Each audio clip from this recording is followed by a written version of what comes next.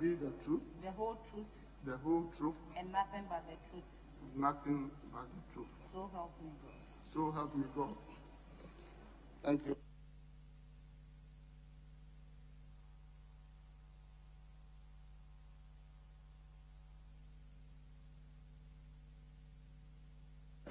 Honorable Kwesi Amakwanta, this is your 3.5 term, is that right? 3.5 term as a member of parliament.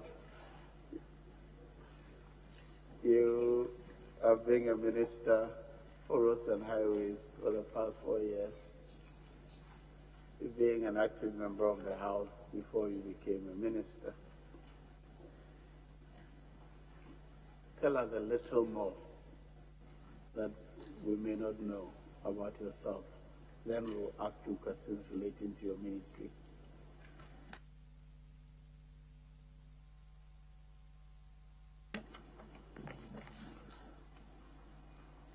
I thank you, Mr. Chairman, for this opportunity.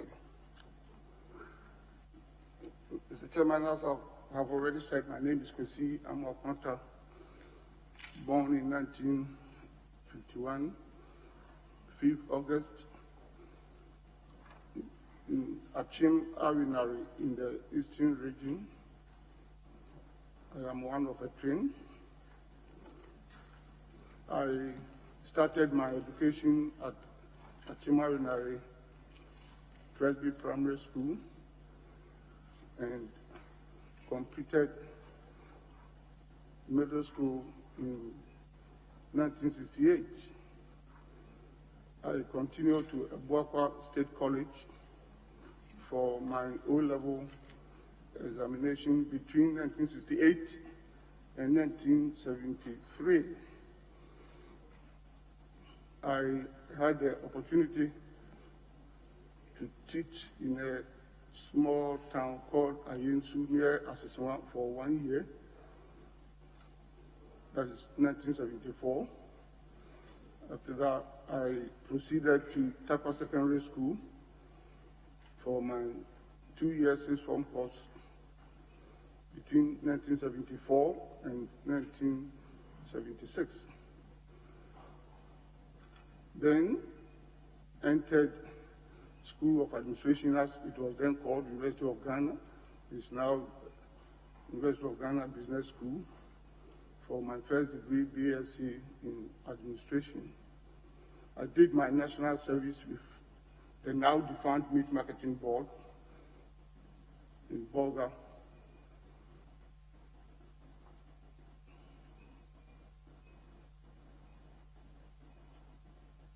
In Bolga, and after the national service, I stayed with the organization for almost 5 more years until 1985, when I joined Unilever through Lever Brothers.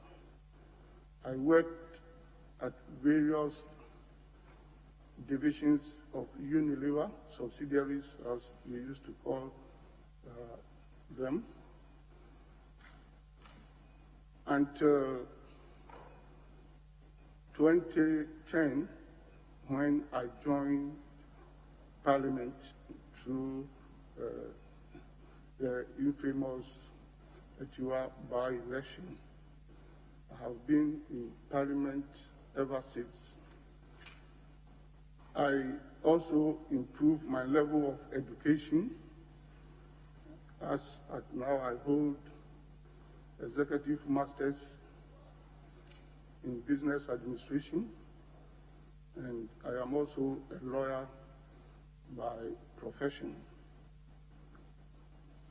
I had the opportunity, by the grace of God and by the grace of His Excellency, the President, Nana Addo Dankwa Akufo-Addo, to be Ghana's Road Sector Minister from 2017 until the midnight of 6 January 2021. I am again a member of this House as I won the 2020 general elections. I have served in various committees of this House, in particular the Local Government Committee and Subsidiary Legislation. I am a Christian, a proud Presbyterian. I am married to a beautiful wife, Gloria, and we have 4 issues between us. Thank you, Honorable Minister. And now, that is a brief about myself. Yes, Honorable Minister, we intend not to spend more than 2 hours on any candidate, so I'll control giving the answers. If you keep long, I'll cut it short. So, yes, Leader. Chairman, let me congratulate the nominee, but just as he ended, take him to his CV. Providence, I pray, will give you life and good health. But in your CV, you've already determined tomorrow, 8th Parliament of Ghana, 7th January 2021 to 6th January 2025. It is to be assumed, but you have had it in your record. We know today, we don't know tomorrow. I'm just saying your CV. You could have just said 2025. I say it is to be assumed because we all need to live in good health and long life to get to that tenor. Now, Chairman, Thank you very much. Chairman, I'll still come back to the CV, but Honourable Minister for Roads, Ghanaian road contractors are very, very unhappy with non-payment, accumulated non-payment, delayed payment. They do not even have opportunity for interest accruing from delayed payment. And some even say you do selective payment.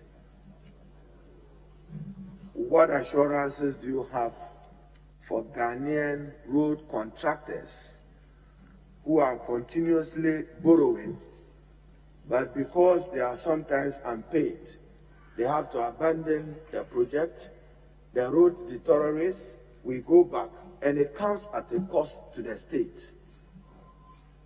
When will you pay road contractors? Thank you, Mr. Chairman. Mr. Chairman, I would not sit down here and say that all contractors in this country have been paid on schedule, even though the government for the past 4 years has made great effort to pay our contractors because of the good work that they render to the good people of this country.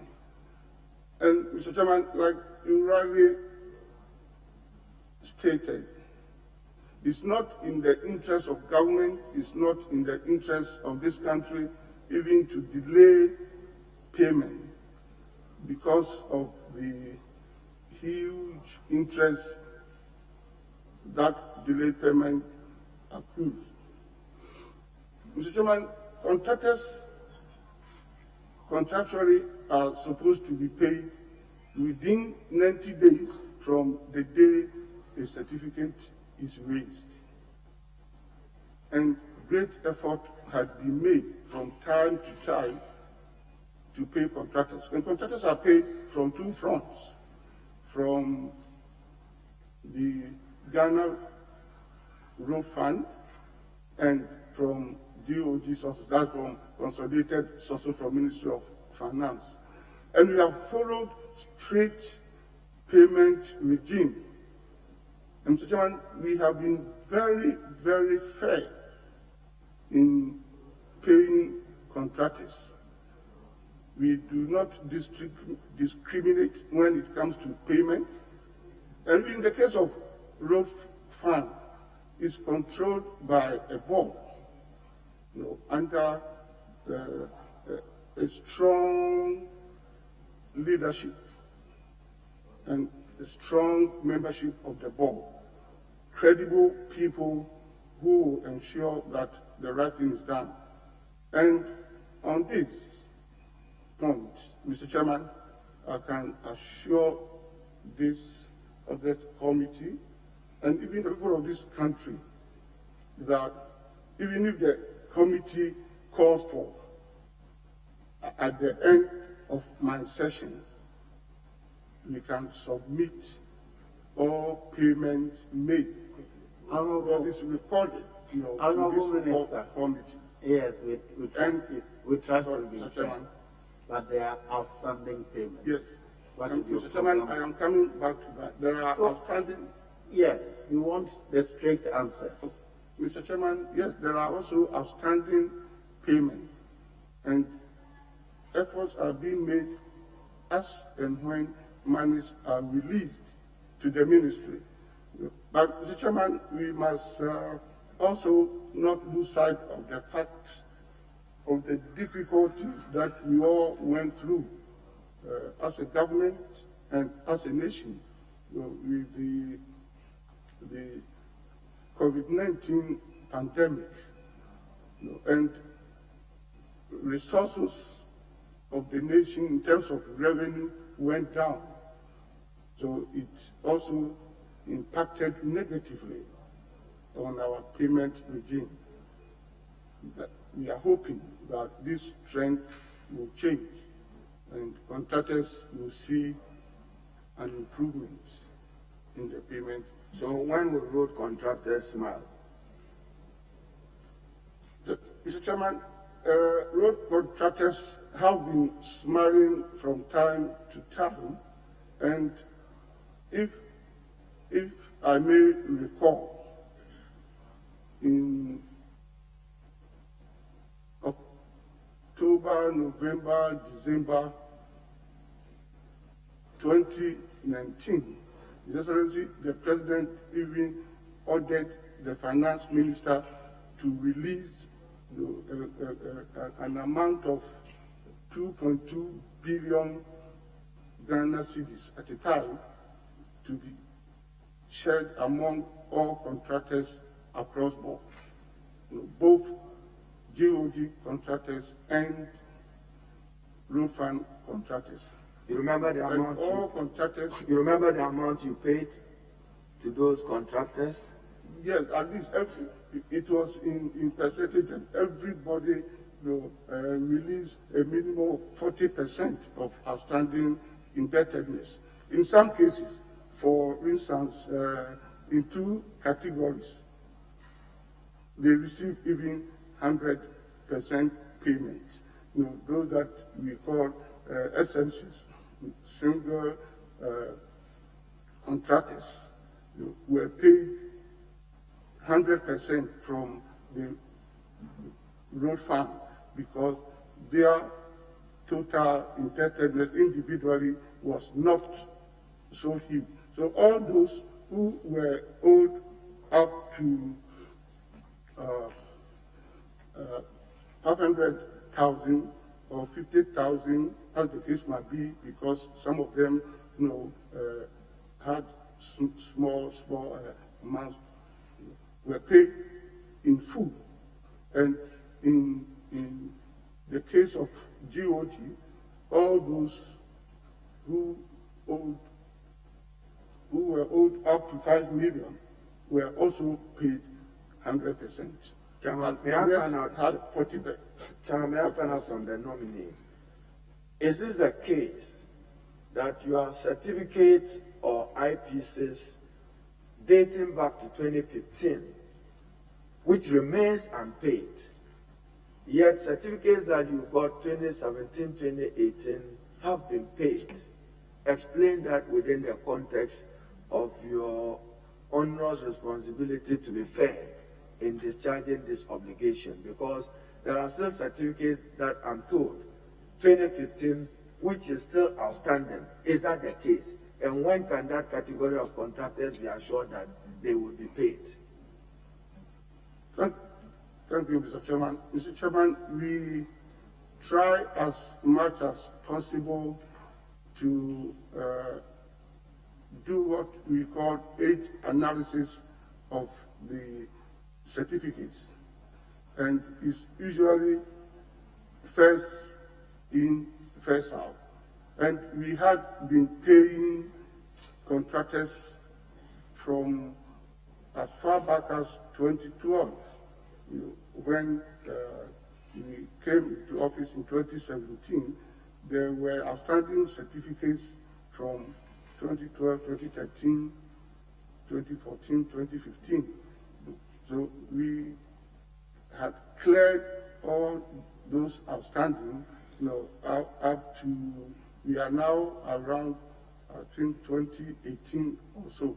So we are trying. So there's no certificate 2015 which remains unpaid under your watch as minister. Is that what you are suggesting? 2015, 2014.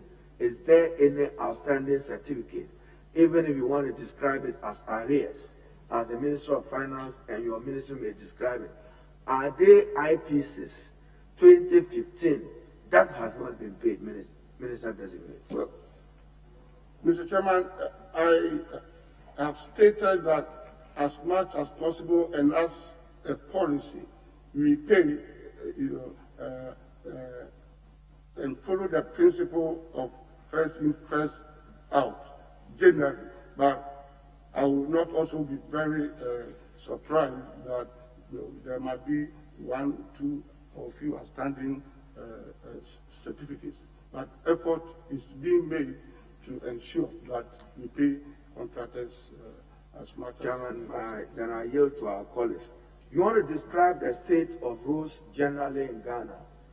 Good, bad, more trouble, and more trouble. You can pick any portion of the country for purposes of your focus. What's the state of our roads and highways? Yeah, thank you, Mr. Chairman. Mr. Chairman, if you take the state of roads, is one sector that all of us must accept that as a country we have not done too well for ourselves. Mr. Chairman, Ghana has a total road network size of around 80,000 kilometers.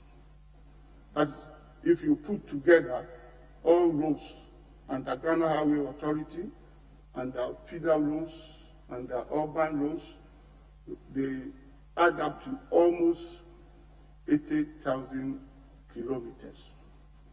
Out of this total kilometerage of road, as at 2017, only 23%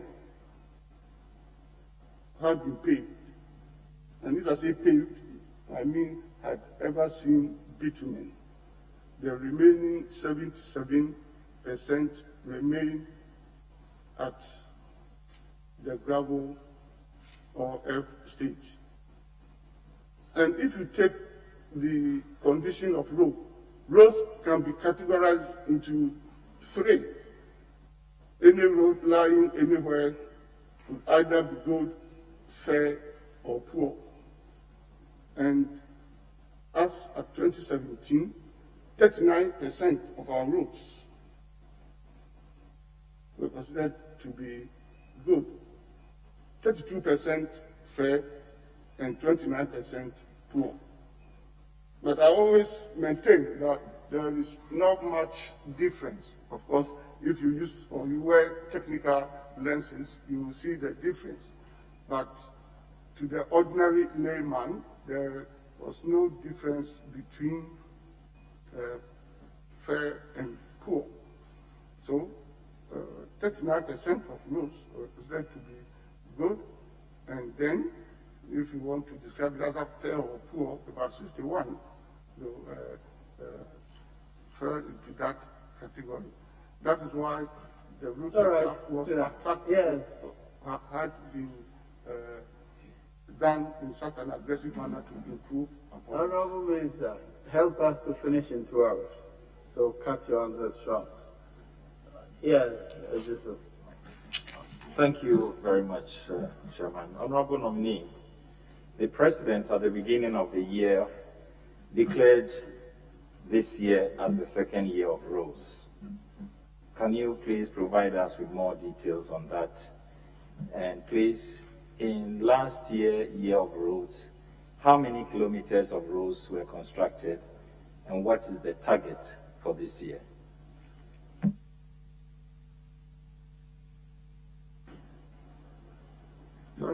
Thank you, Mr. Chairman. Mr. Chairman, for the past 4 years, generally, and last year especially, as it was declared Year of Roads by His Excellency the President, aggressive work was done in the road sector, and is being appreciated and seen throughout the country. And if you talk about the road sector, it involves different categories of work. If you take the normal road construction, which have been worked on, up to what we call surface dressing, in all the regions, in all the 260 districts in our country, an attempt has been made to work on our roads, and I can say that we have done at least, as at now, almost 1,200 kilometers of asphalt overlays. And in terms of surface dressing, we have done a lot, running into almost 55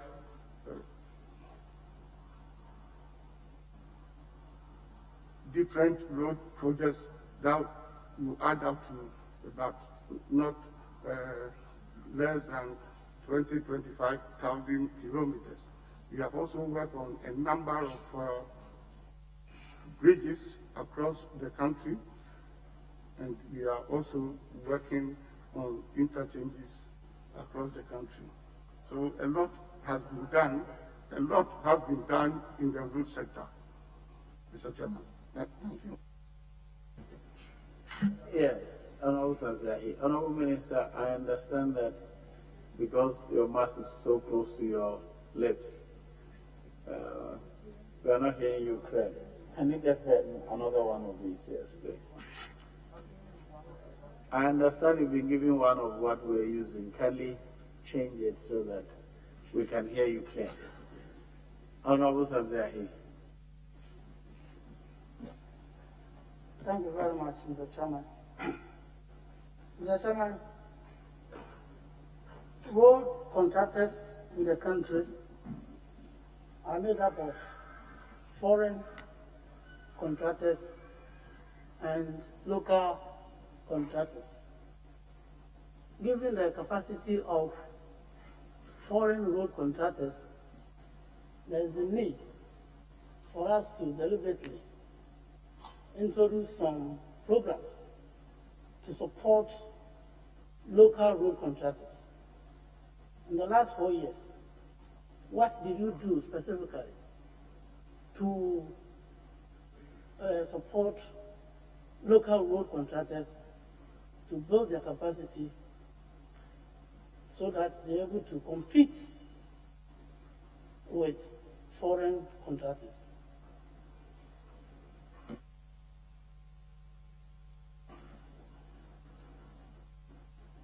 you, Mr. Chairman. Mr. Chairman, I couldn't have agreed with this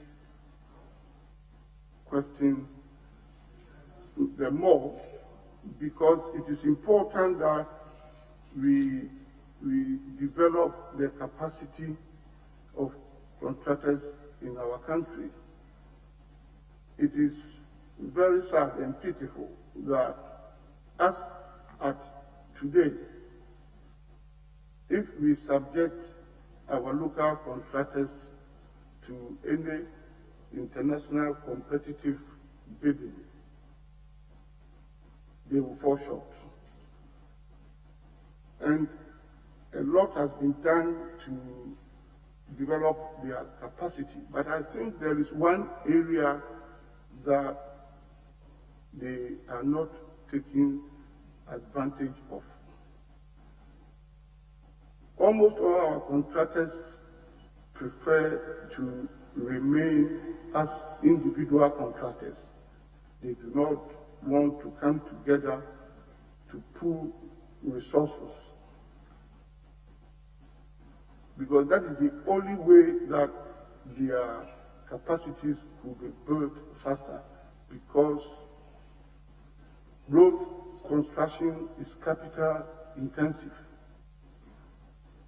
And if they continue to operate as individuals, it will be very difficult to build up their capacities. And of course, I must also say that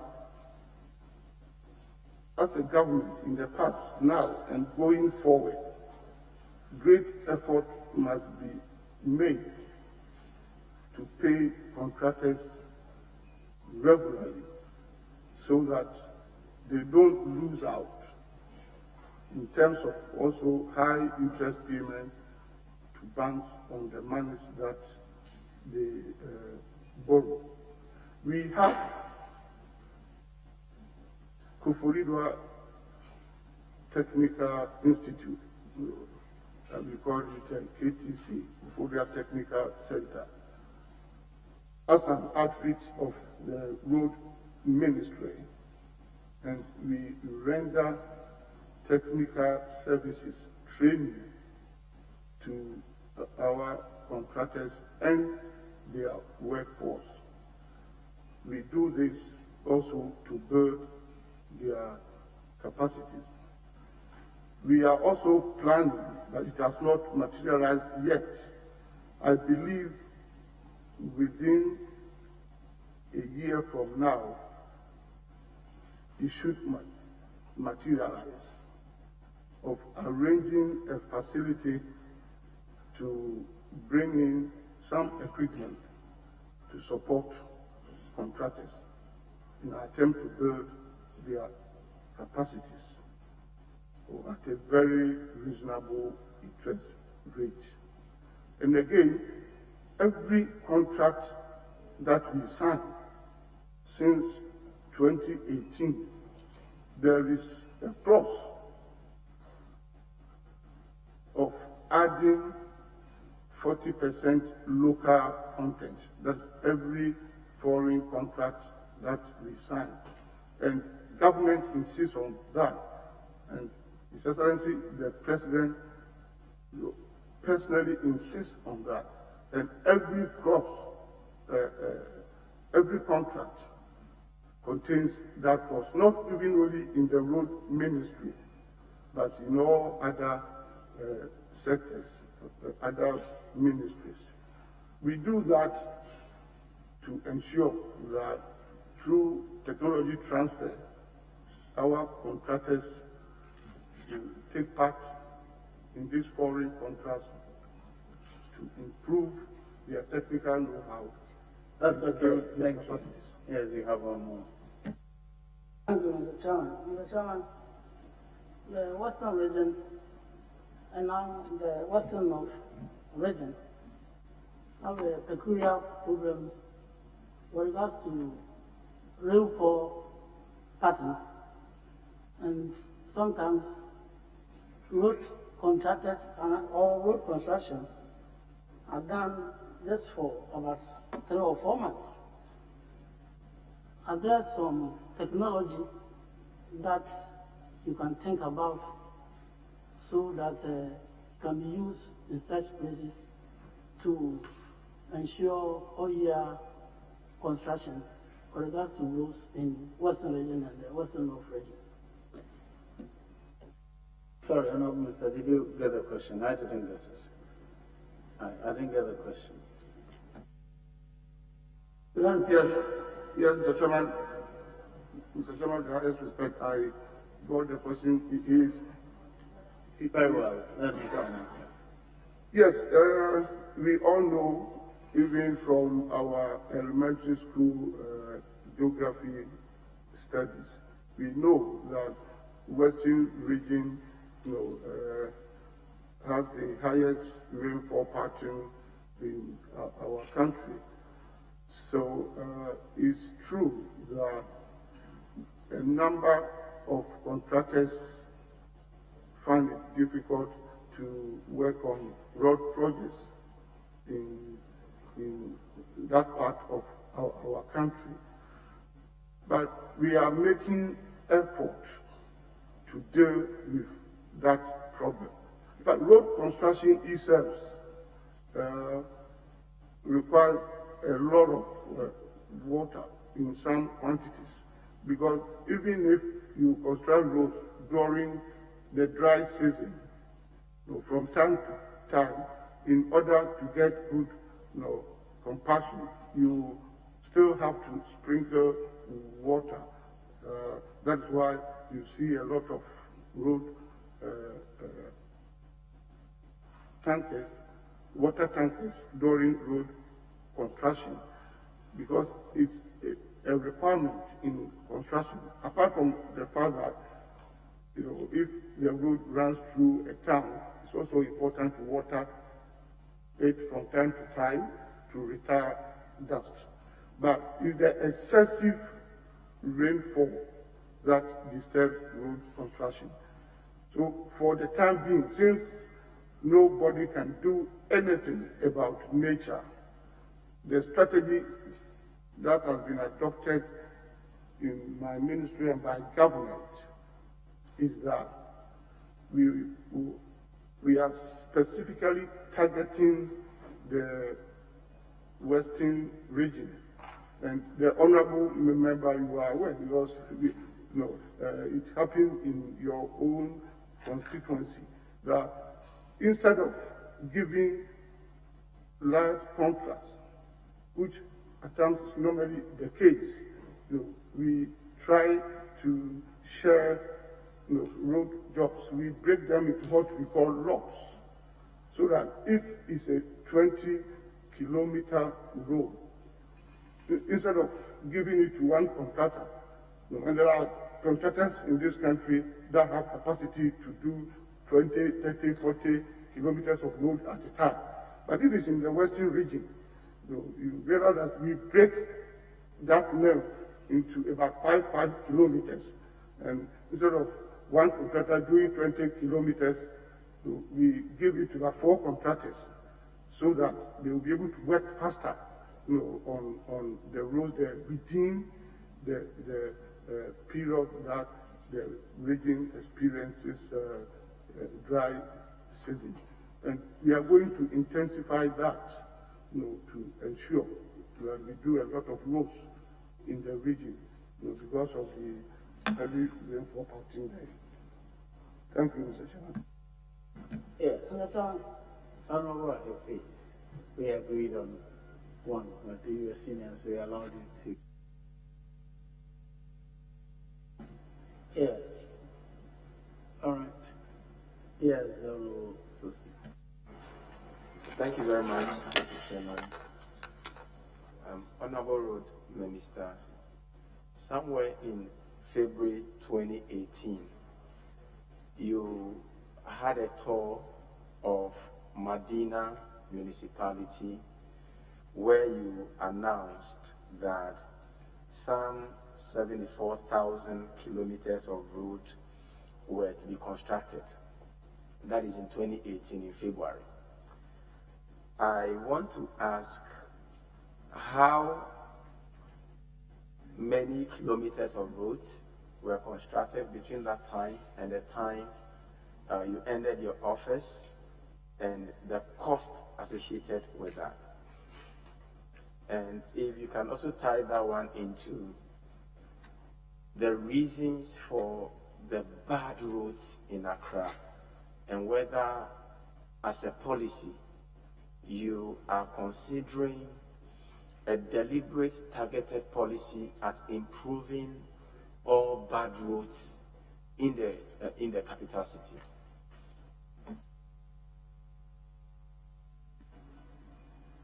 Thank you, Mr. Chairman. Mr. Chairman, I'm sorry, I did not get the first part of the question. The first part of the question has to do with a statement you made in February 2018 when you came on a tour in the Medina municipality. You said your government was going to construct some 74,000 kilometers of roads, and that was on the agenda at the time you were doing that tour. My question is, how much of that were you able to do, and what is the cost associated with that by the time you ended your office?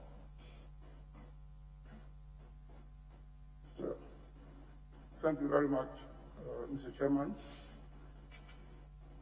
I cannot recall that statement. What I know is that we were doing a number of kilometers of roads in Accra and Kumasi under the Sano Hydro project.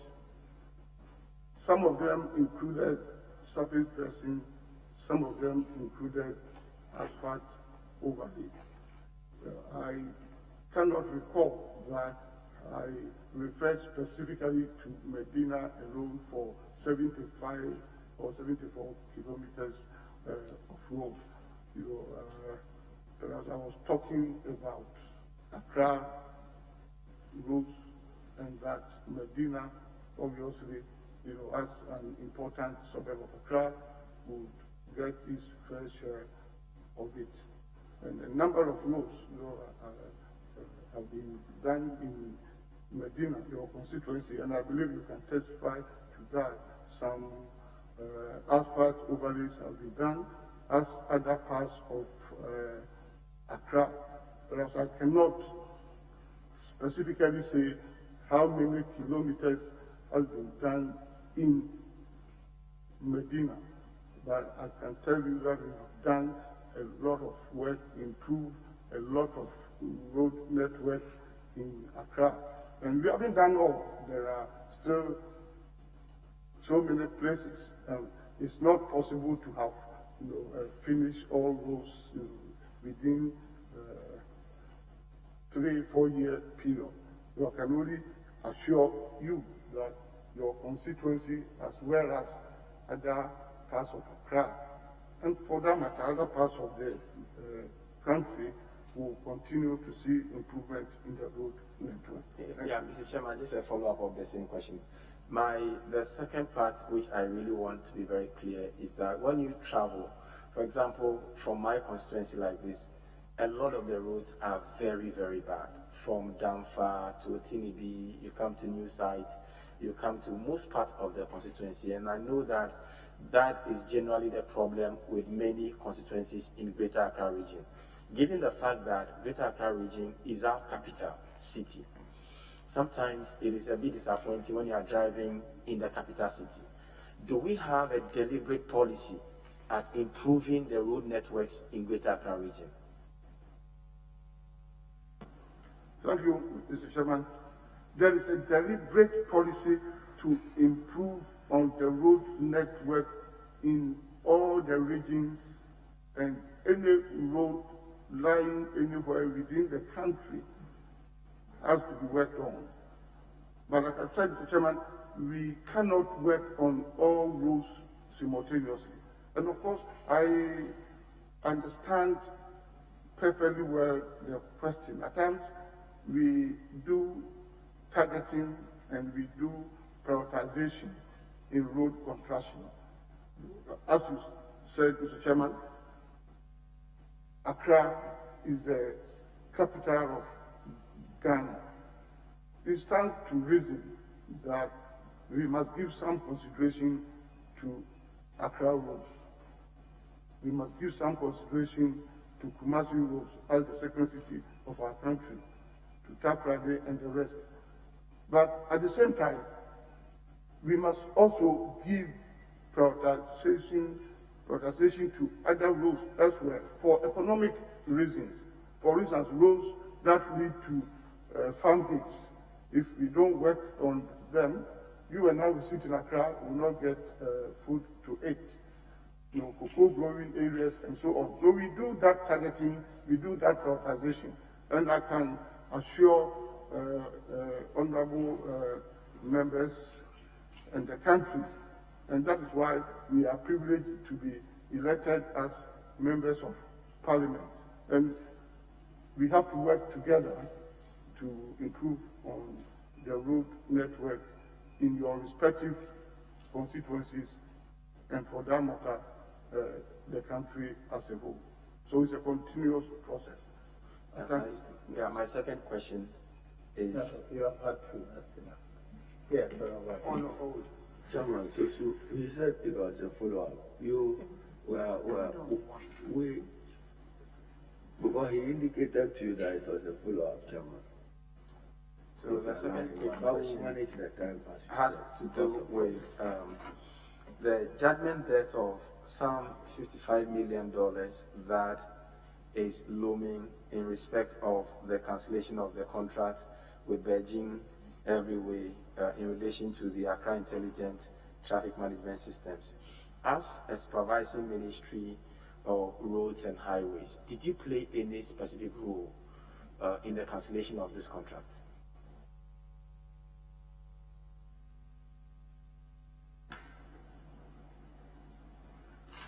Thank you, Mr. Chairman. Mr. Chairman, I think it's important that if I will be allowed, I shed little light on this project which has been talked about so much, and even when I followed the vetting of my colleagues, there was about 3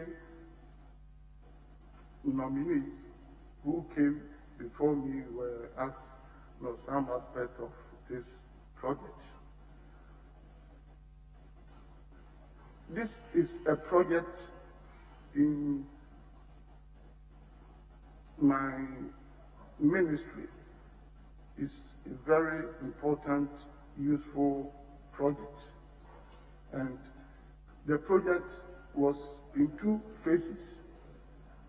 Generally, it's Accra Intelligent Traffic Management Project. The first phase has been completed.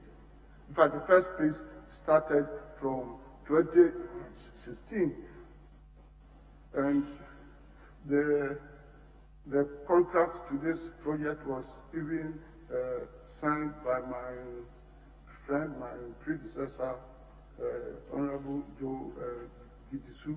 At that time, it was called the area-wide traffic project. It has 2 main objectives: to improve transport infrastructure and to ease congestion.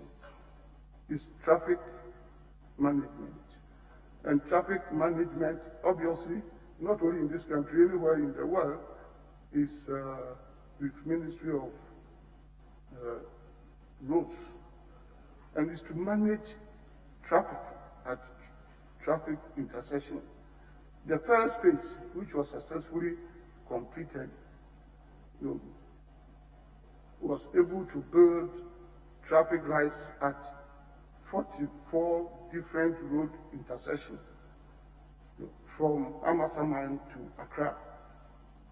And it was done in such a way that it eased traffic congestion because mobility of vehicles the rate had been improved, because the traffic lights will then speak to each other. That had been done.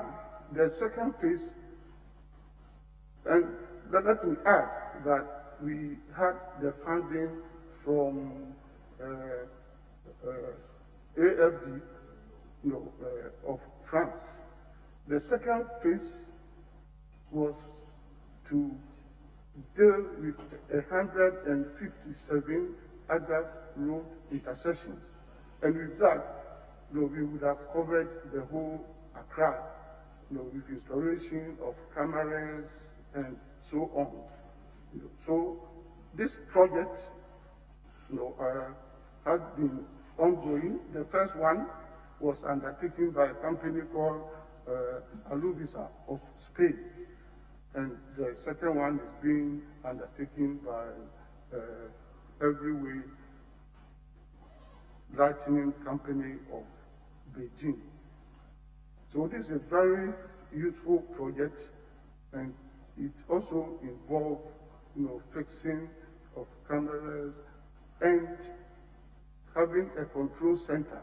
So if you come to my ministry now, specifically urban roads section, there is a whole room called Traffic Control Center, that you can view what is going on in the city from that room. And it's the first of its kind in West Africa. And we get some colleagues even coming to inspect it and learning from us. So it's a project which is going on in the country. I think you've given us enough information on that. Yes, Honorable Patrick. Thank you very much, Chairman. Honorable Minister, congratulations. I'm going to walk you through some projects that you've started, which I see as monumental, and require of you to address us on the status of those road projects.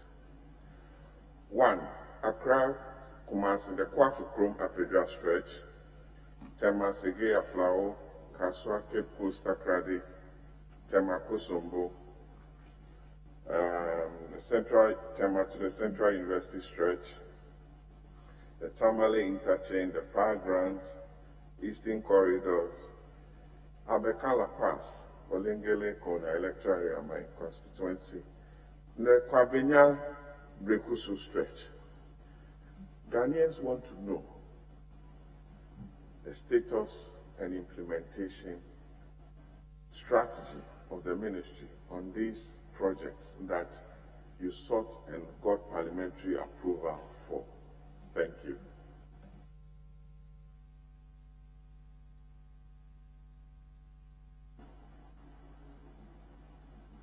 Mr. Chairman, I thank you for this question. Yes, we are making great effort to improve the infrastructure of roads in these areas that have been mentioned. If you take the Kwabenya roundabout to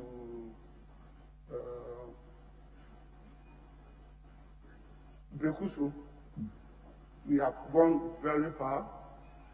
That road is being taken care of, is going to be dualized, and we are using Kuwaiti fund for it. I believe that all being well, by the end of the first quarter, that project should take off. If you talk about the motorway roundabout in Tema on the Electoral road, that road is also being dualized.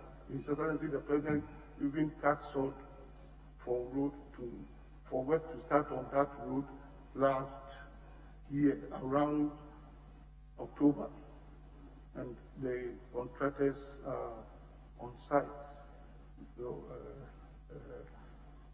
EHM contractors of Great Britain, and it's being dualized. The first 17 kilometers beyond the Central University corridor, and it's going to be a dual carriage, 3 lanes, with that each, so 6 lanes, because it will form part of the Abidjan-Lagos highway. So it's being constructed up to that specification. And within the 17-kilometer stretch, because the area has a lot of settlement and it's urbanized, so we are even going to have almost 5 interchanges on that stretch. We are also dualizing Tema Motorway roundabout to Akosombo. Contractor is on site, and the company is Inzal. So, sod was also cut and it's also being done. And I should add that the second term of President Akufo-Addo, the next 4 years, we are going to concentrate on 2 key areas: dualization of all major roads in Ghana. Already, the Accra Kumasi project is on course, and anybody who travels on that stretch will see that China Water is working seriously on that road, and it will continue, and even beyond. Then Accra Takoradi will also continue. So if you ask for dualization, you are right. That is going to happen. And the second area of concentration will be construction of interchanges. Currently, 6 interchanges are ongoing in the country simultaneously, and this has been unprecedented in the history of this country. And from the end of first quarter this year, we are preparing to start 3 major interchanges in Kumasi. That is Swami Interchange, Ahunjo Interchange, and Oforikrom Interchange. We have gone far, in this projects in terms of procurement processes, and very soon that will also happen.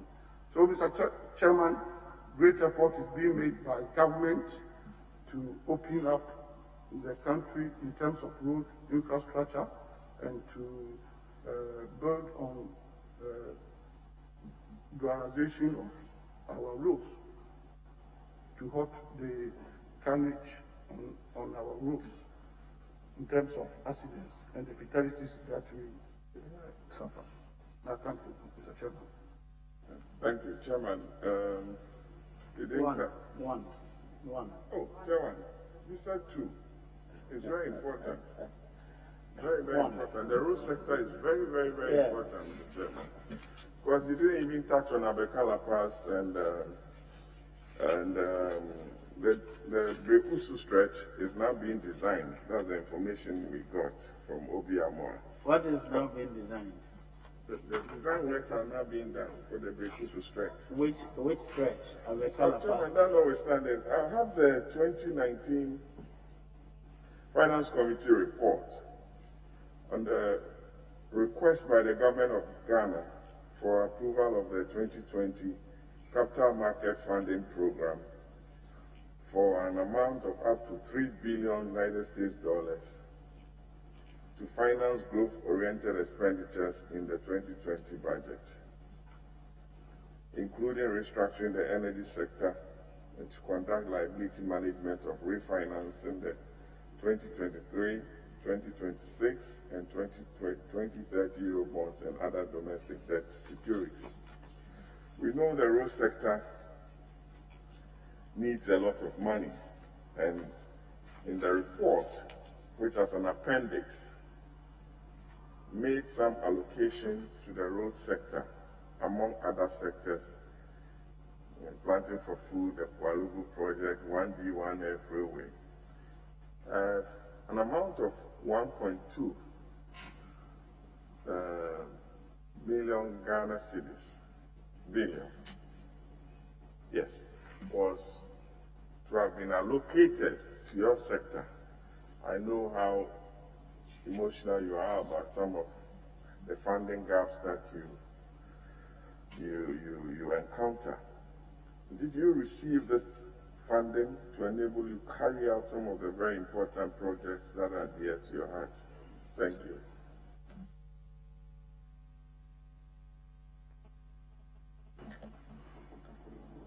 Exactly, Mr. Chairman. Mr. Chairman, all these monies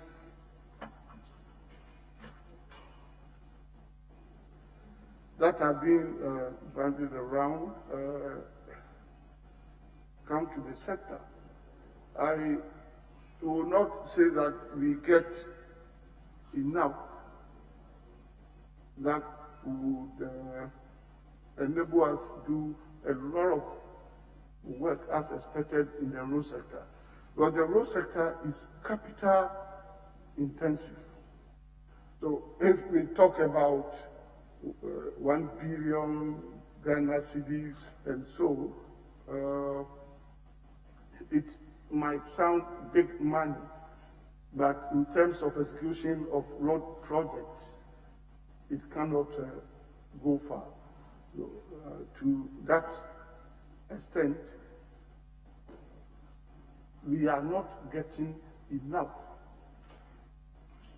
to back upon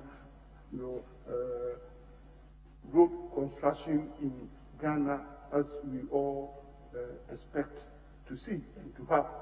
But I can tell you, and I can say it on authority, that on comparative basis, because His Excellency the President even declared 2020 as year of rose, because he has said many times that wherever he went, the first demand that was made of him by chiefs and good people of this country is the improvement of their roads.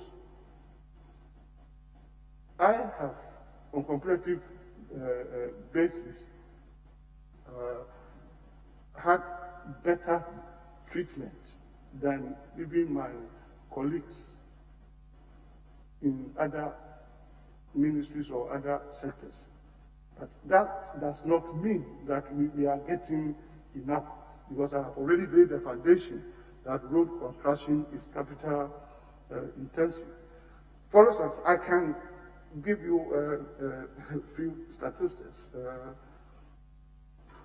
A kilometer of an asphalt overlay is about 1.5 million. It costs about 1.5 million. Chairman, 0.25. Sorry, Minister, $1.5 million of cedi for our record. No, Ghana cedis, and in dollars, 0.25. If you take double dressing road, depending upon the ground condition, it costs between 3.5 to 5 million Ghana cedis. And in terms of dollars, about 600 to 800 United States dollars. If it's a resealing, Chairman, I beg you, Minister Designate, we're interested in these numbers. If you can just repeat it for our record. 1 kilometer of asphalt road with your description. Just share the numbers with us, Minister. Asphalt. Whether in dollars or cedis, just give us the numbers with the description. asphalt. Yes. Yeah, if I say, I mean, asphalt is an overlay. You know, we have, if we talk about surface dressing, it means we are talking about bitumen, what in our local parlance we call it quota. We have the surface dressing, we have asphalt overlay, and then we have concrete roads. So these are the three categories that we have. So I was giving these figures to demonstrate how expensive it is to construct even a kilometer of road. So the sector requires a lot of funds to do a lot of our roads in the country, and that is why government was making great efforts.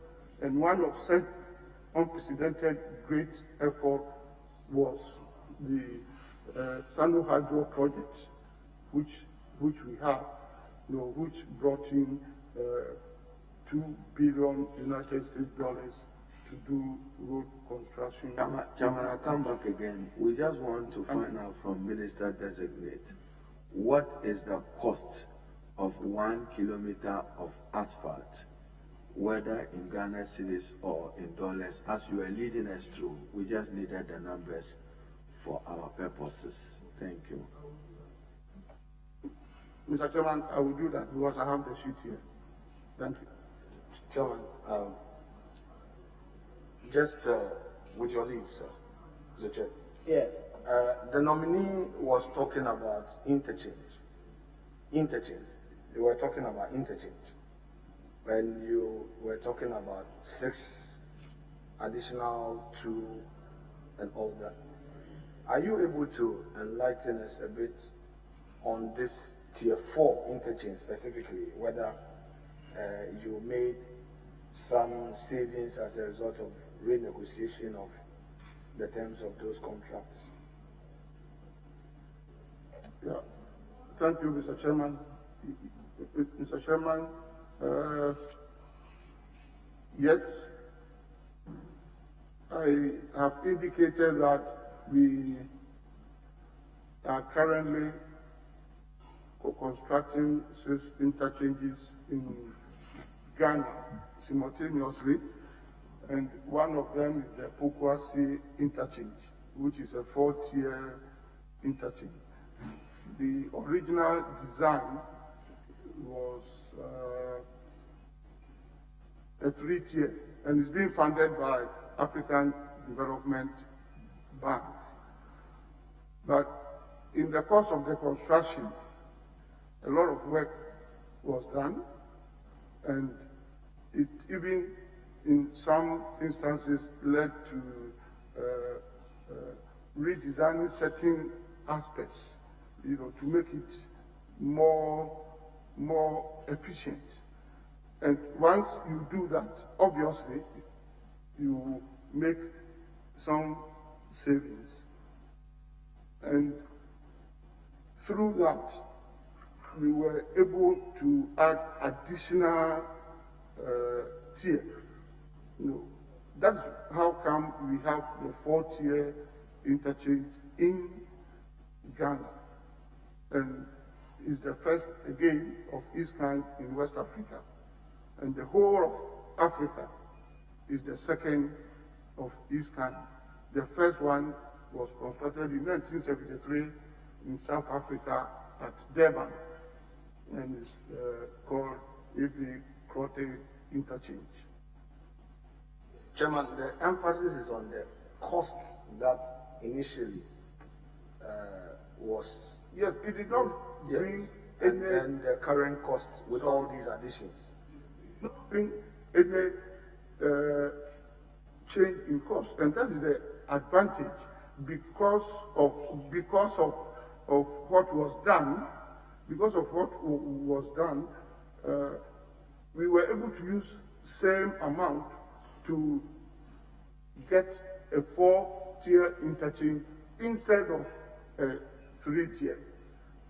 So if you talk about savings, yes, you are right. If a project which had already been costing had been done, the facility had been given, it was to give a 3-tier interchange. So if it has been improved to give you another tier at same cost, it stands to reason, that you have better, utilize the amount, and it can only be done, through savings, because nothing comes free. I mean, a whole tier, would not have come for free. So if we have been able to use same amount to get a more improved project, it's laudable, and we must all be happy as Ghanaians. We have had a better and improved infrastructure piece, and we must say kudos to governments, for doing that. Thank you very much. So, yes, why? No, Chairman Michael. Oh, he said he will table the document. That's not what he said. He said you read it. You are reading it actually. Honorable Minister, he asked you a question on the cost of asphalting the kilometer or so. What was your answer? I thought you said you have the document, you will table it. Did I get it right? yes, Mr. Chairman, thank you. I have the statistics here, and as you directed, I will make it available. Kindly table it so members can look at it if they want to ask questions. No, Chairman, actually, that was Minister Designate was already reading it, so we just need it for our record. But he can make it available, but if you can just share it for us, what the cost. If you want to quote from it, please do so. What is it that you can quote a few that lay the document. The cost of asphalt, 1 kilometer, whether in cedis or dollars.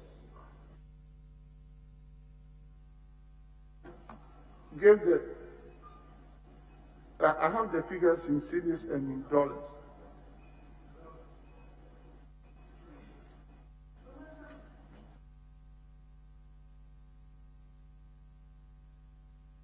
You said 1.5 million cedis per kilometer. Oh, no, you are not. Oh, no. I wrote something. I just want to be sure. No, let Minister speak. Honorable Minister, can you repeat what he said? Mr. Chairman, I have said, and I have given the figures, and I've said that I have it here, and I will make the. Can you repeat the figures? I said 1.5 million Ghana cedis, and then 1.5 million Ghana cedis for a kilometer of. Okay, thank you. Yes. Asphalt. Asphalt, concrete over. Thank you. Yes, Honorable.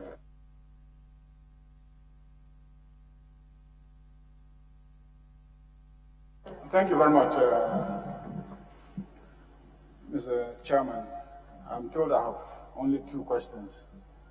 I believe it also comes with supplementary questions, so making it 4 questions. Supplementary should be subsequent to an answer. So you haven't had an answer, how do you determine supplementary? Just ask the question. Yeah, Chairman, because of the limitations, my preamble will be a bit. Now, urban roads, big cities like Accra, Kumasi, Takoradi, even Tamale, and others.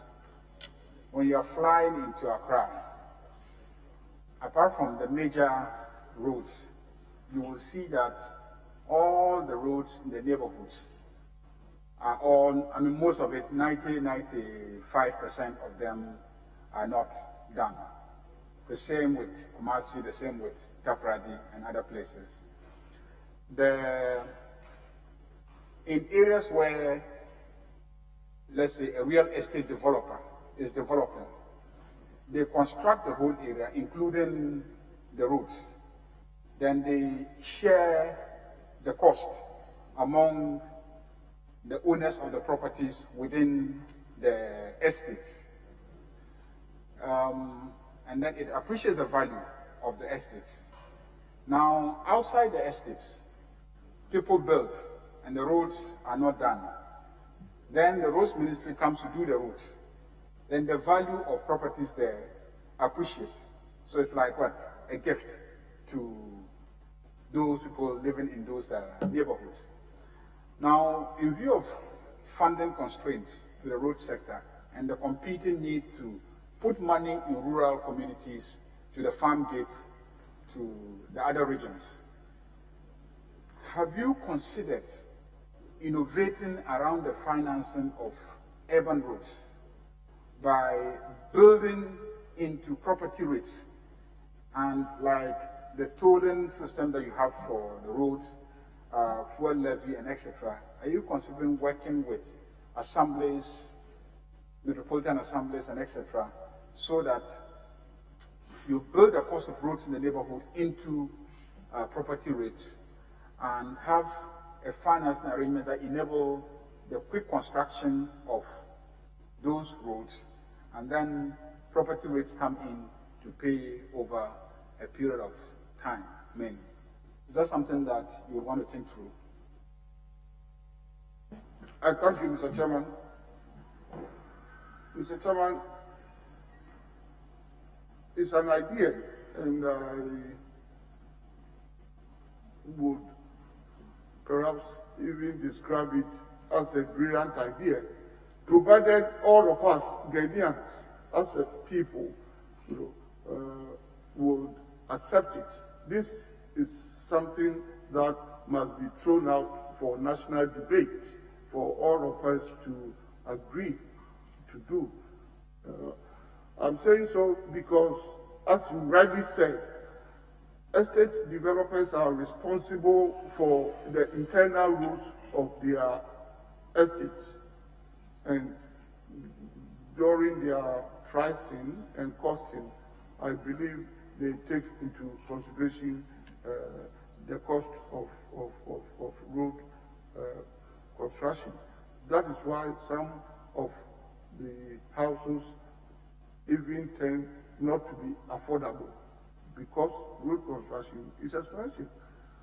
So if you share the cost of road construction pro rata on the number of houses that you want to build, and the area that you have to work on, you can significantly increase the cost of the individual houses.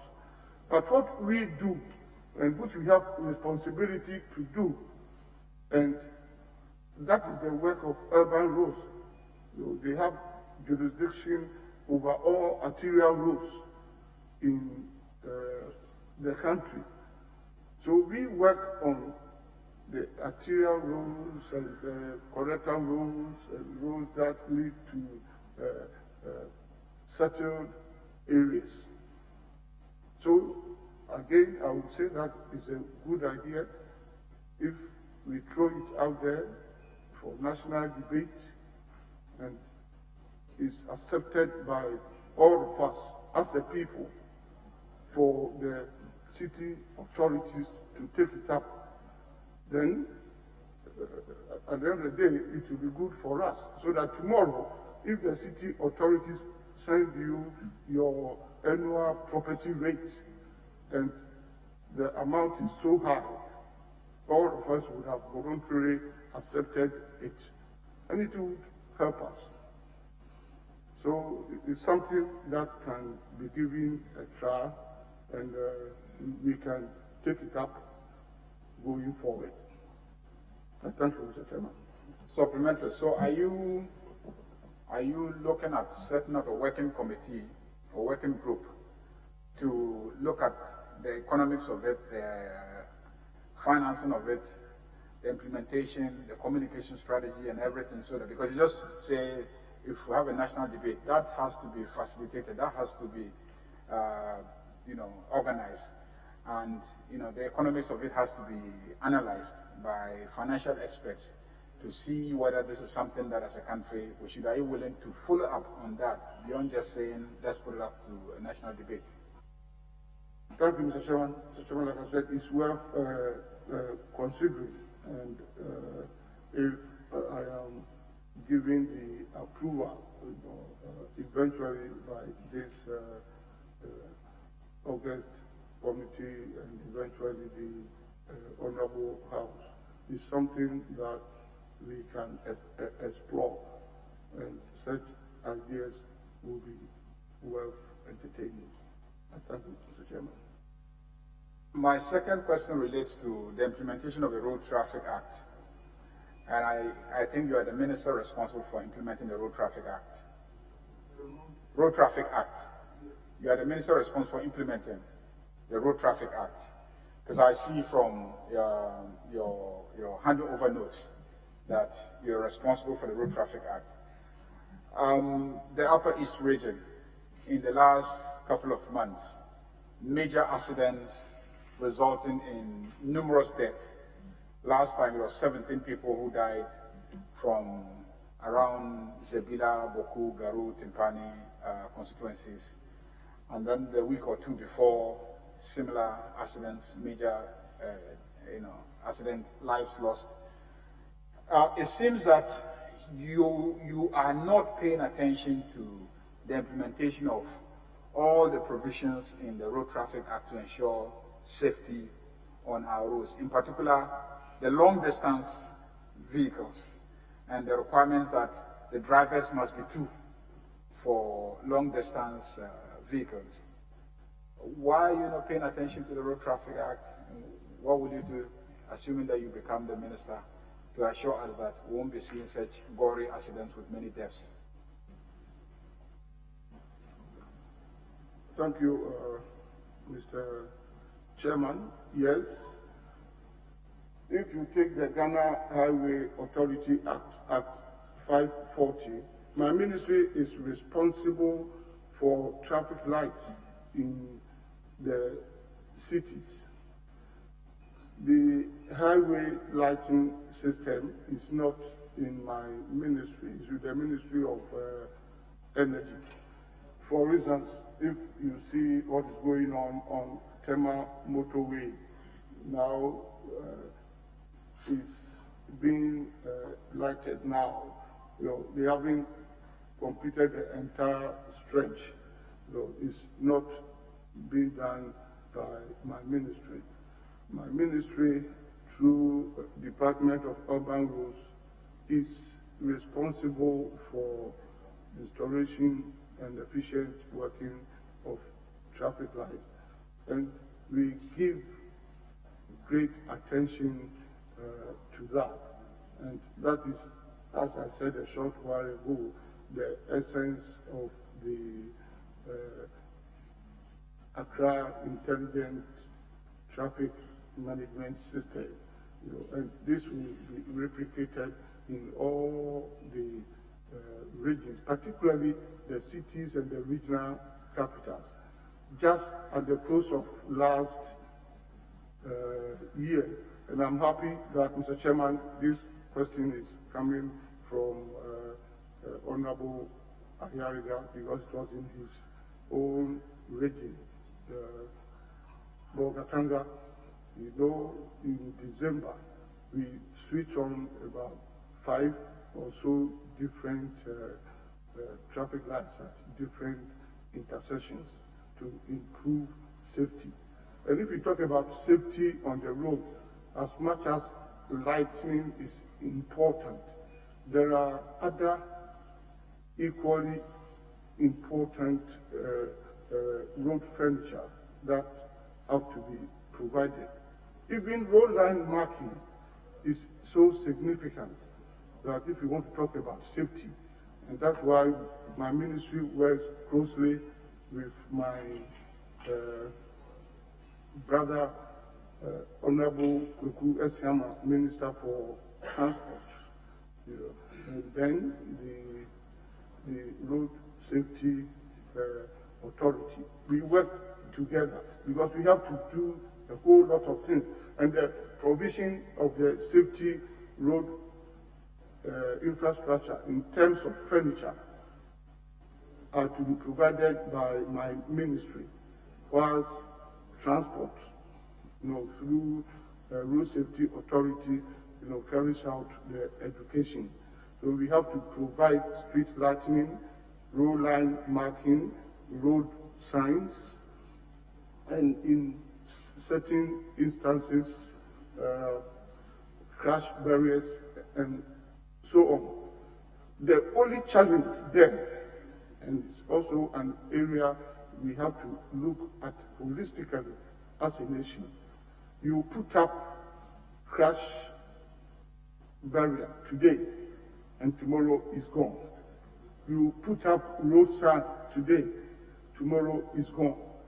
Even bridges that we build, people go and remove all the bolts and nuts. So it's an area that we must address, all of us, and through the security agencies. So safety is important, and at times some of these accidents are needless. And one accident, as we experienced last year and the year before, Kintampo, one accident claimed over 50 lives. In Central Region last year, almost equal number. Is unacceptable. And apart from the safety measures being provided, it is key, and time is running out, if not already run out for us as a country, that we still You've spoken enough on the road infrastructure. We still maintain and probably vehicle infrastructure leading to accidents on the highways. But I think the major challenge you have is the driver, the human part, the person sitting behind the wheel. By law, the road safety regulations, no driver should drive continuously for more than 4 hours. So going by this law, each of those buses should have at least 2 drivers. The Ministry of Transport, I don't know whether it's you or Ministry of Transport who is responsible, but I do think it is time to enforce these regulations to ensure safety on the highways in particular. Chairman, that is true, and thank you very much. I believe, this is an area that you are well vexed, and there are also a number of reasons if we want to go on. Maintenance of vehicles, bad tires, and all. So, Mr. Chairman, thank you very much. It's also important contribution. Yes, Honorable Member 4. Is it Yendi? Thank you very much, Mr. Chairman. Your constituency is Bushegu.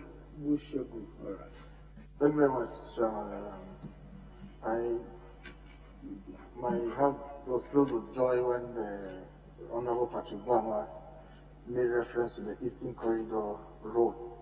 A significant part of the Eastern Corridor Road passes through my constituency, terminates all the way in Akandori. So I was happy that you said that attention will be given to it. But my question is on, just following up on Honorable Ageriga's question, the financing mechanism for road construction. I think that we have to consider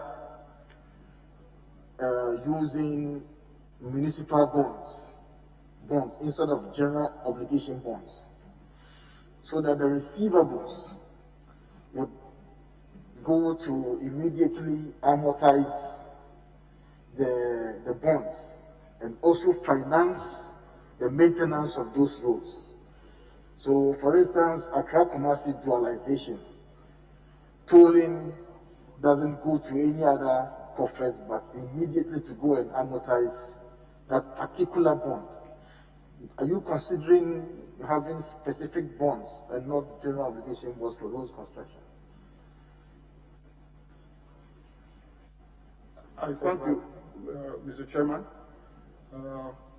If I should address your question, they are in twofold. You mentioned the Eastern Corridor. I can comment on it briefly, and then come to the financing aspects. Yes, Eastern Corridor is being given great attention by government, and as we speak now, a lot of work is going on. This is a corridor which is very important and key to the economic development of our country.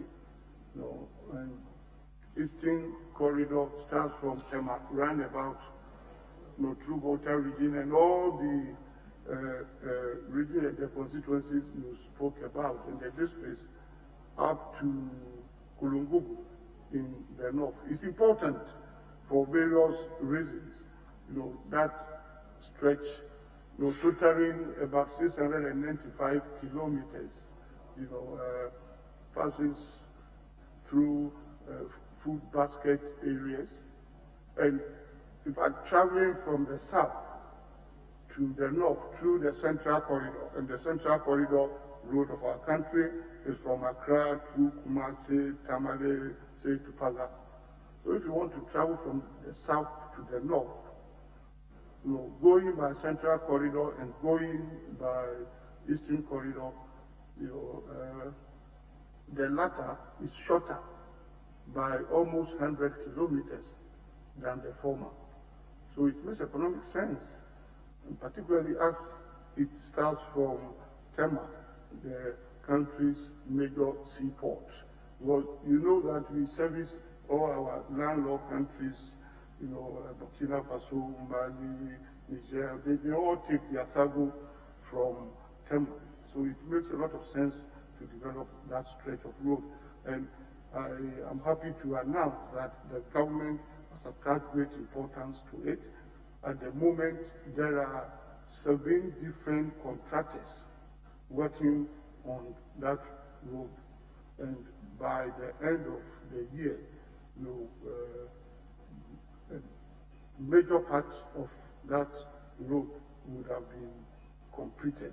We are only left with the stretch between Gwintre and Kulungugu. That's the last stretch that we have to put a contractor on. And the entire 695 kilometers would have been worked on simultaneously. Talking about funding. Honorable, I think is enough. Talking about the funding. That's the second part, Mr. Chairman. He asked, his question was in 2 parts. The funding, I want to briefly comment on it.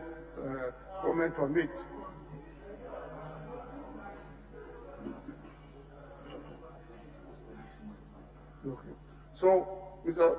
Chairman, I will just make a brief comment on that. I agree with the tone, but it's not being attractive, even if you want to adopt a PPP system, private-public partnership system, because of the low toll rates we have in our country.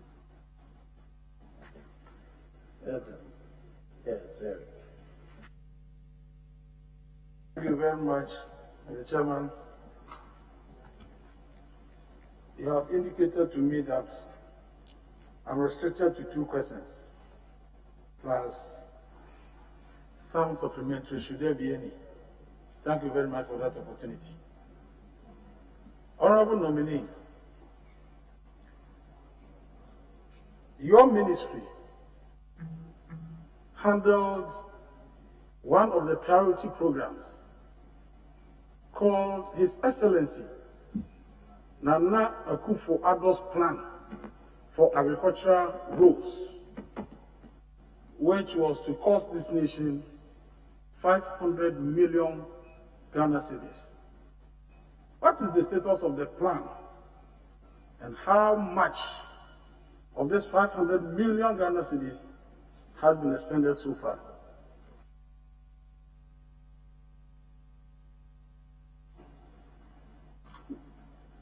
Thank you, Mr. Chairman. Mr. Chairman, I want to know whether you are talking about agricultural roads, cocoa roads.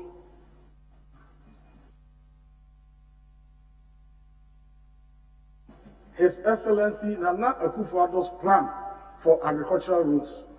That's the name of the priority program. Or you have no idea? No, I have an idea. That's why I want to know that, planting for food and jobs is a flagship policy of government. And If you have such a policy, and of course, agri production is in the rural areas, it stands to reason that you develop roads that lead to farm gates.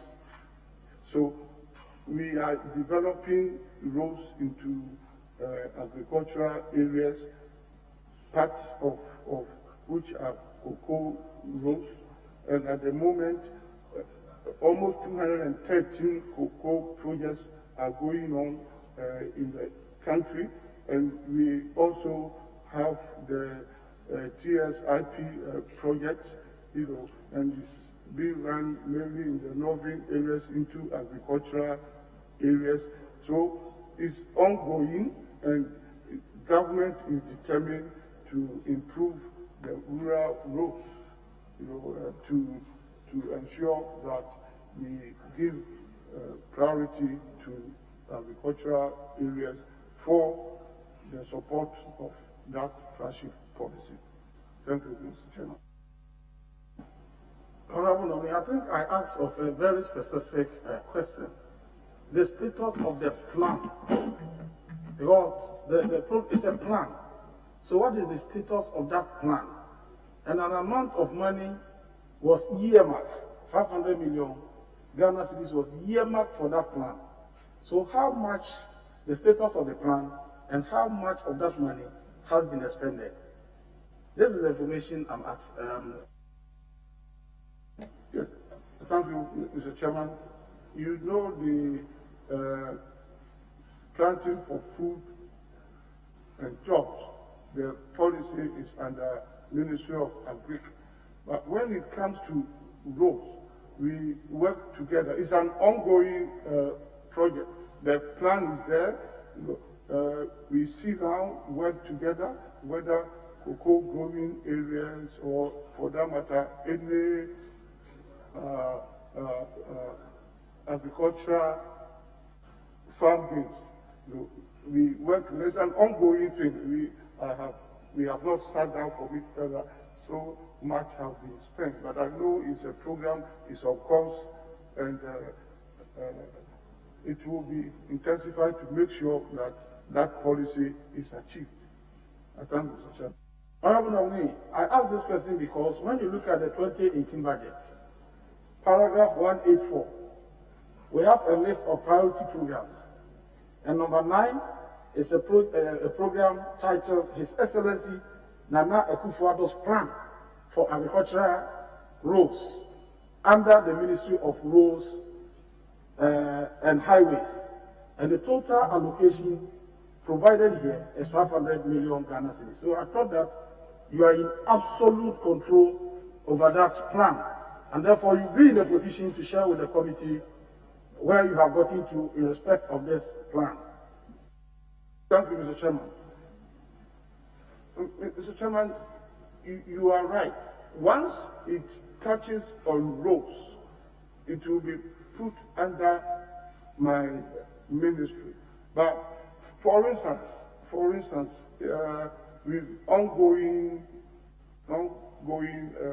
health facilities being established, I work closely with my colleague health minister, to provide road facilities to wherever hospitals are being built.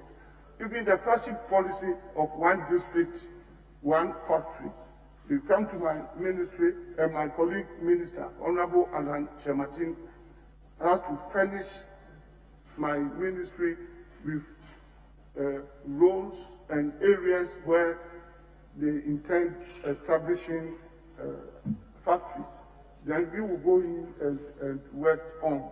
So because of this ministerial collaboration, we work together. So you may find the budget with my ministry. It is not something that I can work in isolation. I have to cooperate with my colleague ministers and get it done and sorted out. Thank you, in Jesus' name. John, respectfully, Honorable Nominee, if you paid attention to the question from Honorable Erikopuku regarding the 2018 provision, the 500 million for road, that flagship initiative, that was going to zoom in on road construction. From your answer, it appears that what was stated in the budget and the actual work don't seem to be on the same wavelength. Now, would you say that as part of the challenges, government decision to spend 22 billion for the payment of lost investments by Ghanaians accounted for the inability to actualize that plan? Because in real terms, government has publicly indicated that it has spent 22 billion cedis to pay people who lost their investments. You have this morning also taken us through that overlay, asphalt overlay, cost 1.5 million cedis. Okay, so I want to ask, what's the response you gave to Honorable Erikopuku in respect of the 500 million meant for road works has not been actualized? Would you relate that to the government effort in resolving this financial sector crisis as one of the factors that contributed to government's inability to deal with this as provided for in the 2018 budget? Well, I thank you, Mr. Chairman. Mr. Chairman, the way I understand that question is, is referring to that amount in terms of opportunity cost. That if that amount had not been expended on the way it was done and had been given to my ministry, we could have done a lot more work in terms of road. Mr. Chairman, that one is obvious. I was indicated that road construction is capital intensive. The more money we get, the more roads we can construct. So wherever the money comes from, the opportunity cost of it, if it had been to my ministry, we would have done a lot more work. Only that specifically. Any amount of originally meant for a project, if it were channeled through my ministry to build roads, then the country would have seen more improved roads, and all my colleague, honorable members of parliament would have been happier, because all of us know what we go through from our constituents and the pressure on us for roads. So the more money we get, the more money we get, the more roads that can be. That one, I agree with you in terms of opportunity cost of the money. So, Honorable Nominee, do you have any plan in your ministry called His Excellency Nana Akufo-Addo's plan for agricultural roads? Do you have that plan? So why are you been asking him? You said it's because of the intervention of the majority leader. I wanted to move to the second question, but he intervened. We've been after 3 questions, we are going to the second question. I was going to the second question, and then he intervened. That necessitated another supplementary. You have asked him about a plan he has asked you. Now you're asking him whether he has a plan. That's my problem with your question. That's Mr. Chairman. Mr. Chairman, I asked the supplementary question just because of the intervention of the Honorable Deputy Majority Leader. But once you direct, I will comply.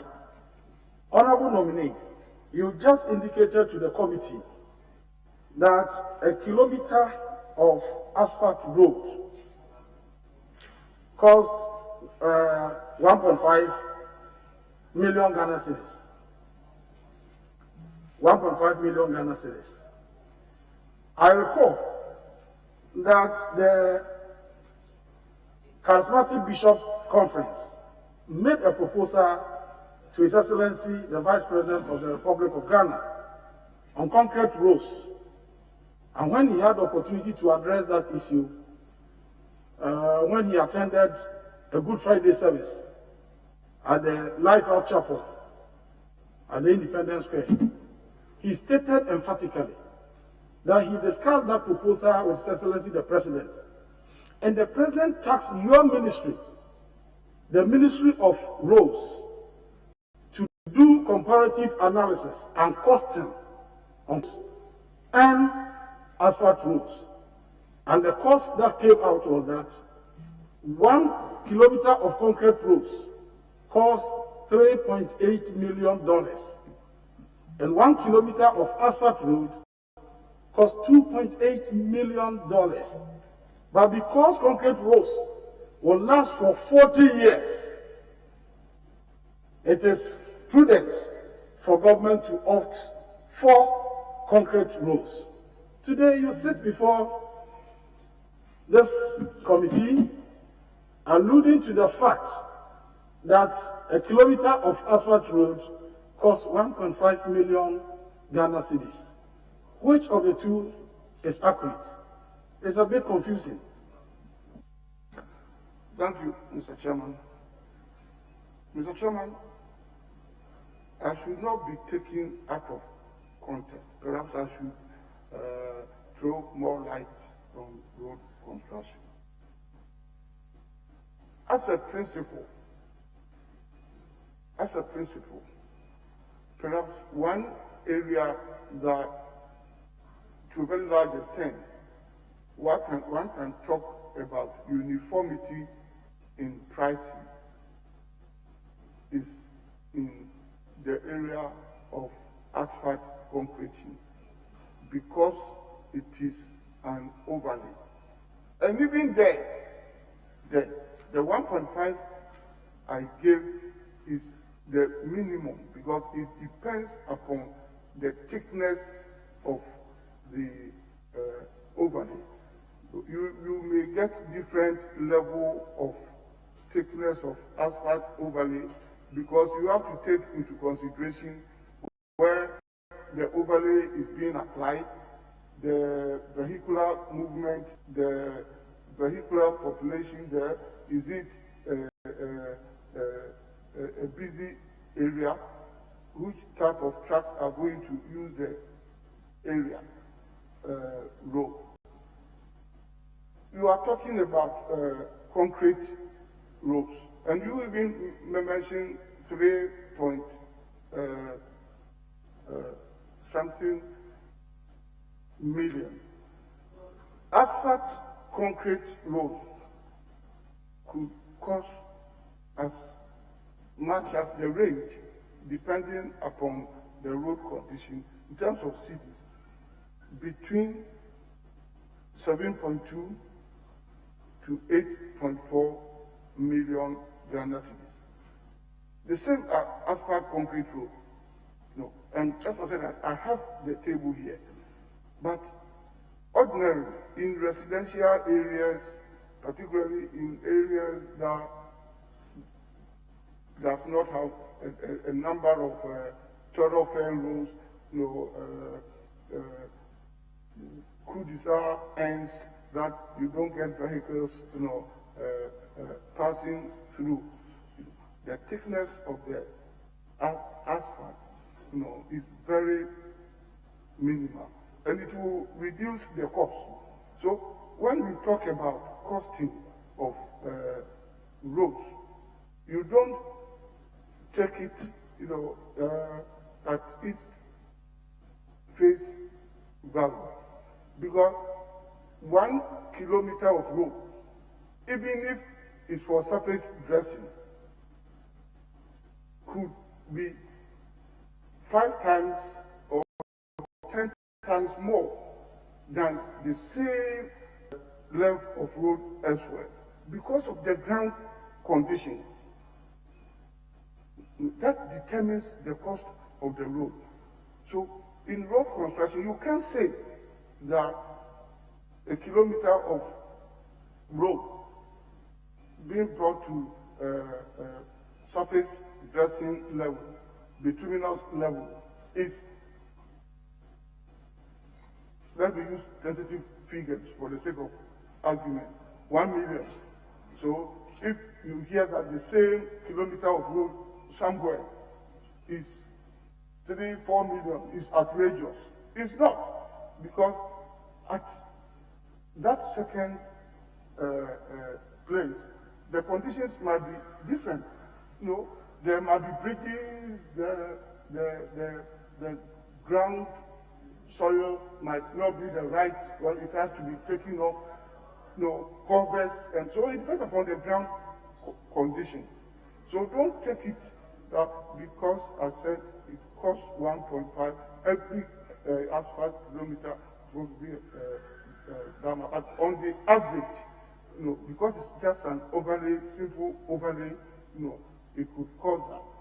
But depending upon the area, it could be high. That's the point I'm making. Okay.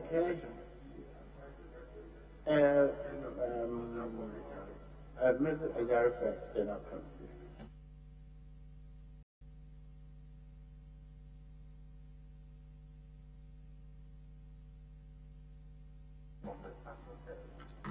Okay.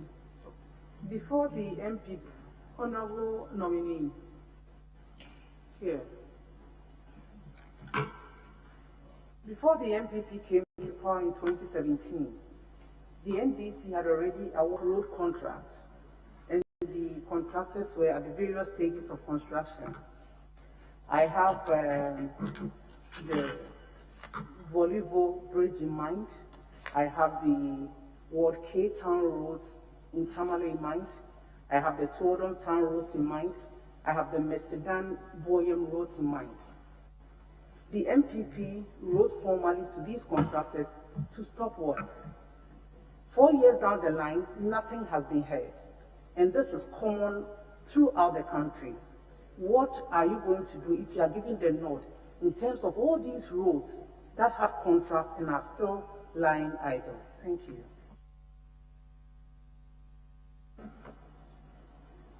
I thank you, Mr. Chairman. Mr. Chairman, so far as my memory serves me and goes, it was only in the area of Cocoa Roads that some projects were halted for review of the contracts and decision to repackage some of them and to manage the road sector very well. I'm sure it became very necessary because if you may recall, there were a lot of contracts awarded between June and December 2016 under what was termed at that time as enhanced projects. In fact, a number of them, as I was informed, because it was being handled by Cocoa Board, the procurement processes had even not been completed, and they had to halt them to review them. At the end of the exercise, a number of them were resumed, and contractors were asked to go back and work. Others were repackaged and re-awarded. As we speak now, so far as I am concerned, majority, if not all, and perhaps it may not be all, but majority of them, work resumed and are going on. With Volleyball Bridge, it's a different facility, is being done through JICA. It's through a Japanese facility.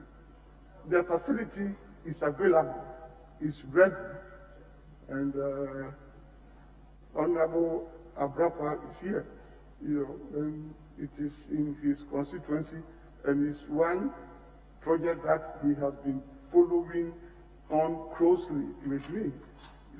The facility is there, but we needed to do the approaches, because if you don't do the approaches and build all the roads, that facility will at the end be a white elephant. So JICA and the Japanese government was insisting that that should be done by the government of Ghana, and they have made money available for the bridge itself. Fortunately, I am happy that that amount has been obtained now, and Greek Development, African Development Bank, is financing that project. And within this first quarter, if I am eventually approved, is one of the projects that you see light of day within this first quarter. And Honorable Abrapa knows it. Thank you, Mr. Chairman. This is a quick follow-up before my last question. Still on those roads that have been abandoned, you did not mention Mesidam Boyem Road. It was awarded and work has started in earnest, and a letter was written to the contractor to stop work. It is one of those roads that the government never go back to the contractor to either tell him to go on or off. And for your information, that has been a den for armed robbers. Just last week, a young man was shot 3 times on that road because of its deplorable nature. What do you say to that? Yeah, thank you, Honorable. Thank you, Mr. Chairman. This is a very important information. If eventually I am approved, I promise that I will work closely with the Honorable Member to resolve this issue. I thank you. Chairman, which issue we wanted for the record? I can't pronounce those town names, but if Minister, she can repeat it. Okay, Chairman wants to do it, then we get Mr. Chairman, the Chairman do road for the record. Honorable Member is talking about. Mr. Damboy, is that right? Does it start from Osui? Osui, Mr. Damboy, yes. Minister, what will you do about Mesidam Boy Road, as I heard from Chairman and Honorable Ejari? Thank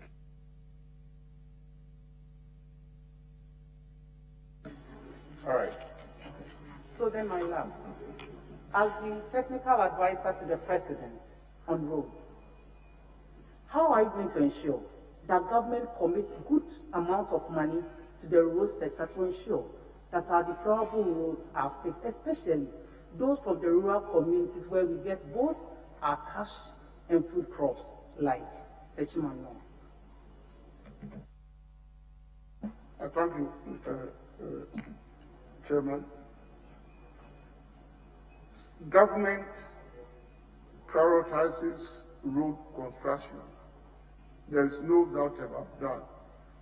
And it's the first time in the history of this country that a government has declared a particular year as Year of Road. It tells you, obviously, the importance government attaches to it.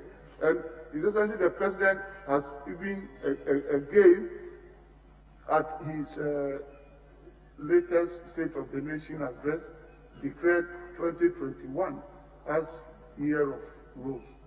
So, Mr. Chairman, I want to assure this committee that, and the nation, that government is going to work on roads, because roads are important in the scheme of transportation. Because if you take all forms of transportation, the road network constitutes almost 95 to 98%. So it's important, and the economic development of this country revolves around roads. Roads can open up the country and continue to serve as the pivot, around which all the good things and programs of this country revolve. So government will continue to invest in road infrastructure, and this government and the president have already amply demonstrated that. That's why in the past 4 years, there has been so much work in the road sector, even though we still have to do more. I thank you, Mr. Chairman. Yes, thank you, Mr. Speaker. Honorable nominee, we are very much aware about the Chuchuliga Sandema Wesi Road, which was awarded on contract as far back as May 2016. In fact, I've had occasion to ask you questions in respect of this very subject in the House, and you gave us very refreshing answers that the contractor was going to continue with works and finish on schedule. Originally, when the contract was awarded, works were supposed to complete by February 2019. But as we speak, we have not done up to half, 50% of works. My point is, what has accounted for the delay in the completion of the Chuchuluga Sandema Wesi Road? It has great economic potential. Wesi valleys, Fumbisi valleys, where rice cultivation takes place, is affected largely because of the bad nature of this road. Thank you, Mr. Chairman. Mr. Chairman, it's true. In Upper East region, there are two main, very important roads there. I'm not by any way suggesting that other roads are not important. Any road anywhere is important, but in terms of prioritization. And one is this Sandema Road, which, as you said, leads to Fumbisi because of the potential agricultural expectation from that valley. As I speak with you now, even though there had been some delay because we had to re-engineer that road, we had to do some re-packaging. There is a contractor working on it now. My tent is your area, so you know it, working on that road. We have to speed up and to award other stretches of the road up to Fumbisi. And it may interest you to know that during this second term of President Akufo-Addo's government, the Agri Ministry is being challenged to develop the Fumbisi potential in terms of agriculture. I have already started discussion with my colleague, the former minister and the minister designate for agriculture, Honorable Dr. Akuto, to draw a program to ensure that the road from Sandema up to Fumbisi Valley is well developed to promote the expected work to be done in the Fumbisi area. And the Ministry of Agriculture is bringing in special equipment and machinery for rice production. So I can assure you that we are going to speed up work there.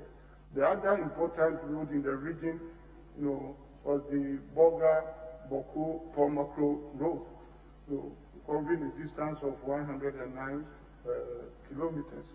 And it had also been, one particular road that touches the heart of Honorable Ayariga. And anytime he speaks to me on that road, he is so appreciative of the work being done by government. Just put money into it and do it for them, please. Yes, the next question. Honorable nominee, there have been several complaints from some road contractors with regards to delayed payments relative to certificates raised for that purpose. Now, some of them have actually lamented that it appears that the mode of payment, selection for payments, is in a way discriminatory. I would come to that.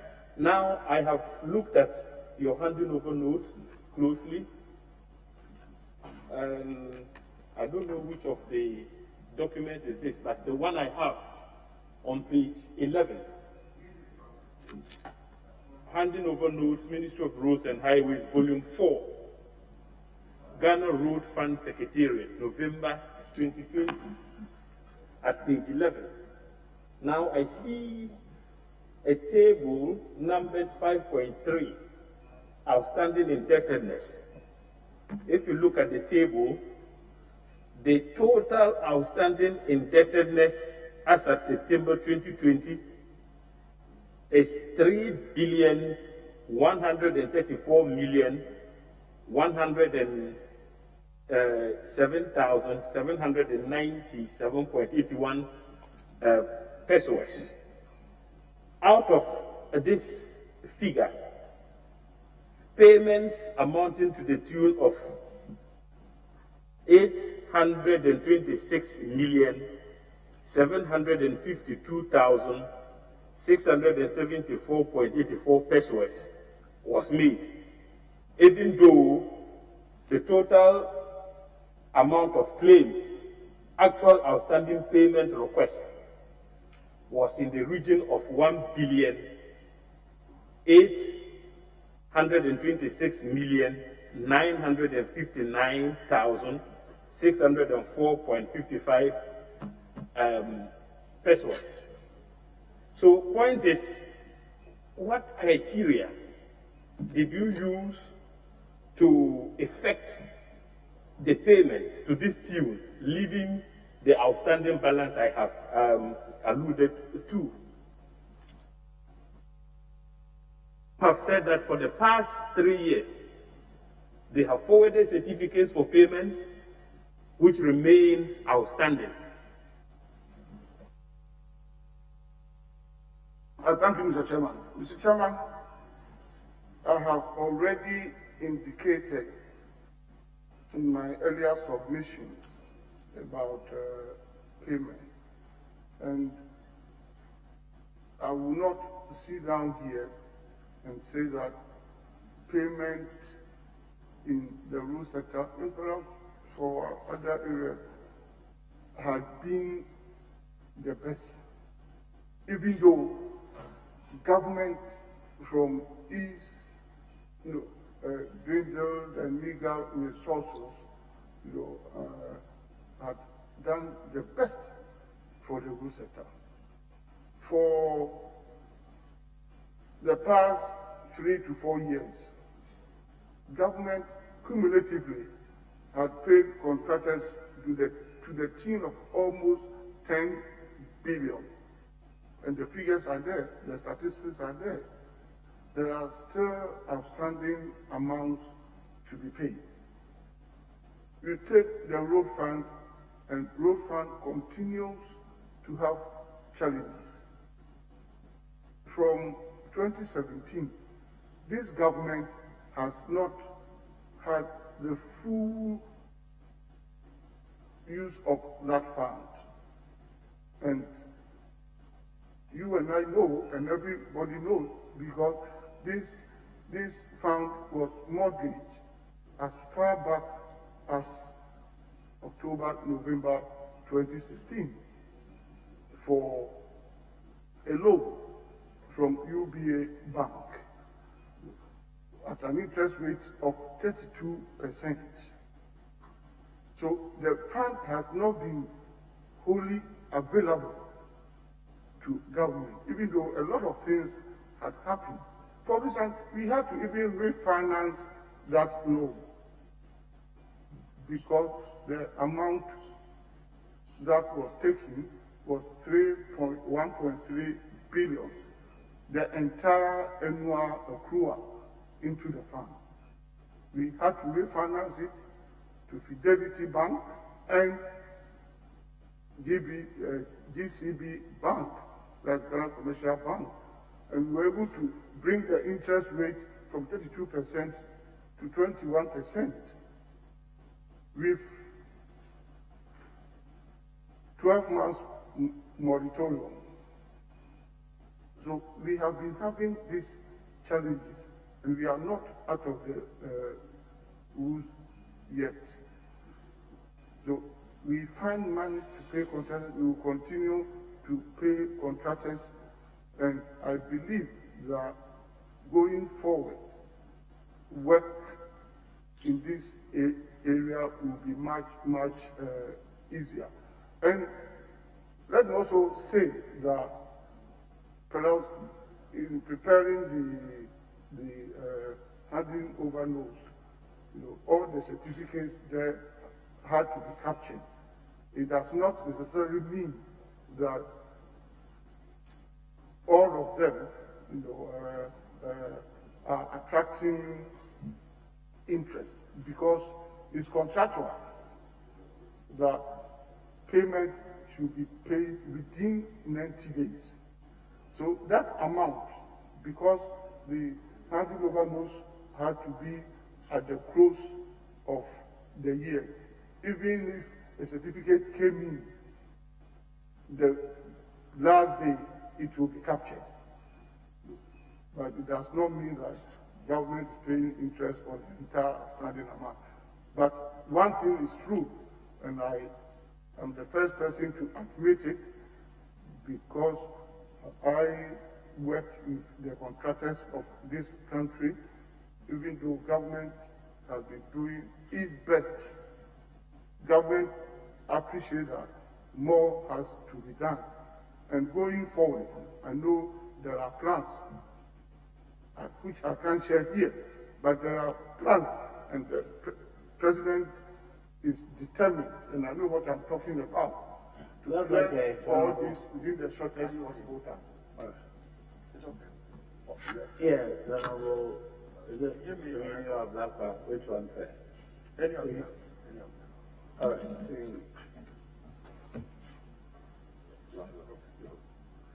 Okay, thank you very much, Mr. Chairman. Mr. Chairman, I want to quickly draw the attention of the nominee that the communication from His Excellency the President and the rendition of his name as he provides on his CV, the Honorable Kwesi Amoako Atta, you don't seem to have my attention. Your Atta, is it with an H or without an H? The President communicates to us without an H. You have an H at the end. Which one is correct for our records, the accuracy of our records?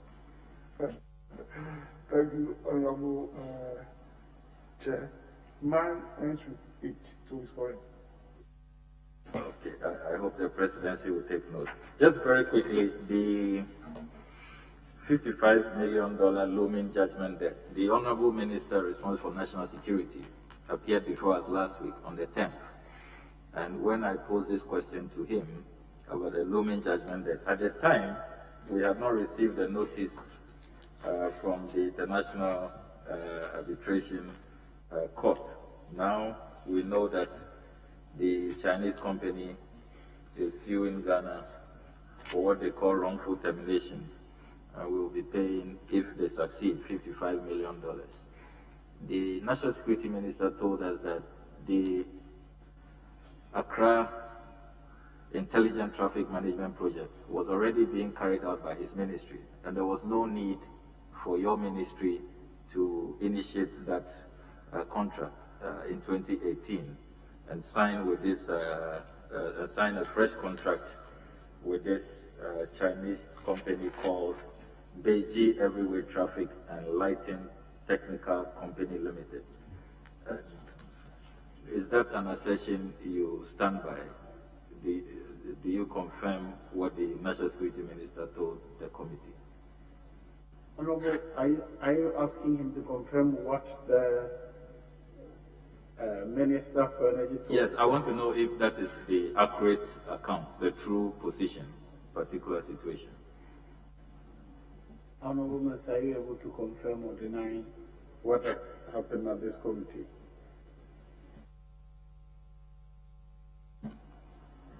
I thank you, Mr. Chairman.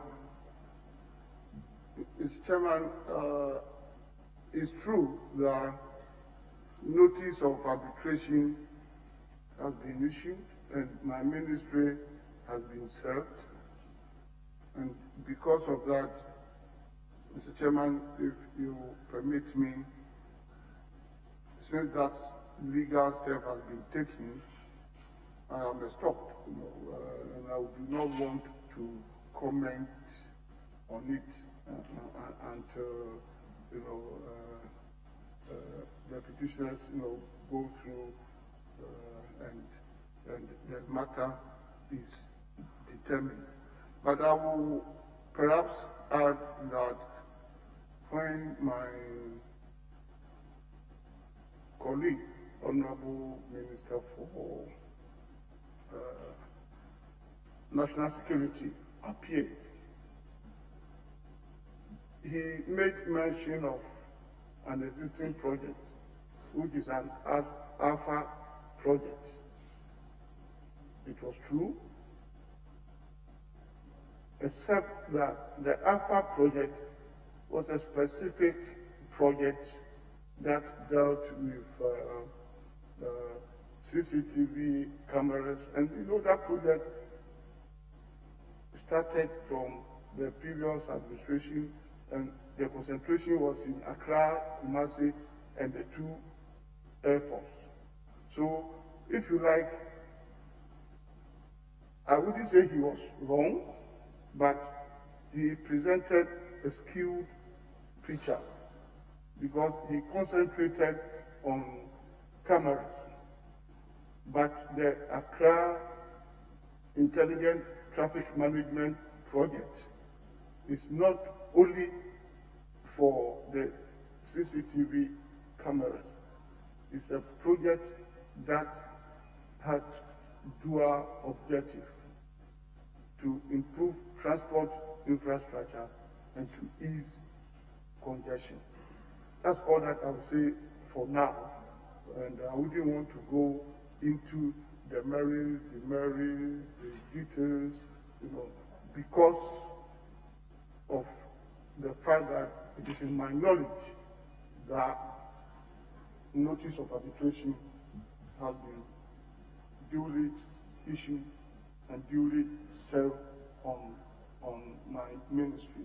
At the right time, the Attorney General of Ghana, if eventually is approved, will obviously be seized with the parts, and that outfit, being the government chief legal advisor as per Article 88 of 1992 Constitution, will be the appropriate authority to deal with the matter. I thank you, Mr. Chairman, Honorable Blackwell, Chairman, just indulge me one more. My understanding, as the Honorable Blackwell is seeking to know from you, I appreciate that you don't want to go into detail, but our understanding is that in Parliament, your ministry, as supervising ministry for roads and highways, came to Parliament for a parliamentary resolution to get this contract supervised by your ministry with a dedicated Chinese entity. Now, you also have the Minister for National Security come to Parliament seeking to set aside what you had done with a different Chinese entity seeking to do that work, which is what is occasioning the judgment debt. So, which ministry is supervising this or will supervise this given the current information available to us as Parliament? Thank you, Chairman. And Chairman, better still, who terminated the contract? Mr. Chairman, thank you very much. Mr. Chairman, as I have already indicated, these are all part of the reasons that gave the petitioners the course of action, and they have taken that action. Like I said, I am stopped, and I prefer that I don't comment on it now, and let the legal processes, taken by the petitioners be carried out. Mr. Chairman, my second question. Last month, specifically on the 14th of January 2021, the Ghana Chamber of Construction Industry issued a statement in which they assert that your ministry owes them 1.8 billion Ghana cedis in debt, and that after listening to the President at the inauguration declaring a second year of roads, they are doubtful that that will be successful if you do not pay them this sum of 1.8 billion Ghana cedis. Is this figure accurate, and what are your plans in redeeming this quite a staggering amount of 1.8 billion Ghana cedis to the Ghana Chamber of Construction Industry? Thank you, Mr. Chairman. Mr. Chairman, I have indicated a number of times that, yes, government owes contractors. The figure cannot be wrong. And His Excellency, the President, is not unaware of indebtedness towards contractors who work for this country. And the year of roads will mean using the same contractors to work. So government is determined to make all these outstanding debts good within the shortest possible time in order to empower contractors to work. And a number of contractors have done a lot of work. They have done yeoman's job. This country, salutes them, and government is working hard and will continue to work hard, to pay all these outstandings, so that we will be in a position to empower them, to use them, as we go ahead. Well, the declaration of 2021 as year of roads will require that we use these same contractors to work, and government is determined to do that. And there are plans towards the payment of all the outstanding debts. Thank you, sir. So finally, by way of follow-up, we have discussed earlier the financing arrangement for all of these abandoned road projects, outstanding commitments, and all of that. I hold a different view, with all due respect, that it will appear that your ministry spreads itself thin, and that you start so many projects at the same time. And that is why we always have these constraints. That it seems as though you succumb to the political pressure. Yes, I know the CDD Afro Barometer, for example, the round 8 they released recently, reveals that majority of Ghanaians, the number one issue is roads, infrastructure, how to get it fixed. And it appears the politicians are just succumbing to pressure. You award contracts even when you are not sure of a dedicated funding source. And so you have all of these projects littered all over the country without any guarantee that it will be completed in time. Don't you think that it is time to adopt a different paradigm.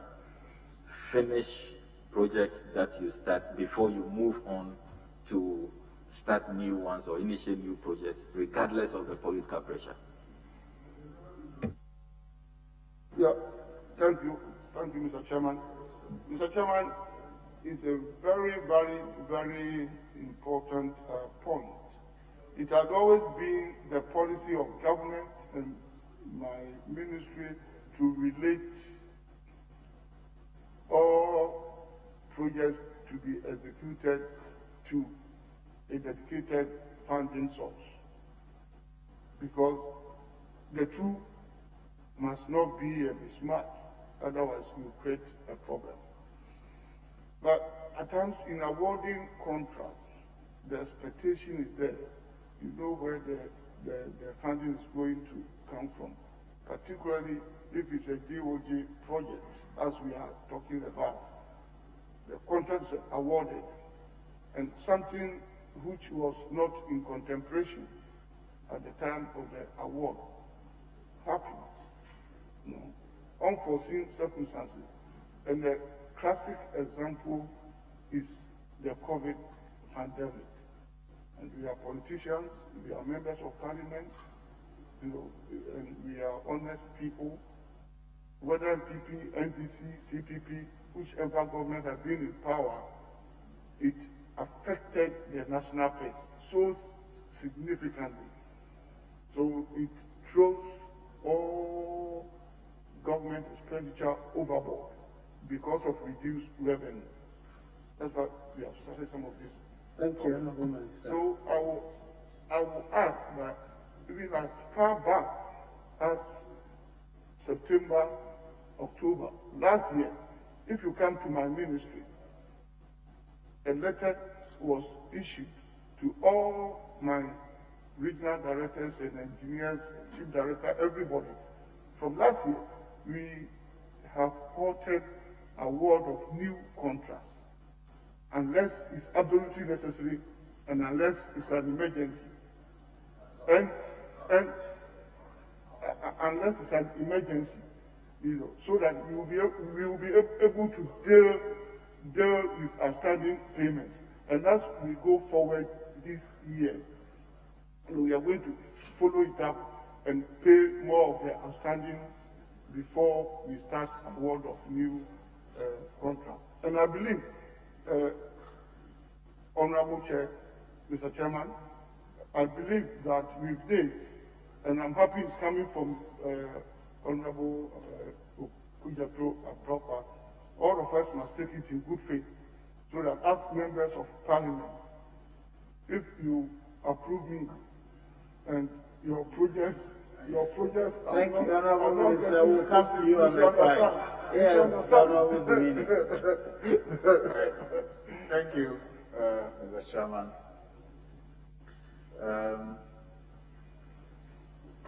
Quick follow-up. Can the Honourable nominee assure this committee, like the National Security Minister did, that the company involved in this traffic management thing did no work and so are not entitled any payment? So the people of Ghana must be rest assured. Honourable Abdeke, that is the matter that will be determined by the tribunal. If it were the court of Ghana, I would say he will be, what is the word we use? He may be in contempt for, as we speak, lawyer. So let that matter be determined by the court, please. No, Chairman, I agree with your ruling, but just if I were to clarify what Honorable Soyini means, when the Minister for National Security appeared, he was told that some invoice had been prepared for work done by the contractor under the Ministry of Roads. I'm sure my colleague is just seeking to know, to confirm whether work was actually done under his ministry. Honourable Leader, if I knew at the time what I know now, that the matter is before a tribunal, I would have disallowed that question. So I didn't know then. Very well. So please, let's leave that one. I'm guided. Thank you, Mr. Chairman and Leader. Thank you. My colleague, Honorable Blocker, made reference to the situation that he thinks is as a result of your ministry spreading itself thin. I have been going through these spreading itself thin when it comes to engaging in road construction. I've been going through this very good work done by the Auditor General, performance audit report of the Auditor General on selected roadworks in Ghana. So one is on East Legon Spintex Road underpass, then the Eastern Corridor Road Project, lots 5 and 6, and then the oil and gas enclave roads. I see, for example, on page 88, table of summary of projects, East Legon Spintex Road Tunnel Project. The contract sum was supposed to be 14,815,261.46 Ghana cedis. The final cost, however, turned out to be 28,125,502. That's the East Legon Spintex Road Tunnel Project. Then there is also the one on the Tatakwashi Madina Road project. Now, a contract that was supposed to have lasted 30 months took 147 months to complete. The initial contract sum, 23,558,960,000, was, the state ended up paying on 30th June 2019, 170,477,493. From 23 million, by the time we ended the construction, we paid 170,000. Now, Honorable Minister, when you started, you spoke about how contractors are paid based on first come, first served, depending on when their IPCs are submitted. Just at that time, I got text messages from contractors, Awakon, AS, Pebu, and Tascalia, indicating that their certificates have been with your ministry since 2015. And we all know how many contractors have complained about works that have not been paid for. Honorable nominee, generally, we know that some of these people may have been affected by whatever process and procedures that you use.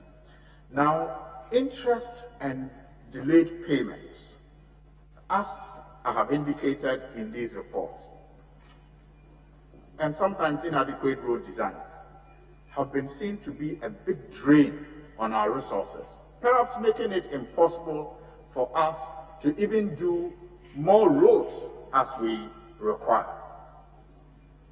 So it may not just be about spreading ourselves thin, it may not just be about lack of resources, it is just because we spend so much paying interest on delayed payments,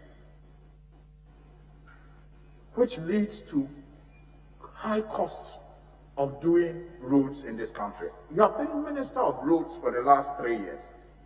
Now, what reasons, for the last 4 years, what reasons will you assign for these delays that lead to this interest payment that are a drain on our economy? And what have you done in the last 4 years to improve the situation?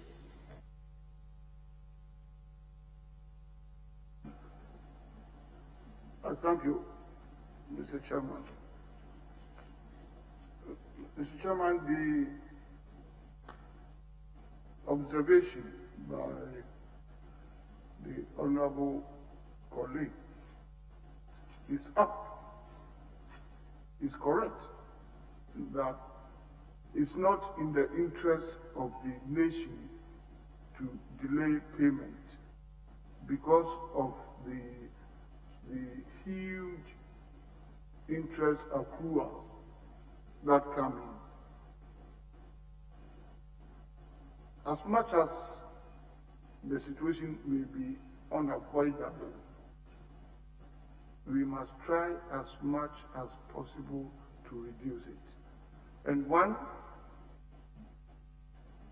reason for doing that is what I have already said a short while ago, that all of us, and particularly the ministry, will have to be extra prudent in award of contract, so that we always relate it to funding source. And I'm saying we should be extra prudent in the sense that there could be unforeseen eventualities. So if we base the award on the expectation of funding, expectation of government revenue, and anything happens that we have suffered in recent months or year, last year, it creates a problem. So I agree with you that we are taking a second look of that, because it's not healthy, when contractors' payments delay and attract more interest. The contractors themselves are not happy, and they are not fond of the interest. No. Every contractor... So those are the systems you have put in place in the last 4 years to improve the situation, is my question. Every contractor prefers that he's paid on schedule, he's paid on time. So can you help us? What we are can you listen, please? Can you help us? The question he's asking is systems you put in place. It's about cash flow. Do you have control over cash flow for paying for your contractors?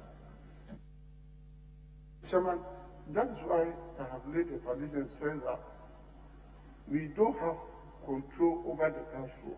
Anytime we award contract, we do it on sound basis. But something happens and we are not able to meet the target. That's what I'm saying, that we have learned from it. That's why we are now going gingerly in award of contract, so that we avoid delay payments and we avoid interest payments. That's the only choice. Thank you. Yes, all right.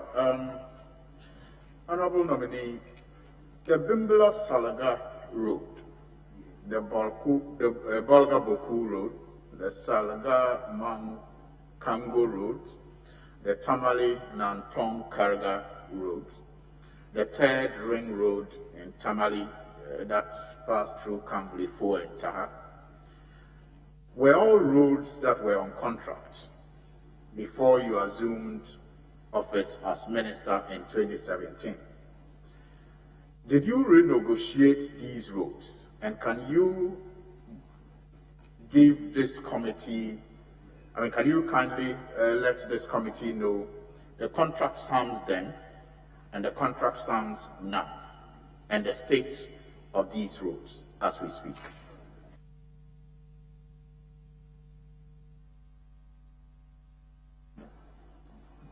Thank you, Mr. Chairman. Mr. Chairman, just some of these roads, like you said, were on contract, particularly Boga, Boko, Pomakro Road, being undertaken by Quares, Davao. There were problems.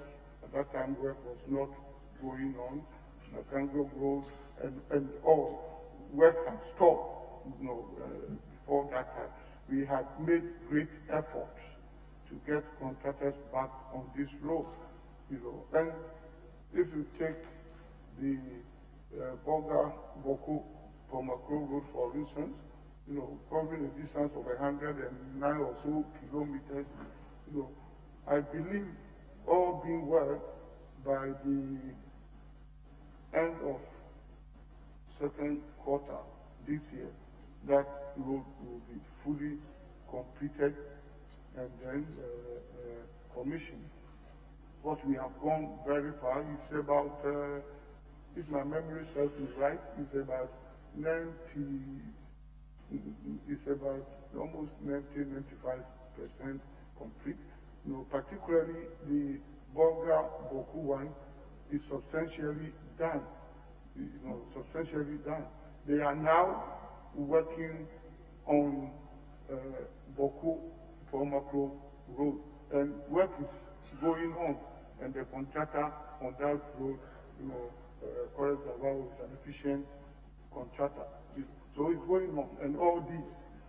So we have done some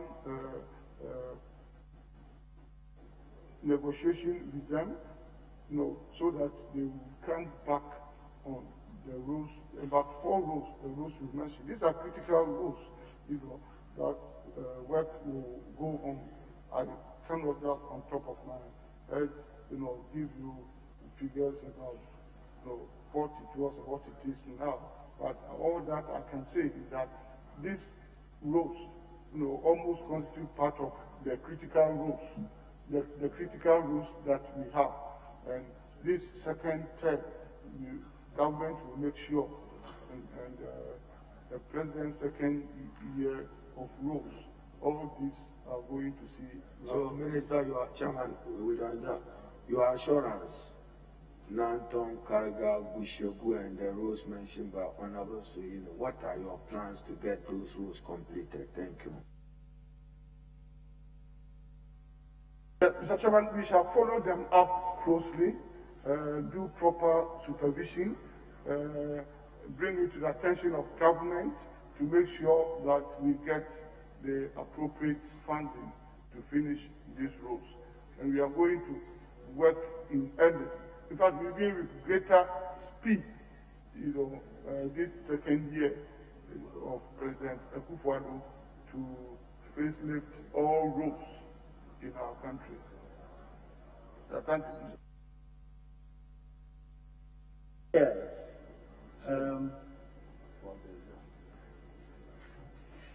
Yeah.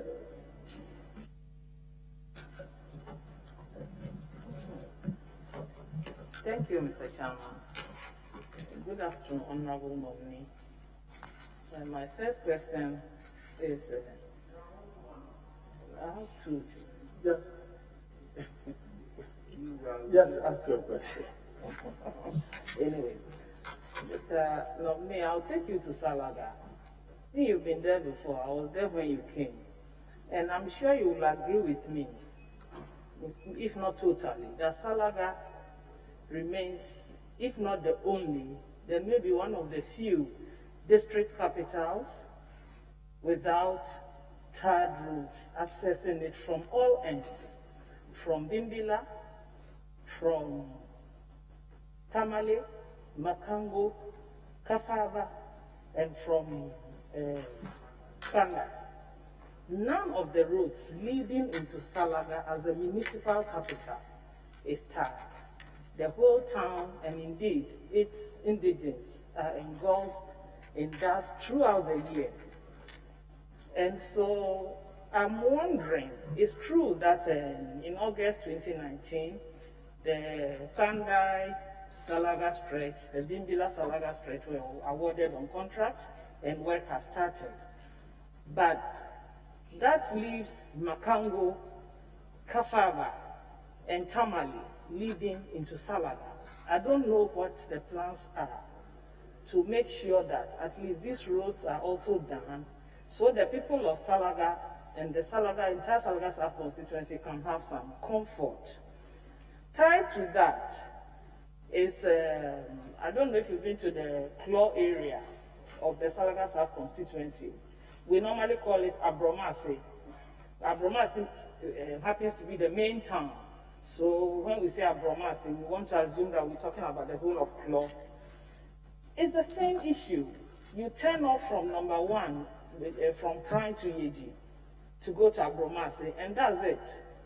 You can't see, in fact, the road is non-existent. It's just somewhere to pass. you know, and the people of that place are Ghanaians, Mr. Nominee, and they pay taxes. There's a lot of farming activities going on there. They need to cut their goods after they've harvested. And so, please, if in the event that you get the nod, are we going to pay attention to this area so that the people there can also feel part of Ghana? You know? Yes, Honorable Minister, will you pay attention to the areas that she's mentioned or not? Thank you, Mr. Chairman. Mr. Chairman, that is the reason why His Excellency the President, in his own wisdom, has nominated me, if eventually approved, to do. And the ministry is there to do just that.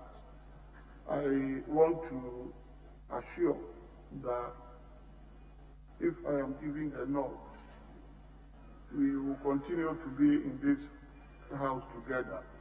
Let's work together. And I don't know, perhaps you might have had a tip-off somewhere before asking this question, because these important towns, Salaga, Bimbila, and Wakango, they have already been captured in our database to work on their even internal roads, because they are important towns. So if you had not had any knowledge, any information about it, or if you didn't have, I want to confirm that this vetting, that giving the nod, these are priority roads, that their internal roads are being worked on. We have taken inventories already of these internal roads, and we are working on them, and they will see light at the end. Chairman, just so, what of the Salaga Township Road? I was there recently for the funeral of Ajia Fatija, former member council of state. Just entering the town, as she said, Salaga Trade, the historical market and other, the township. Yes, that is internal, Mr. Chairman. I'm talking about internal roads. And even if all these district capitals, we have arrangement for them. And even in the manifesto of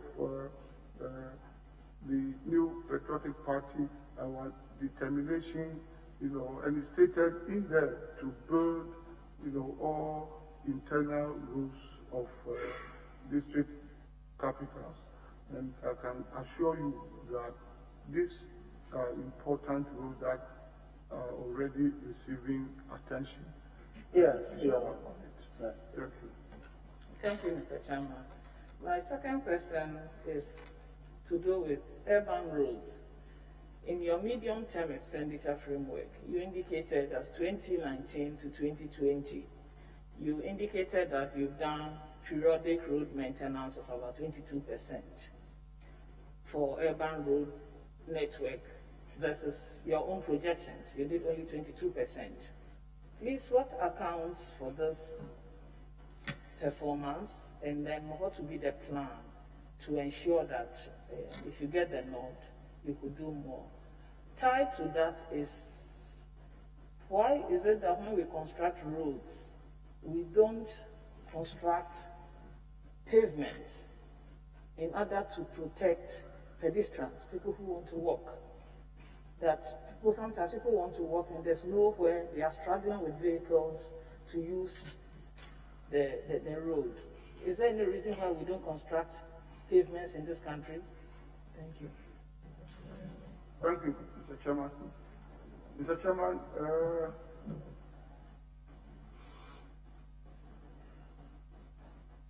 I want to say that road construction should always take into consideration provision of walkways, because the safety aspects of road construction must be taken seriously and should not be compromised at all. And that's why in certain situations, even we incorporate provision of footbridges, particularly in town centers and where people cross the road. But there again, we have a big problem. In this country, you construct roads with walkways.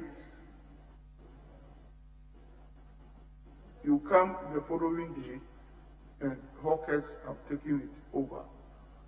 People sell on walkways and we are unable to enforce compliance.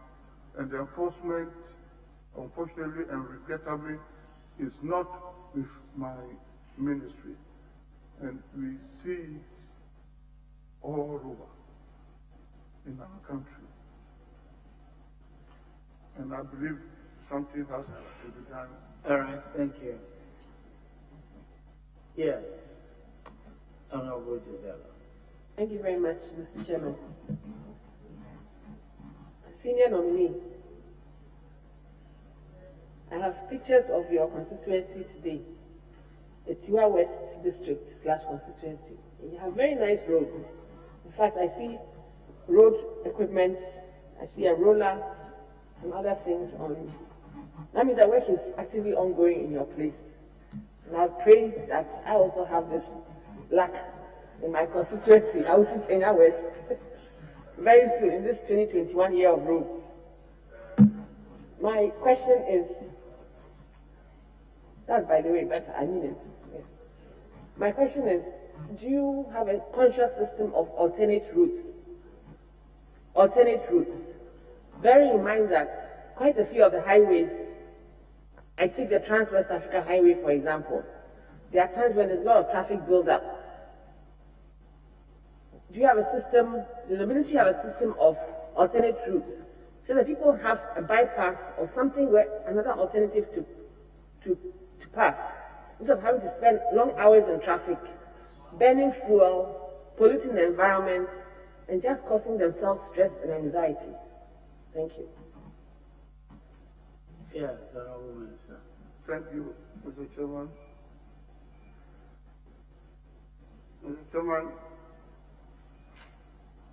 road construction is an ongoing process. And roads undergo constant redesigning and re-engineering. And as population increases, as vehicular, that is in terms of human beings, and as vehicular population also increases, congestion starts developing, and road engineers and planners always think of building new roads, building alternative roads. Construction of flyovers and interchanges and dual carriages as a result of urbanization and as a result of growth in population. So the plans are there.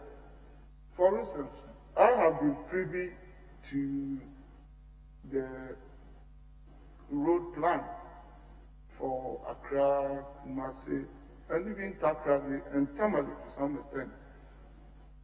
Tamale is reasonable, because it's an emerging city, and I am only hoping that the city authorities in Tamale will not go the way Kumasi and Accra and Takrady have gone. They have the opportunity now. And Tamale was said to be the fastest growing city in West Africa. I stand to be corrected, but that was the impression. It's growing very fast, but the land space is there. It has not been corrupted as we have in Accra and Kumasi and Takrady. There are a lot of roads in Accra that with increasing vehicular population, human population, we have to. Is interested in your plan for alternatives. We have to. Mr. Chairman. Her constituency is at the outskirts of Mr. Accra. Chairman, with your permission and the highest respect, we told ourselves not to spend more than 2 hours. We are now doing 3 hours. Thank you. Doctors keep warning us that but we they are have not touched COVID on a friendly. very important one. I believe I should take the opportunity to address it. The encroachment of road corridor and road reservation. So that the question you raised, very important question, you want to do dualization and you can't do it because of encroachment. You have to build alternative routes to ease congestion. You can't do it. So we have the plans. If I have to answer your question directly, we have the plans, but we are limited, by the kind of encroachment that we have in our country. And government will have to spend millions, if not billions, on compensation before, things can be done. Yes, your last one. Thank you, Mr. Chairman. Incidentally, there are serial migrants who anticipate that a road construction is going to happen, and so they get compensation from one side, and then they migrate to another part when they know that another compensation will be coming along the way. So just for advice that even if there's encroachment, something has to be done, because at some point, the citizens can just not bear the amount of traffic that they have to find themselves in. So that is your mandate that you have to see to. My last question is, in 2017, you said that 39% of the roads were rated as good, 32% were fair, 29% were poor. Can you give us the current percentages after 4 years in office? Because you are seeking to resume that same office. Thank you. Thank you, Mr. Chairman. That exercise is going on at the end of this term because it's important for our own statistics.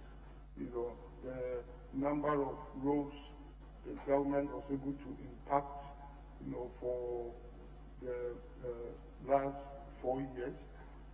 We are building the statistics now. That is why I was able to. Honorable, so the statistics is not immediately available. After 2017, you don't have the new road condition mix. Yes, but Mr. Chairman, something is being done. Yes, I agree. You have said it's done. That's not ready. Let's move on. Yes, thank you. Yes. Mr. Chairman, this is a basic way of assessing him. What yes, is it? he says it's been done. The rest is explanations. But he's answered your question. Yes, Chief. Sorry? Well, whether he will be mindful to provide it to the House or to this committee after he leaves. Yes. Yes, majority. Thank you, Chair. Mr. Chairman, bear with me. There's a couple of questions. The first one is constituency, my constituency specific. One nominee, the Insong-Kumasi Highway is between 20 towns, Lanter and Efutu. And if you check the population, the last population census, the voting population is over 100,000. There have been a number of accidents on that highway and school pupils who have to cross from one side of the road to the other. I know you have enabled or facilitated the construction of a number of footbridges in Greater Accra and other parts of the country. Honorable Minister, I want to hear your assuring words to the people of Insama Beji, if there are plans or consideration. I need to ask this question because I recall in previous Parliament I asked ministers who had said that they had issued a view variation order to that contract for the footbridge to be constructed. I want to find out if you have thought about this or you will think about it, plans for the people of Efutu and Lanche. Thank you.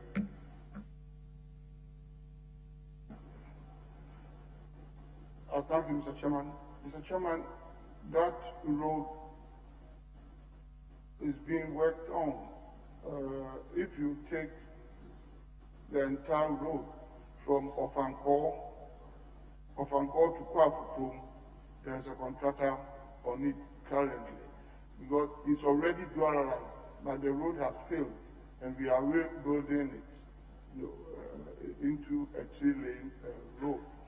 And then from Kwafukrum to Apiga Junction, China Water is also on it, working. And there are about 3 or 4 interchanges, not even just ordinary foot bridges, between Ofankor and Kwafukrum.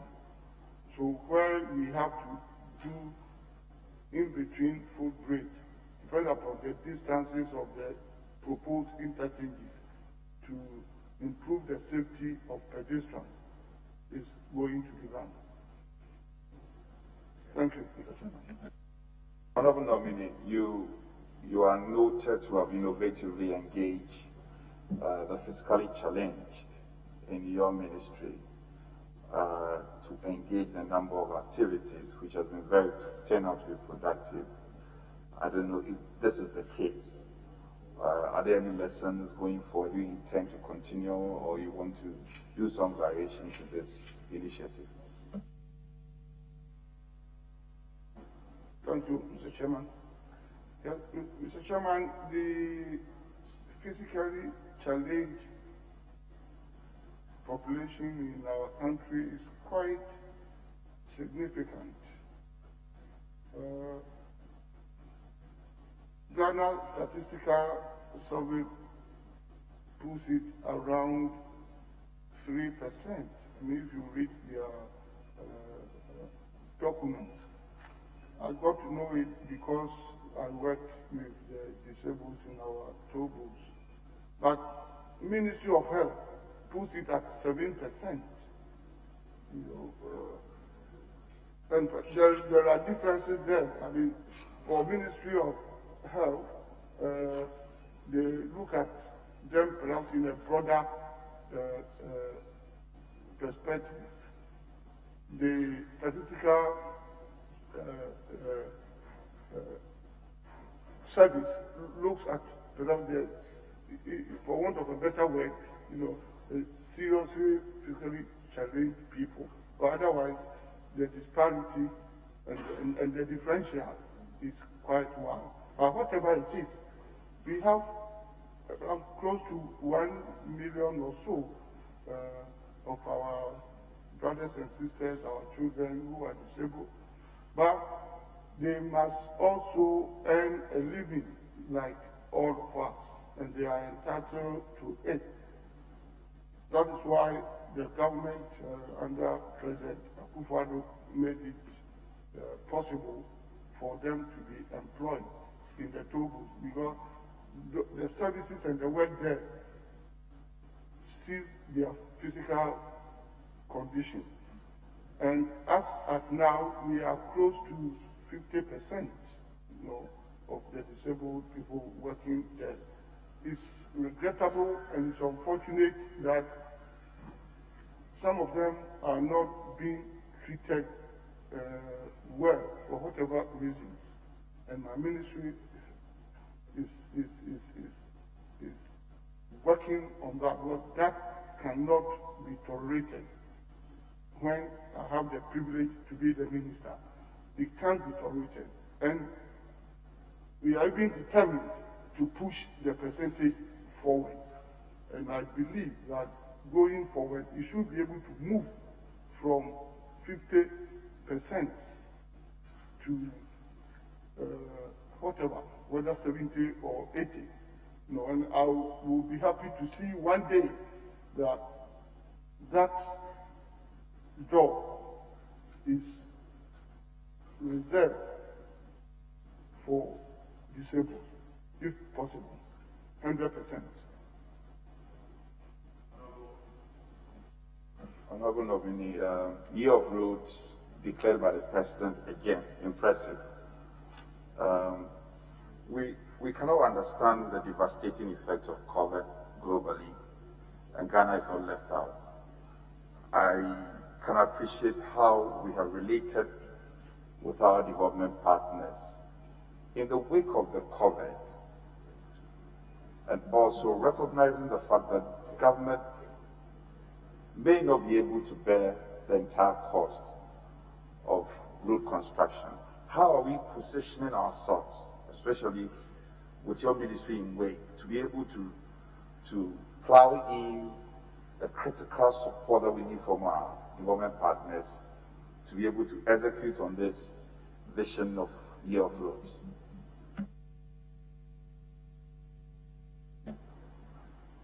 Mr. Chairman, obviously it's not going to be an easy task, but taking into consideration the importance of roads in the socio-economic development of the country, a way must be found out. I believe government is going to intensify its revenue drive, and that we, on our part in the ministry, will tackle critical roads and will do some prioritization, to ensure that the road infrastructure does not suffer, generally.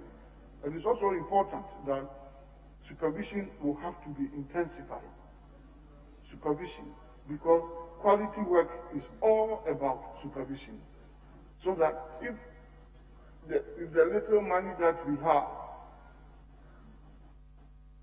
10 kilometers of road are well constructed to last their expected design life, because every road has its expected duration, 5 years to 10 years, 10 years to 15 years for asphalt overlays without any problem, and then almost 40, 45, 50 years for concrete roads. So if we do proper road construction and they last their expected design life, it will free us to do more roads. So where we have problems with money, we should ensure quality roads. And I can assure the people of this country that my ministry will not tolerate any contractor, or for that matter, anybody who is working in the ministry, to hand over, any shoddy work to this country without getting the value for money. So we are going to do that. Mr. Chairman, this will be my last. Honorable nominee, you appreciate how congestion has become a challenge. Are you able to relate to this committee how you have dealt with congestion over the years and your plans in the years ahead of us? Thank you, Mr. Chairman. I perhaps would have to repeat what I said earlier on. Congestion is a key and major bottleneck in the road infrastructure, and it must be dealt with almost on a daily basis. It's an ongoing thing. That is why roads have to undergo constant designing, redesigning, engineering, re-engineering, and so on. That's why we build interchanges to ensure even distribution of vehicular movements, so that wherever a road is congested, then we come in with long viaducts and so on, to ensure that we get proper and fair distribution of vehicles to ease congestion and traffic.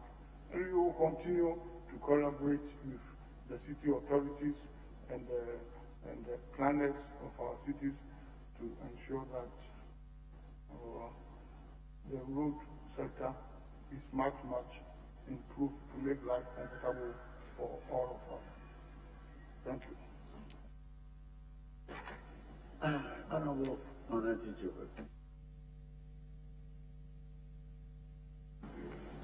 Thank you, Mr. Chairman. Mr. Chairman, I'm mindful of the medical team advice not to keep too long, so I hope my colleague, the nominee, will try and give us short answers so I can move quickly. Mr. Chairman, I want to find out from the nominee the Accra-Tema Motorway expansion project.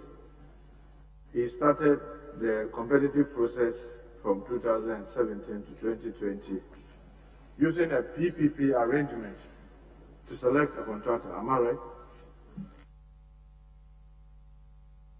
Yes, they started PPP arrangement. Mr. Chairman, and we procured through the help of the World Bank, Roswin International as the transaction advisor. Am I right? Yeah. Please, through the mic. Yes. And you also did the marketing sounding, pre-qualification, all those at Alisa. Yes, because these are all mandatory processes of PPP arrangement. After doing all this, did you complete the PPP arrangement or it was cancelled?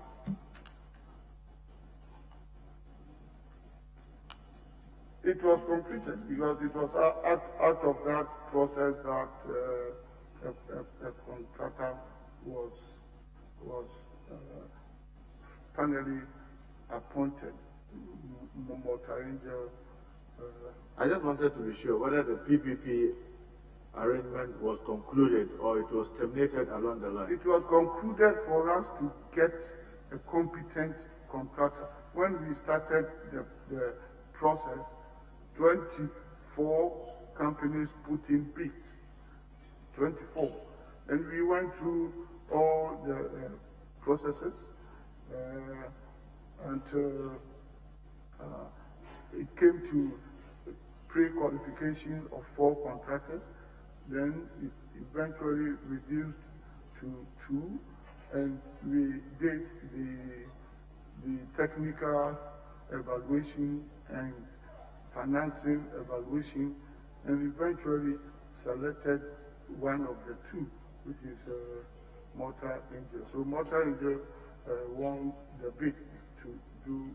Was it the Motorway, was it procured through this PPP arrangement or through sole sourcing?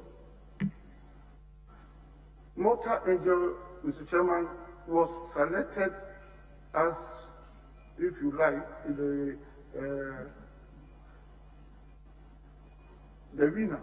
I mean, I don't want to say the most competent, but the winner. You know, it's just like going to school and 5 people or 10 people in the class. You know, examination. Somebody can come first by obtaining 95%. I'm using tentative percentages, 95%. And he will come first. Somebody will get 94% and come second. So all of them are brilliant, all of them are clever, all of them are competent academically, but at least by just 1 mark difference, somebody is first. So Motorway emerged, you know, because in all the technical evaluation, all the financing evaluation, you know, that went on with competent committees and technical, they won. No, so I want to find out from the nominee that the scope under the PPP arrangement what were the scope in the PPP arrangement? What was the scope of the project? Well, we followed the PPP arrangement, like we said. There was market sounding, and then we had the pre-qualification process, And then after that, the 4 that were shortlisted and pre-qualified, brought in their proposals, and the processes went through the 2 evaluation processes before we selected the contractor. But when you select the contractor, that is not the end of it. After that, you have to go into negotiation with the contractor. So we went into that negotiation with the contractor, and we are still working with the contractor. Mr. Chairman, it's not fully ended. Mr. Chairman, the PPP arrangement was for design, construct, finance, maintain, operate, and transfer after 32 years. Am I right? No, I mean, what you are saying is not specifically, not entirely so. We are not separating the processes from the PPP arrangement. The PPP arrangement went on as specified, by these rules. We went through the entire process, and that is. I was just asking the scope in the PPP arrangement. As you may be aware, Minister, when you have a project, before you call for bids, you decide what you want, what your expectations are. Oh, yes. I'm saying that in this Accra Motorway, in the PPP arrangement, which the transaction advisor was Recruitment International, it was to get someone who could find the finance, who could build, who could operate, who could maintain, and then transfer to us in 32 years. And I just wanted to be sure, is that right?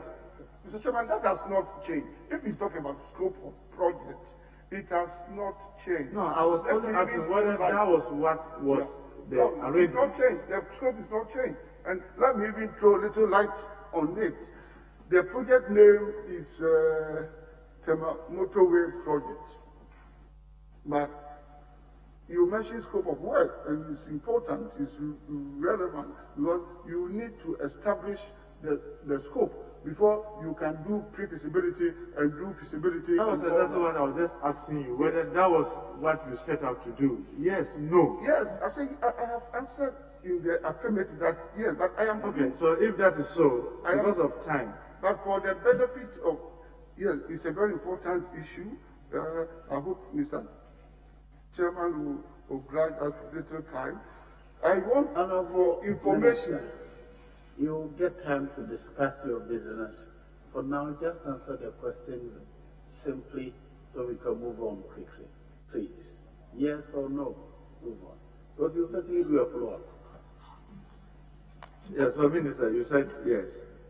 Am I right? I said the scope has not changed. That's why, Mr. Chairman, with the highest respect, he has mentioned of scope.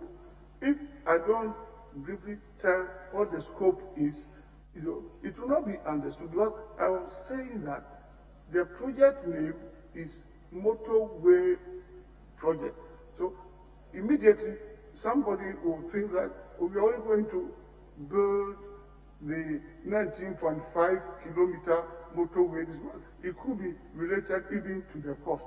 But it's only a project name. That's what I want to put on record, because it goes up to Tetepashi, Interchange, and then there were to be remodeled, overheads along the line. Aprenqua Bridge to be remodeled, and to Neoplan. So originally it was even a 31.5 kilometer stretch of road. And the bid value in the PPP arrangement was $480 million. Am I right? That project is estimated to cost, by the time it to cost about $570 million. I'm talking about the PPP arrangement that was being advised by Recruitment International. The bid figure was $480 million US. Am I right? So I know that what we settled on to be the cost of the project was $570 million. So are you saying, telling this committee that when the PPP arrangement started, the bid figure was not $480 million. I just want that for a fact. Yeah, I'm giving the contract sum, and that's what we are working with. Did the transaction advisor advise that you retain 2 of the bidders up to negotiation? And did you do that? Transaction advisor can advise the client, the employer, but it can give different advices, but the employer will decide what it wants. Now, Mr. Chairman, I'm just referring the nominee to a press release that he issued on January 15th, 2021. And Mr. Chairman, page 2, and I think paragraph 2. And Mr. Chairman, with your permission, I read. During the negotiation with the contractor, it emerged that the financial arrangements proposed by the contractor were not favorable to government. Hence, the need to restructure the project as a design and build contract. Is it right? Yes, it's right. And you also said in paragraph 3, in page 3, paragraph 3, because of the sound technical design proposal, a decision was taken to retain the same contractor. Consequently, the Minister of Roads and Highways, through the Ghana Highway Authority, rescoped the project and invited Motor Angels to submit a sole bid proposal in line with the relevant clauses of the procurement law. Is it right? Yes. So you realize that the PPP arrangement that you started was not what you used in procuring the Motor Angel? No, Mr. Chairman, that's what I want to explain, that at this point is normal procurement process. We wanted the contractor, to do the job on PPP arrangement, but during the negotiation, after the contract had been selected, during the negotiation, we were realizing that the viability gap, was quite wide, and that would not be in the interest of the country.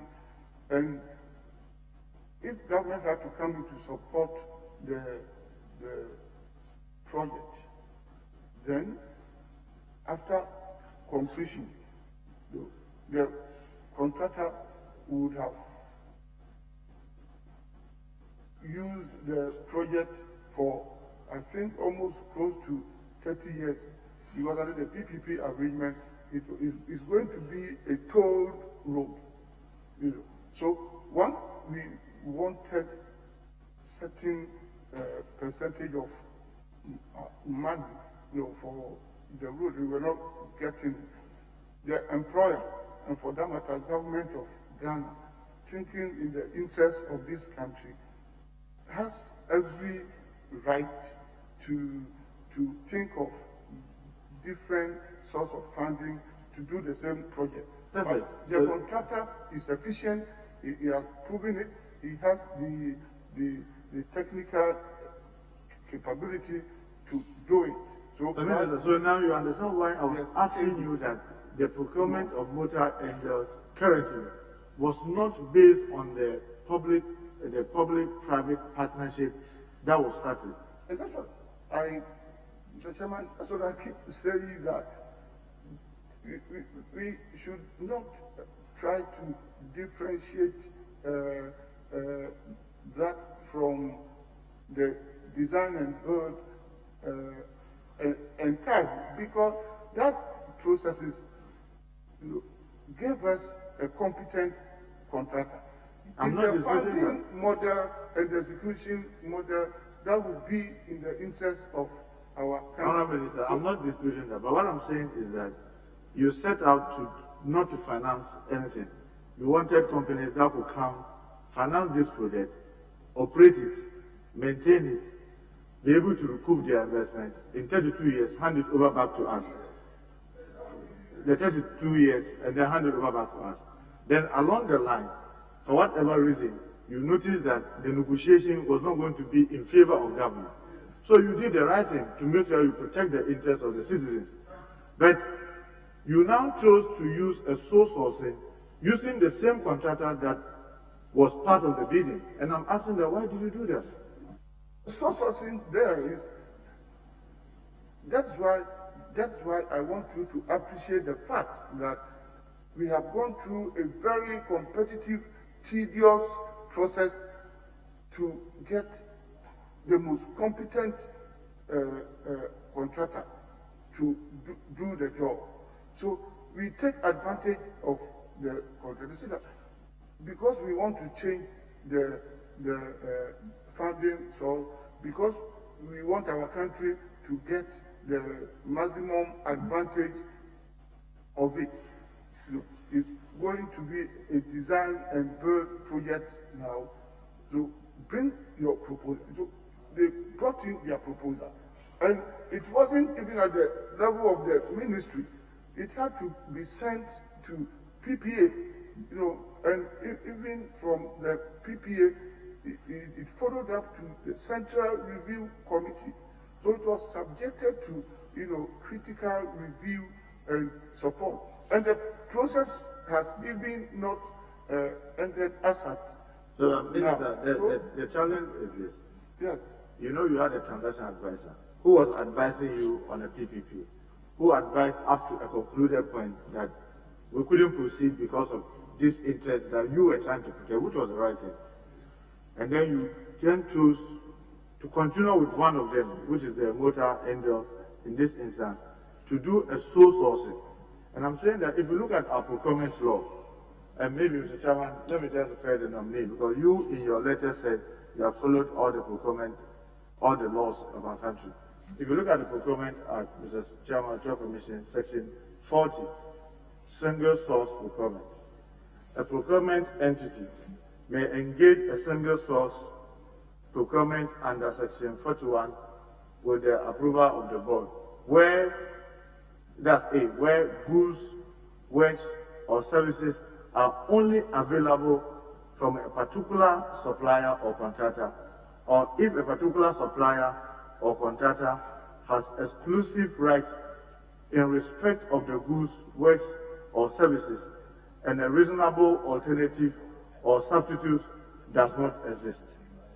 What was so unique about Motor Angels that now that you are going to look for the money to construct this road, you still wanted to use them as the sole contractor in this exercise? Mr. Chairman, I know what you read from the Procurement Act. Mr. Chairman, let me remind ourselves that, and I believe you know that, I'm only making reference to it.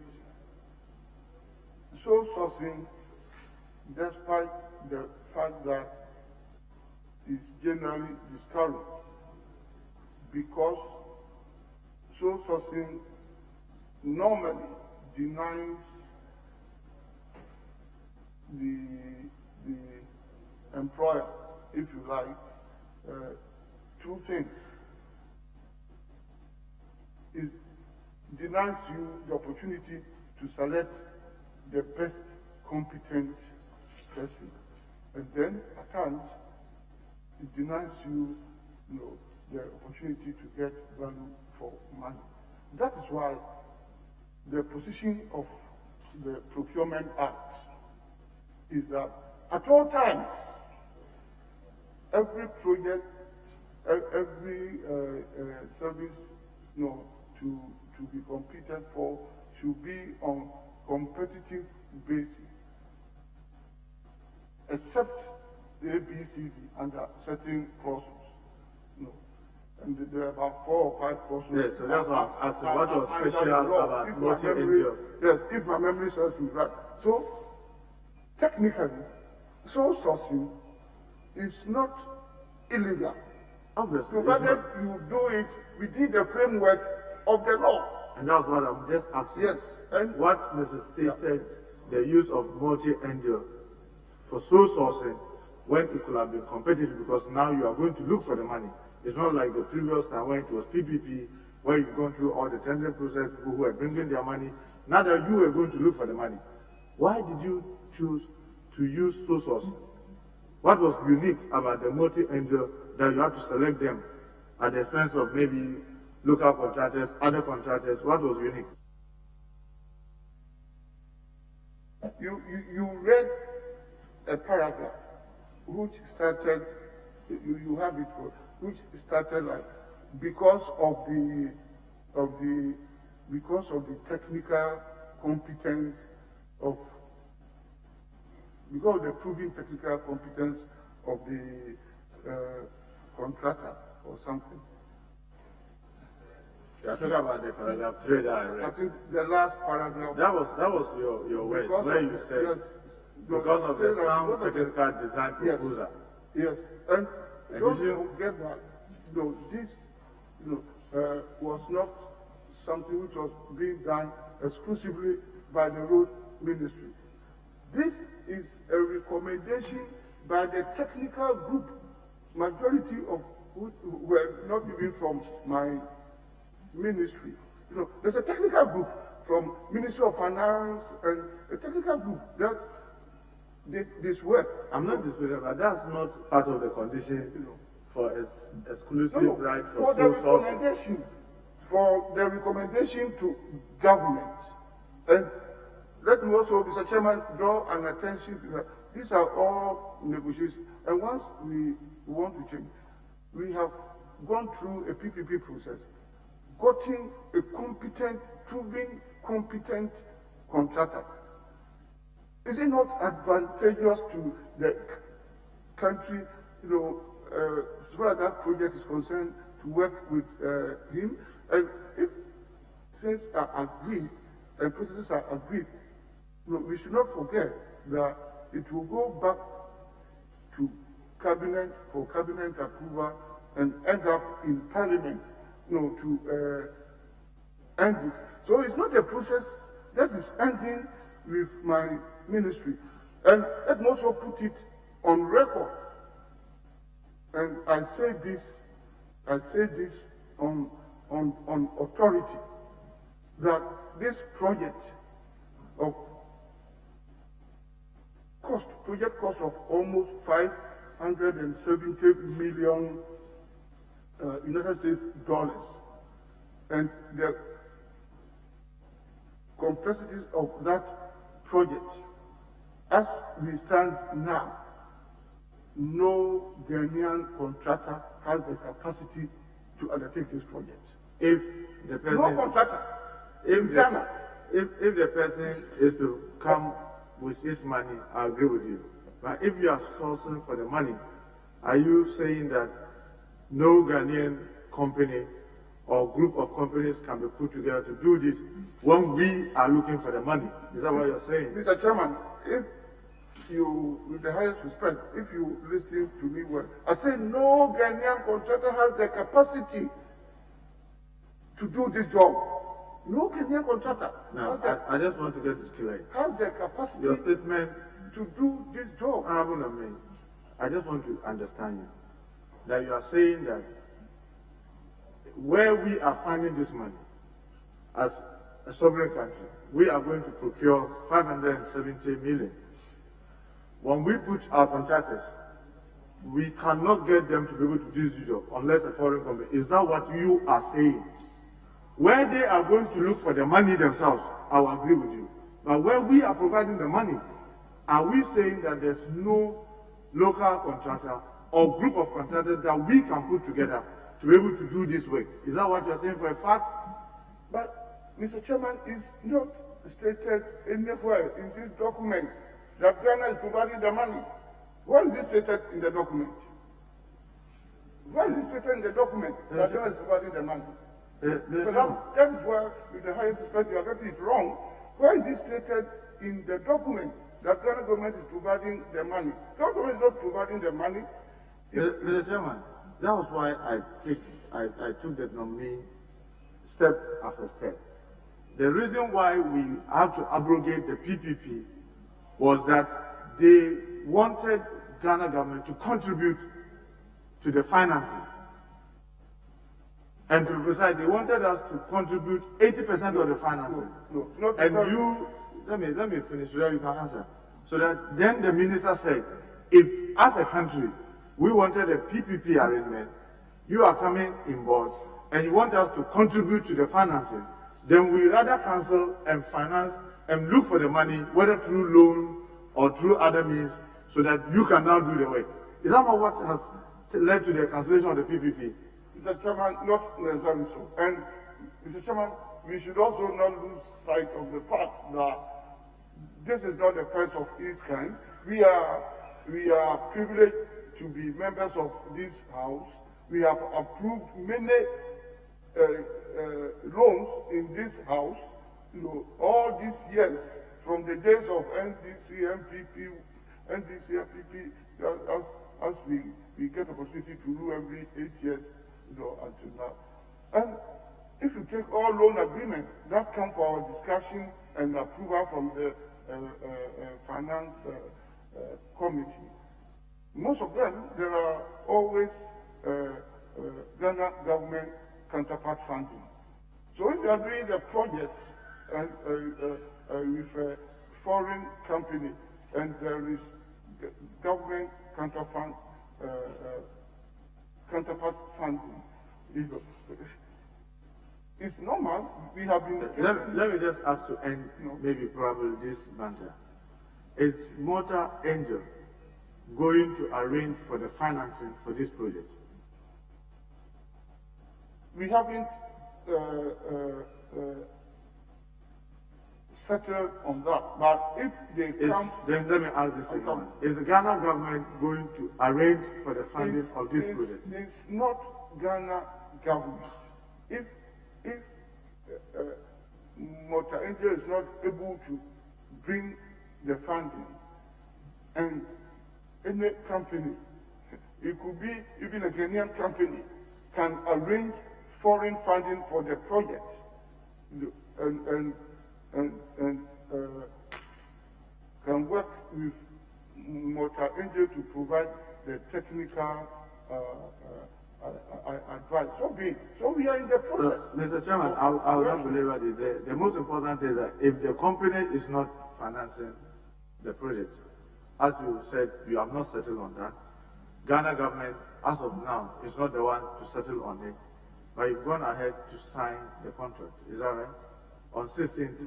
That is it. On 16th of December 2020. Contract. You've signed the contract. Government is in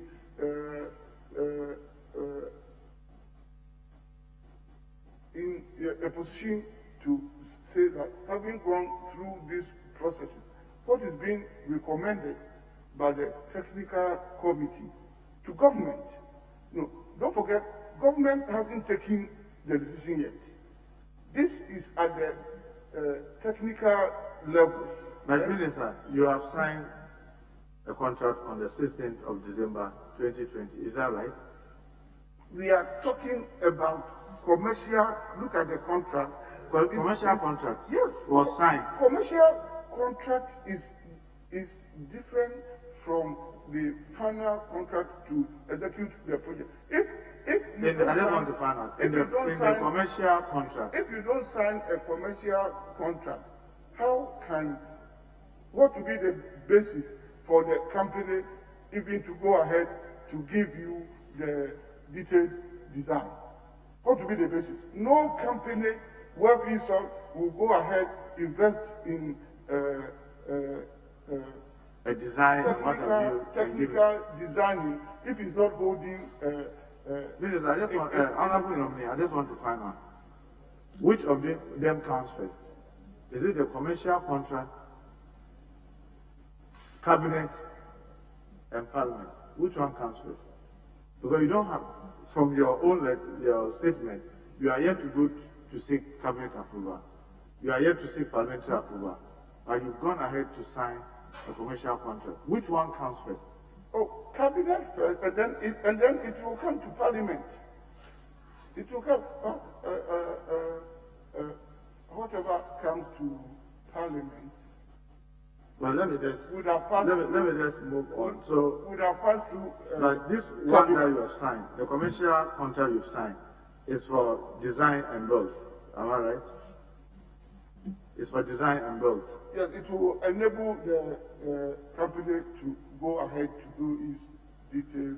The financing is not yet settled, based on the answer you gave earlier, right? The financing, as to who is going to finance it, is not yet settled. Is that right? From your answer earlier. It means that we are not yet settled on who is going to finance it. Is that right? Mr. Chairman, that is why I have said that we have not come to the end of the processes. I'm not disputing that. Yes. I'm only asking a question. That the financing is not yet settled.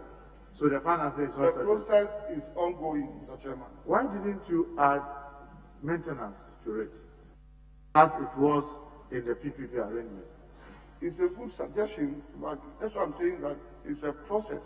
So if you make such a suggestion, it will be taken into consideration and it will influence the eventual contract to be. So nominee, why has also, or let me ask you before, are the road length in this design and build the same as when you were talking in the PPP arrangement? Is it the same, the road length? The length? The road length in this build and design and build by Motor and no. Is it the same as it was during the PPP arrangement? No, it's not. Which one is longer? Which one is bigger? Is it the one now is bigger, or the one in the original PPP arrangement is bigger? The original one was bigger than that one was the original length was, I think, 30. If you can't even remember, I just wanted to. It's now 27 or something, and that will be explained. No, it's because originally it was to start from Ashaman roundabout.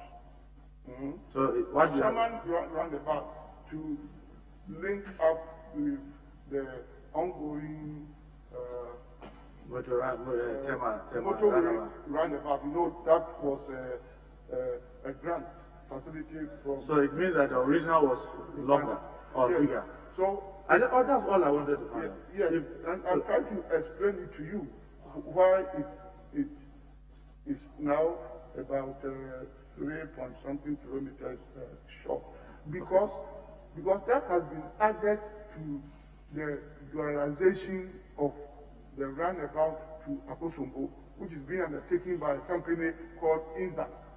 So it's only fair that once they have taken that, we reduce the road length. Yeah, the road length. So why has the big figure, the big cost, changed from $480 million to $570 million? I don't have the figures here, but that the fact that the length is reduced. If you talk about scope of project, it's not only the length. I found the length could even be an infinitesimal aspect of it. You could reduce the length and increase certain aspects.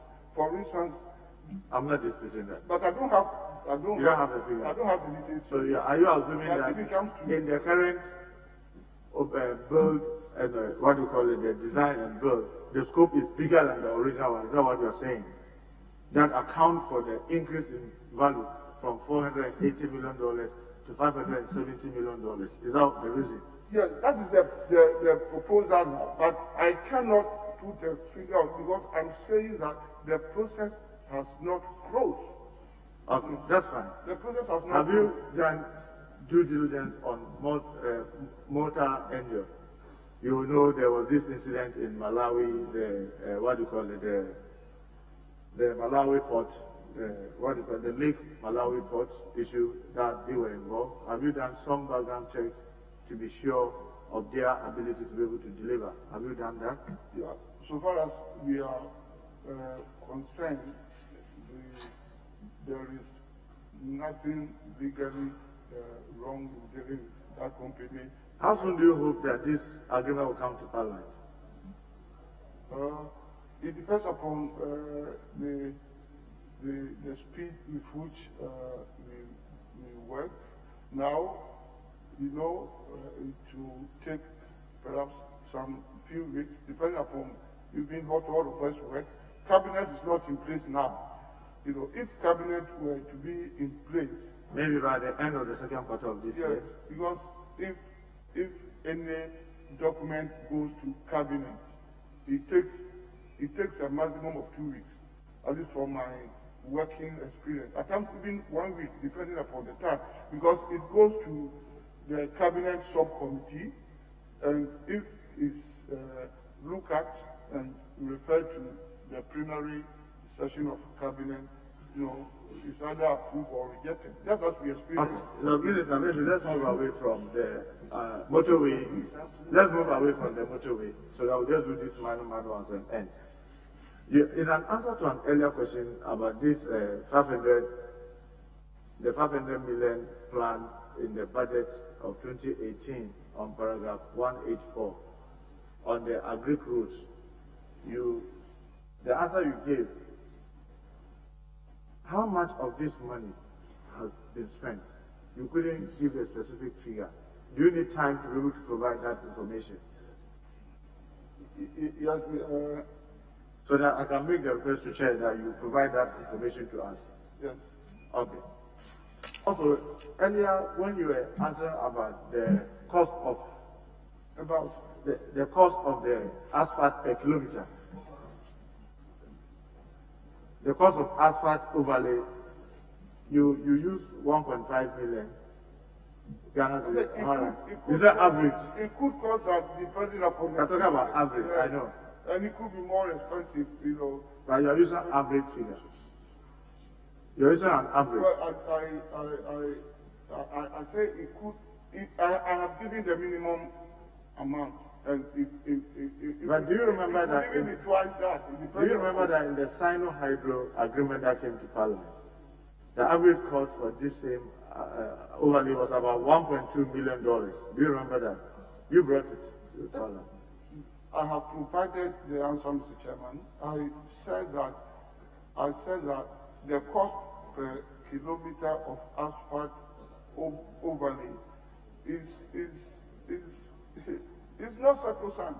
We agree. We are talking about averages, Minister. We understand that. Yes, it depends upon what you are doing. But the Vice President, in a speech that was said in the Lighthouse Chapel, used 2.8 million US dollars. Yes, and it could be correct. You know. And then the current construction that you are doing from Motorway to Itoji, 7 kilometers, and it's costing us 111 million cedis. If you take the average there, it's over 15 million.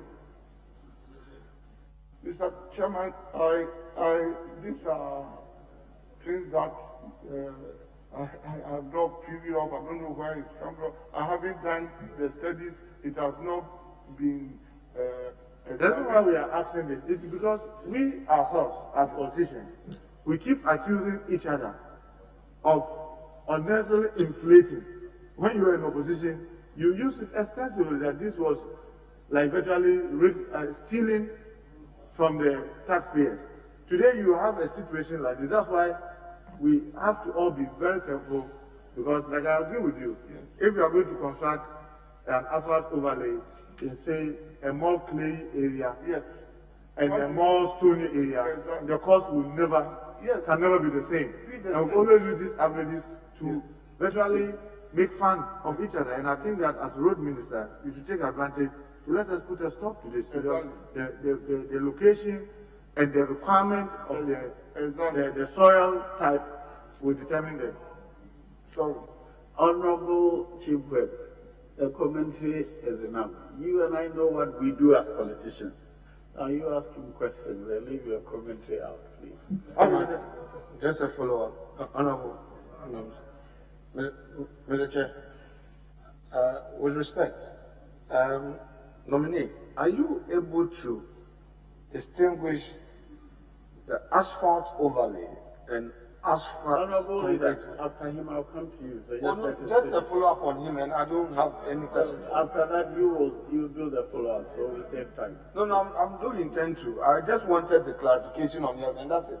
I'm just doing a follow-up. I won't ask questions.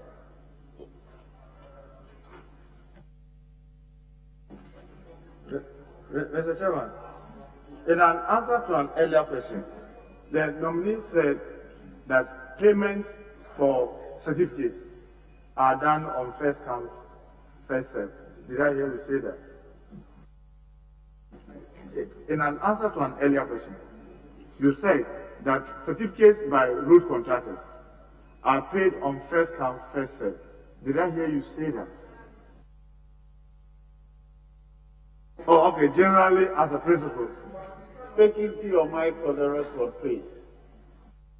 Generally as a principle, yes, but we cannot follow that all the time because there are always circumstances, different peculiarities, different things, and so it depends. And I can give you one classic example.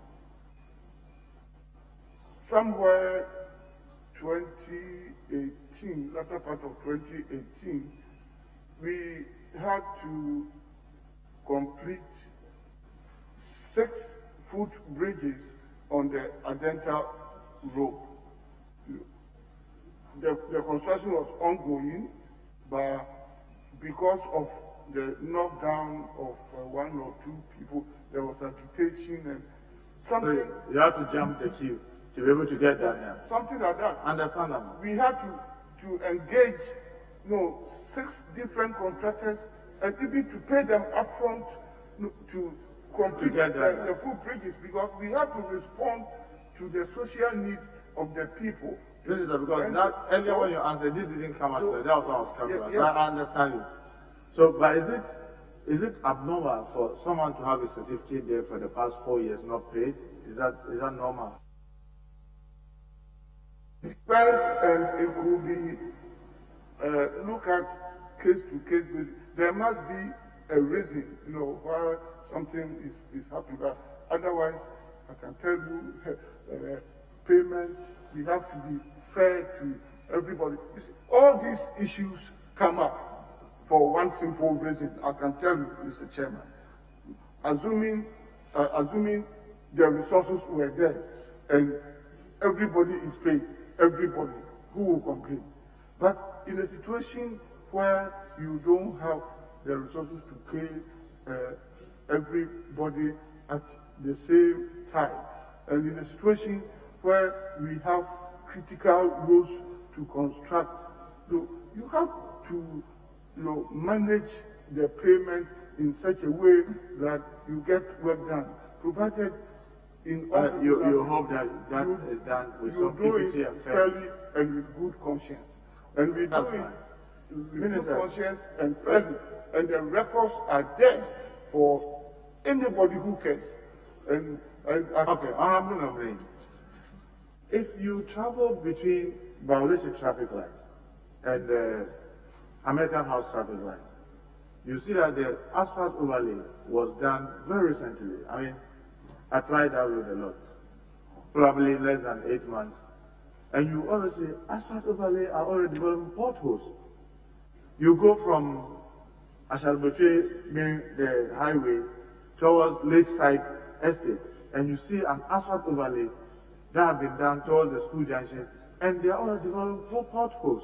And I'm sure there are so many examples around, dotted around, where asphalt that we all know may keep long are already developing potholes. Don't you think the time has come for us in our design? We don't just do design and build, but design, build, and maintain. And if I know I'm going to maintain it for a number of years, maybe I'll be forced to do that. Don't you think that it's time for us to maybe start looking at it that way? Thank you, Mr. Chairman. You are right. Asphalt overlay can crumble, can fold, can break. It's true, because in doing the overlay, the contractor has to be very careful and has to be professional, because asphalt overlay, for instance, must be laid hot at a certain temperature. You get the temperature wrong and it can have effect. 2, and perhaps more important and fundamental, asphalt overlay is an overlay. The base must be strong. If your base is not strong and you lay it, within a short time you will have problems. So, Minister, in those instances where they have not ensured this, what are you doing? Yes, Mr. Chairman, I am coming to that, because that is what we call shoddy work, which should not be tolerated by anybody. Because if the base is wrong and you have not stabilized the base, you shouldn't put the overlay. And if you're a contractor and you do that, now in my ministry, you will go back to redo it. So we should, those of us who apply these rules that I mentioned, should expect those contractors to come back to fix it. No, you will go back and contractors have... We expect them to go back to do it. Contractors have been directed to go back and do it. I won't sit down here to make mention of the contractors. Honorable nominee, the Afenya, the Winya Road towards the Eastern Corridor. In May 2020, you were in this house and you said the contractor is on site. Are you aware the contractor is not on site, and the congestion on that road, the last 2 weeks we were heading towards Adam for workshop, is so terrible? Is there something that you hope could be done to get the contractor to be on site?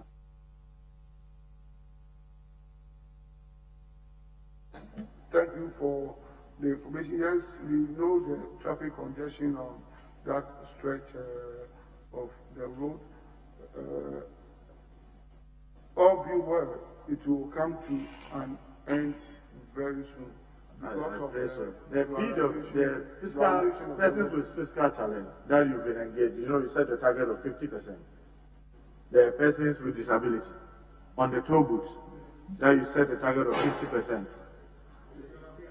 Are you aware now it's back to about 30%, because the private contractors that you engage, I don't know whether in the agreement with them, this 50% is not stated in it, because they are laying, which you yourself admitted that sometimes they are not treating them well.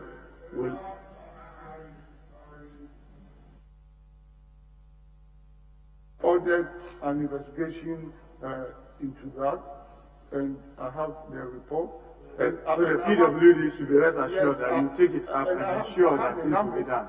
I have the numbers, and I have those, the list of those who are working there now. And I don't compromise on it. An incident happened a year ago. The manager in charge of toll booths, and you have about 36 of them across the country, in connection with disabled. I can tell you, and I can say it on authority, the manager, about 1.5 years ago, who was in charge of the toll booth with Ministry of Ghana Highway Authority, joked with this policy, and I can tell you he was removed. Because the people of this country who are fiscally challenged also have to live like all of us. And Chairman, my last question. The last question is, Honourable Minister, we all know that we have to maintain, rehabilitate existing roads. We also need to build new roads, bridges, and what have you. And we don't lack engineers, capacity in engineers and contractors. What all of us agree is a major challenge is funding source.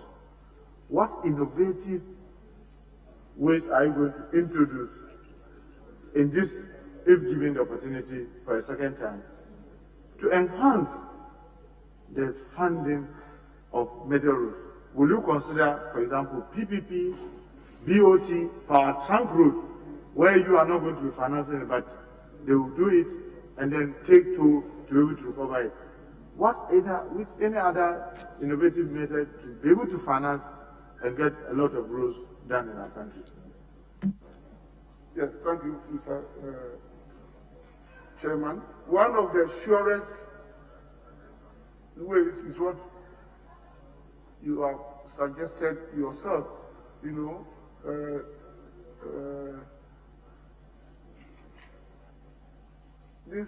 all these arrangements,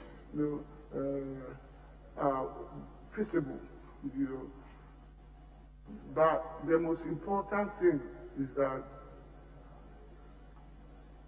when you walk that route, it means that the potential investor will have to toll the road. But at the moment, Ghana pays the lowest rate in the whole world. Ghana, we pay the lowest rate in the whole world. So if you want to go... You say rate in what? Yes, toll rate. Oh, okay, the toll rate. If you want to go BOT, OOT, or whatever rate, as we see in other parts of the world, the research that has been done in my ministry on the average toll rate is around $1. And Ghana, $1 is close to 6 cities. But here, people pay 50 pesos for toll rate. And if I am giving the approval, is one of the things I'm going to do immediately.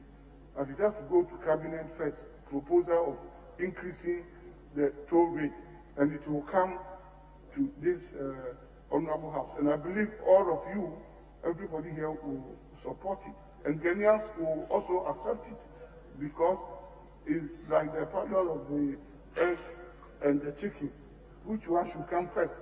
Are people prepared to pay more to get good roads, or they should get good roads before they pay?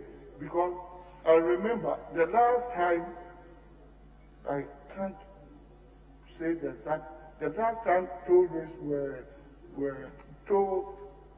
rates were increased, I think it was during the time of NDC. There was so much hue and cry in this country, from raising from 50 pesos to 1 cedi. We also know what happened in Ghana. Drivers were saying they will go on strike and all that. So will Ghanaians be prepared to pay more for toll rate, as we are seeing in other parts of the world?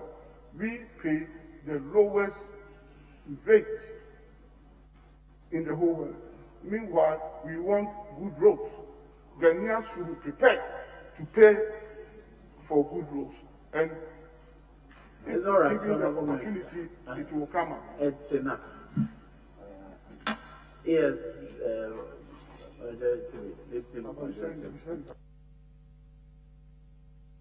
Yes. Council,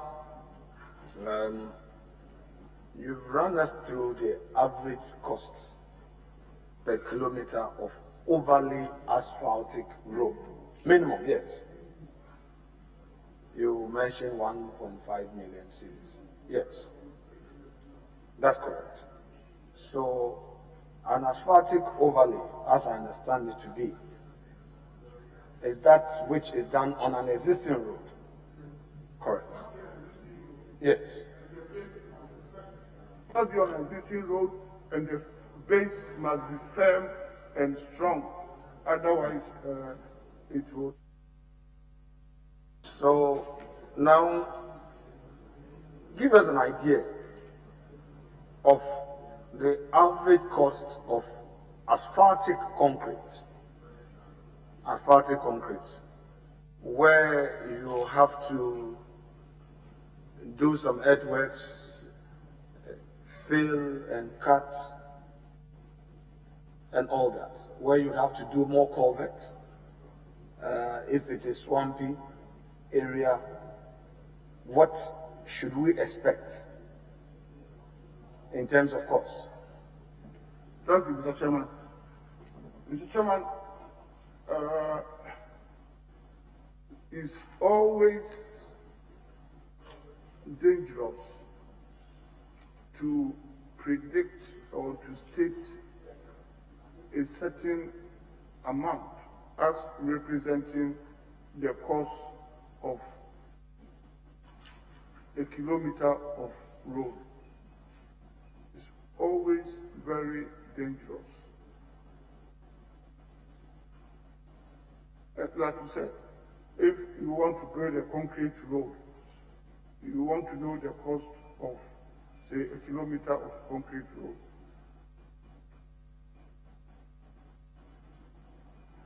Mr. Speaker, Mr. Chairman, I can't predict that.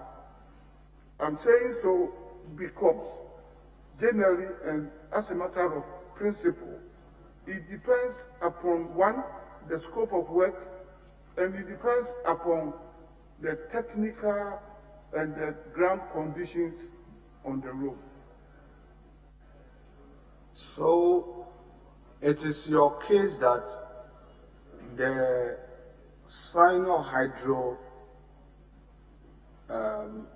route that the Honorable Minority Chief Whip referred to is not that of an asphaltic overlay.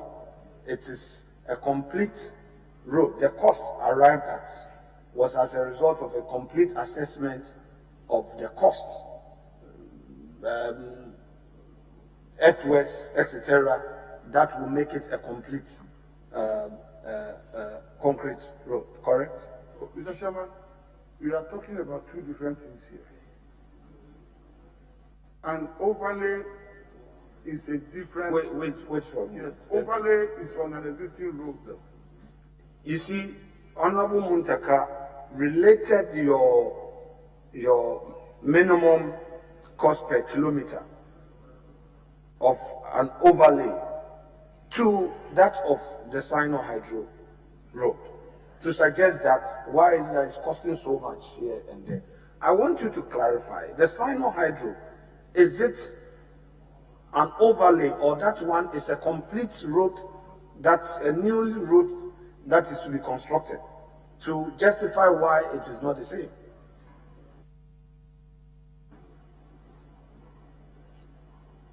Sino-Hydro, with the exception of the road they are working on Eastern Corridor, are building surface dressing roads. So they are building complete roads. So it's different from asphalt overlay. Yes. And he also raised this issue about PPP, that you had to terminate at a point because of the code wasn't going to benefit Ghana. But then when you had to do the tender, you did sole sourcing. Sole source, the same company was his concern. Is it the case that time was of the essence to proceed so that you don't engage in further delays, having gone through the system already? No, Mr. Chairman, with the highest respect, it wasn't a question of timing. That is why I explained to him that it wasn't a question of timing. We were simply making and taking advantage of a competent contractor who had gone through the mill, international competitive bidding, and gone through all the processes and selected. So, but because we wanted to use design and build a new funding source. That is all. So it wasn't a question of timing, and that's why I say that we were using the same contractor, not necessarily as a sole source process. No. Chairman, thank you very much. Yes. Chairman, thank you very much. Honorable Minister for Road Designate, I'll take you back to your own quote in answering the Honorable Muntaka on the Motor Angel contract. We started from PPP through sole sourcing, now to a signed contract. And these were your words, Minister.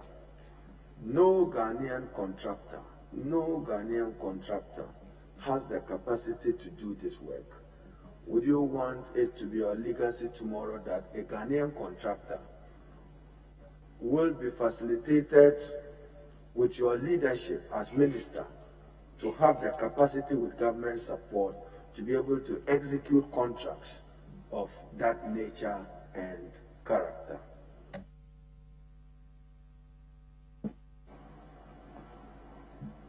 Thank you, Mr. Chairman. Mr. Chairman, I do not want to be quoted out of context. I made a specific statement.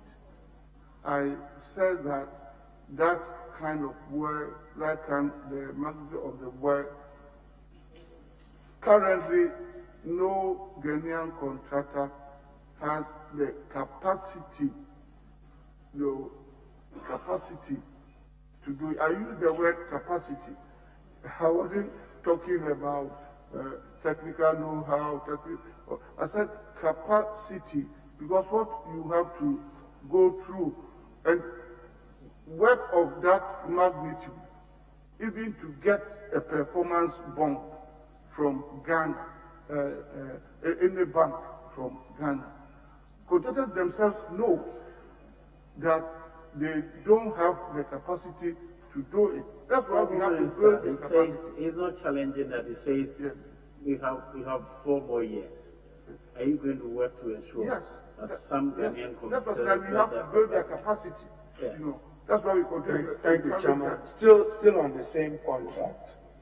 In order to appreciate the numbers, under PPP, 470 million, under a contract now signed with Motor Angel, 570 million Ghana cedis, with an assumption that the contractor may be raising the money.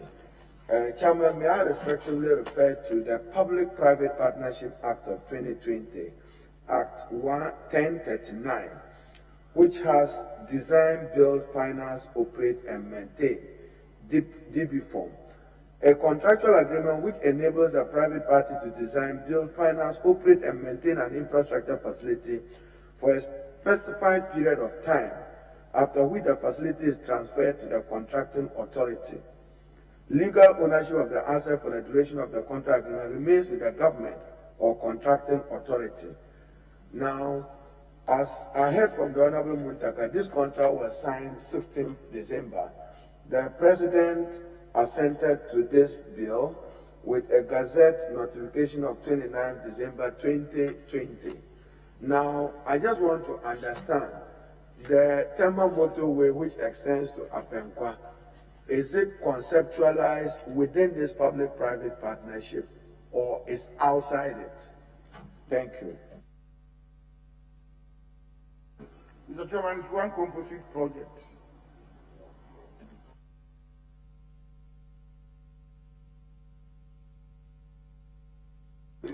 Chairman, if you can just repeat the answer. Chairman, I said that it's one composite project that is being considered. Okay, one composite project that will be considered under a PPP arrangement, because I'm referring to the Act, or outside it.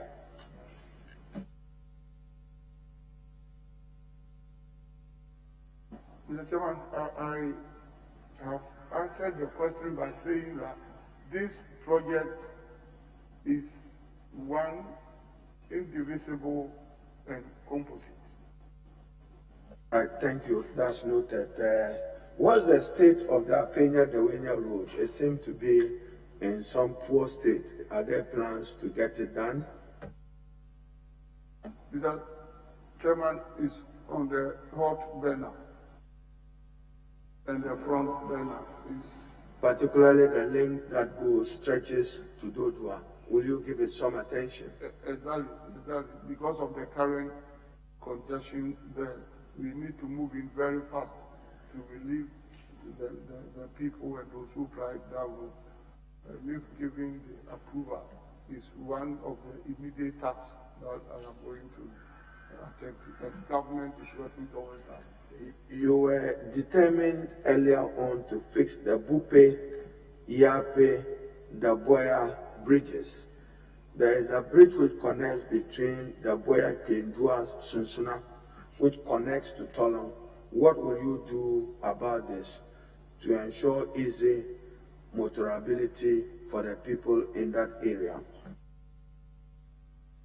Thank you, Mr. Chairman. Mr. Chairman, it's a very important point you've raised. We are giving those bridges and the approaches, the route, the top consideration, because if you treat one in isolation, you don't get the benefit. For instance, if you take Bupe Yapi, it's on the same stretch, and if one gets a problem, you cannot use the other traveling to Tamale or to Kumasi.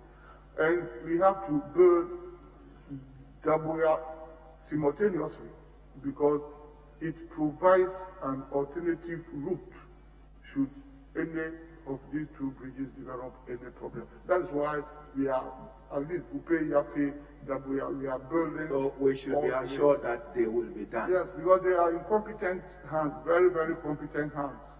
Minister, you recall what happened when they had to temporarily close the Yape bridge and all the traffic had to go back to the eastern corridor, going through Hohohoi, Damankum, Damangu, Yendi. It has some toll on trade and some toll on persons. Are we assured that you will get the bridges fixed? Thank you, Mr.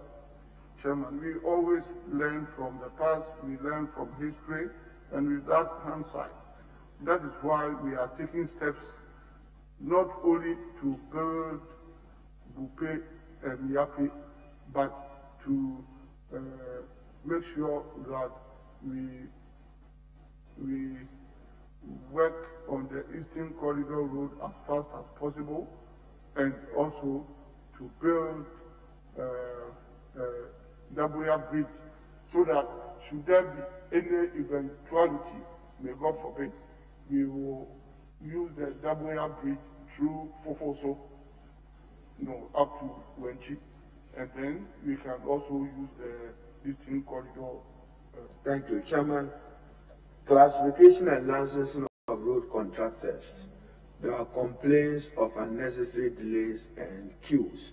Will you ease the process and ensure that persons desirous of becoming contractors, subject to satisfying the minimum statutory conditions, are satisfied on time? Thank you, Mr. Chairman.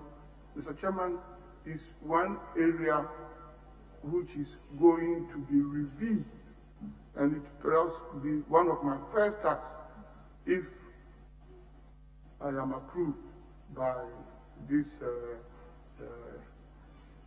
honorable committee and eventually the House, because it's creating problems for the ministry, and your classification determines what kind of work you can do. Your classification determines your efficiency, your capacity. Your classification determines your equipment level, and your classification to a very large extent will influence your workload analysis and all that. But it's not sacrosanct. You could be classified as A1, B1, which is the highest this year. By next year, depending upon your performance, you may not even qualify for B3, A3, B3. But people continue to hold A1, B1 classification they obtained 20, 15, 10 years ago, and use it to come in for certain high-level, high-profile jobs. So, Minister, we are going to review ease and overhaul it. Thank you. Minister, in one of your answers, you were very definite and certain, and these were your words: dualization of major routes. Then you reference the fact that the President have declared 2020 year of roads, 2021 year of roads. It's one thing declaring, and another thing having the financial muscle and strength to be able to deliver. Which category of roads are you contemplating that between 2021 and 2022, if approved, may be dualized? I just want certainty. Maybe Accra, Winneba, Cape Coast, Accra, Kumasi, or Kintampo, Tamale, with certainty. Which major dualized roads are you looking at? Because it will also help in addressing the consequences arising out of accidents with face-on clashes on the roads. So can you speak to that, Minister? Designate. Thank you, Mr. Chairman. Mr. Chairman, as I indicated, dualization of major roads is on the top agenda of His Excellency the President and government, and it's even late, but better late than never. Yes, it's going to be a major challenge, but wherever there is the will, there is always the way. We are currently working on Accra Kumasi dualization, and in course of this year is going to be intensified, and by the close of the year, hopefully Ghanaians will see major work on that stretch. I indicated that President has already had a sub for the beginning of the first 17 kilometers on the Afrawo Road beyond the Central University. And it's being undertaken by a company called BHM. And they are there and they have started their work. Motorway Akosombo Inza is also there. And they are working on the dualization. For Abidjan Lagos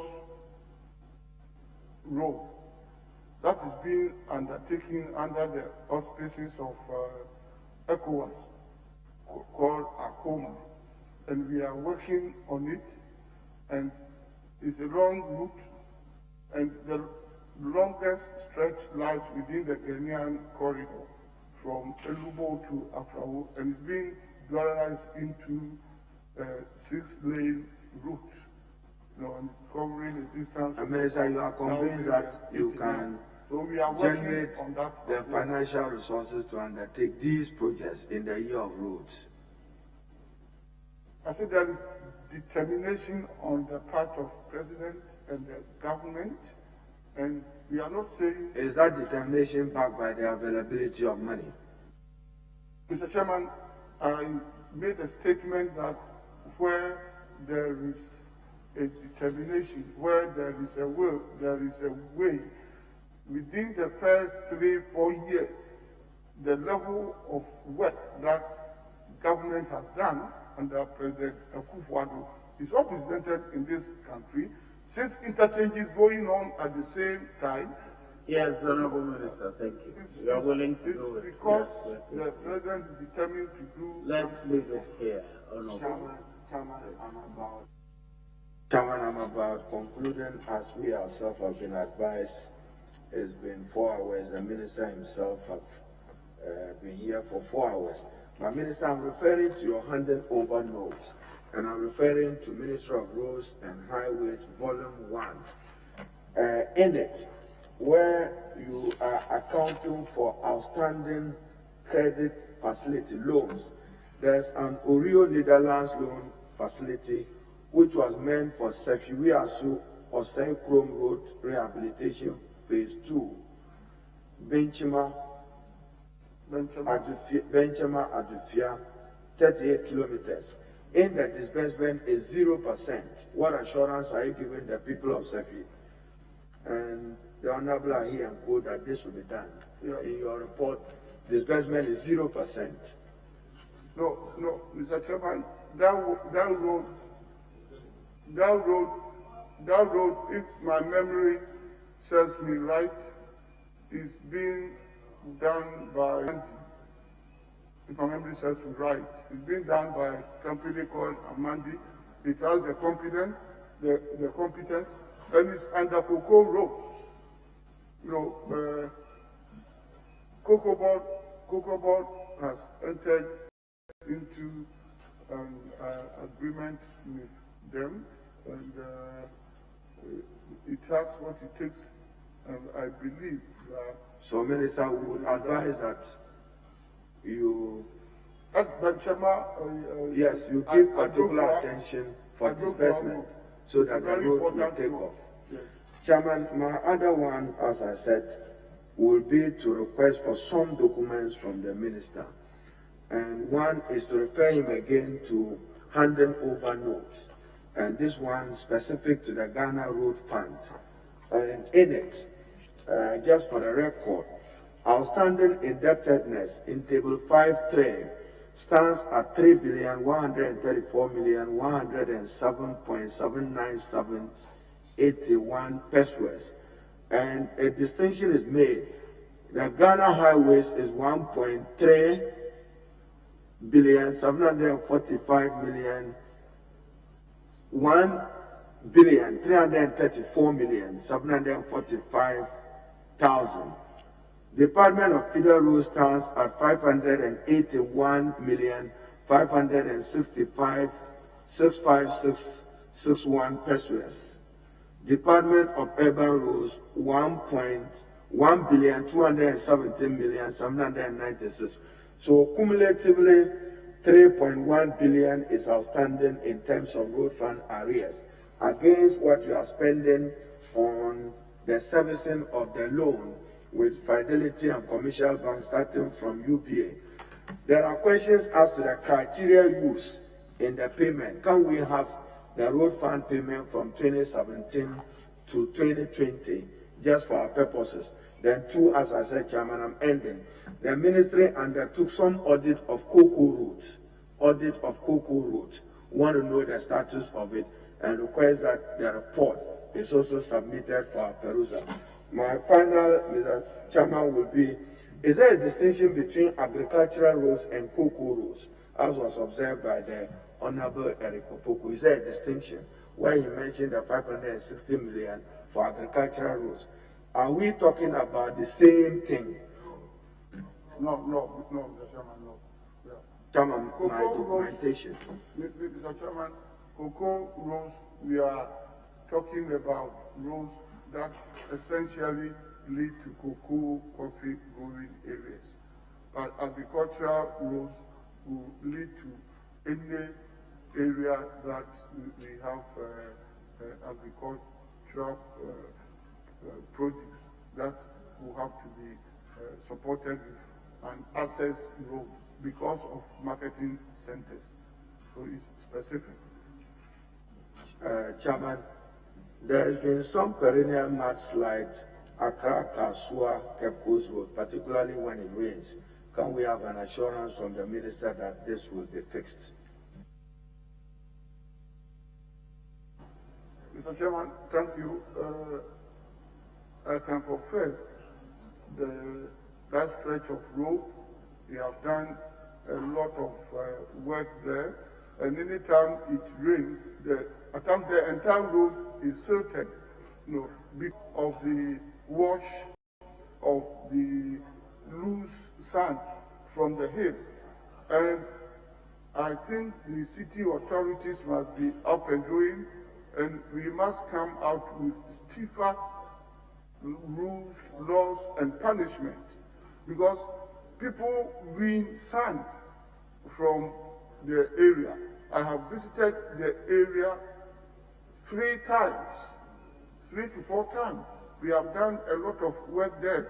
We have created deep drainage there, but it's not able to resolve the matter because of the sand being there. The solution that my ministry offered was to grass the entire slope. Once it's well grassed, then it will hold the loose sand, loose soil, and then it will Thank you, Chairman. But because of the winning of the sand, we are not able to do it. Thank you, Chairman. I should be ending here wishing the nominee well, but to note that, Chairman, when the road fund levy was enhanced from 50 pesos to 1 pesos, I was in cabinet then, and the understanding was that part of it was to be used to be dedicated for new projects, and part used to service or retire debt. So we are talking of 3.1 billion debt today. How much of it should we expect it to be retired from the road fund? And I'm advising that we should dedicate a certain amount to clear the debt, because that is what is softly killing the contractors, whilst a certain portion is dedicated for new projects. On that note, I wish you well. Chair, thank you. Thank you, Honorable Minister. We told ourselves that we'll be finished in 2 hours. Now we have done 4 hours, practically. And this is from your big base in the Chantery in Kumasi. They say they want your assurance, just assurance, that you will do the Twami interchange, you do the Amlaga interchange, and you do Abwakwa interchange. Can you give them the assurance, Honorable Minister? Mr. Chairman, the assurance is hereby given, and that we are going to work on those 3 interchanges in Kumasi, and I want to repeat them. So I'm in interchange, Ahujo interchange, and Ofurikrum interchange. We are going to concentrate on these 3 interchanges, and I'll give them every... in addition to these 3, or I've asked for Swami, which is a heavy traffic area, and Loga, major interchange area, and Abuapa. Okay. In addition to that, that you are promising. I understand my memory. Angaga is the same as Ofurikrum. Yes. It's the same as Ofurikrum, yes. Yes, all right. Yes. Very well. Is Abuapa part going to Sunyani? Yes, around that is going on. University? The Abuapa one is going on. Very well. Thank you. Thank you for enduring us. The Honorable Minority Leader wants me to ask you. Tamaleman wants me to ask whether you do the Kumasi inner city and interior roads. Yes, Mr. Chairman, is also under consideration. Thank you for attending upon the committee. You will hear from us. You are discharged. Thank you. You are discharged. Thank you.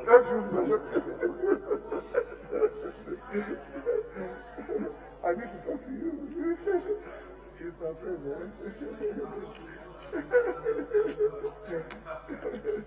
Honourable members, we are advised to stretch, so we will resume 3:45. 15 minutes or so break to stretch your legs.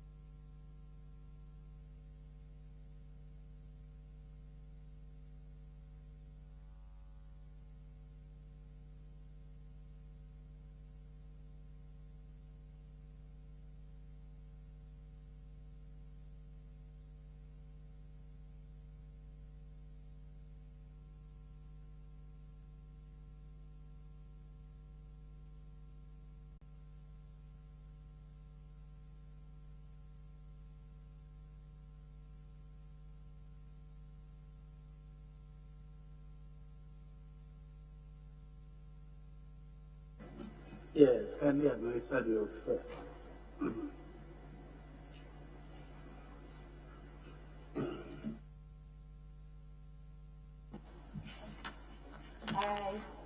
I, Ambrose Derry, swear by the Almighty God swear by the Almighty God that the evidence I shall give before this committee that the evidence I shall give before this committee touching the matter in issue shall be the truth, the whole truth, and nothing but the truth. So help me God. So help me God. Thank you.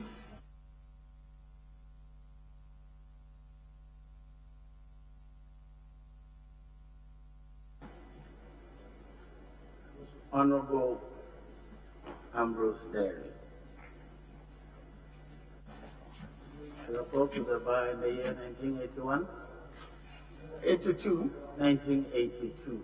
17th December. Right. You've been a very senior practicing lawyer. At the point you are the only lawyer practicing the whole of Eastern, Upper East and Upper West region. The leader of the bar, president, secretary, and assistant secretary of the Upper East Bar, a member of the National Council. I was blessed. I was the president for many years. Yes. For so many years, yes. And you were ever present at the bar conferences. That is so, Honorable Chairman. Former Deputy Attorney General, former Regional Minister, former Ministers of State, third-term Member of Parliament, and Minister for Interior in the previous Parliament and the previous government. Now you've been nominated again as the Minister for Interior. Is there anything else you want to share with us apart from what I've related, which are all in your CV anyway? Honorable Chairman, I have nothing else to add except to say that it's an honor to appear before you to answer questions and hopefully be able. Very well. Reverend, yes, I'm starting with you. No, sorry, I agreed that I'll start with Honorable Porter. Yes, Honorable Porter. Thank you very much, Mr. Chairman. Honorable Ambrose Derry, congratulations on your nominations as a Minister of the Interior Designate. Thank you. Honorable nominee, in the security agencies, there is this name or word that comes up called Cap 30. Respectfully, what is Cap 30? And the follow-up will be, I just want to land them all together. Most of the security personnel have been complaining about Cap 30. Sometimes they think that it has come to stay, and then in sometimes they say government is taking it away from them. So what is CAP 30, and what assurances would you give the committee when you are giving the nod that indeed CAP 30 has come to stay and will take care of all the personnel among the security and architecture? Thank you, Honorable Chairman. CAP 30 is one system of pension remuneration, and the law has been that except the Ghana Armed Forces, after some period of time, which is almost near, agencies were supposed to move on to the Senate and other pension systems. When I was privileged to be Minister for the Interior, as part of the welfare package for the agencies, security agencies under the Ministry of the Interior, we thought that this was one area that we could maintain the security agencies, namely the police, immigration, fire service, prison service, and the intelligence agencies on that same CAP 30. And what happened was that I went to Cabinet approved, and we've now reached a stage where there's supposed to be an amendment of the law, but that law does not operate under the Ministry of the Interior, but under the Ministry of Employment.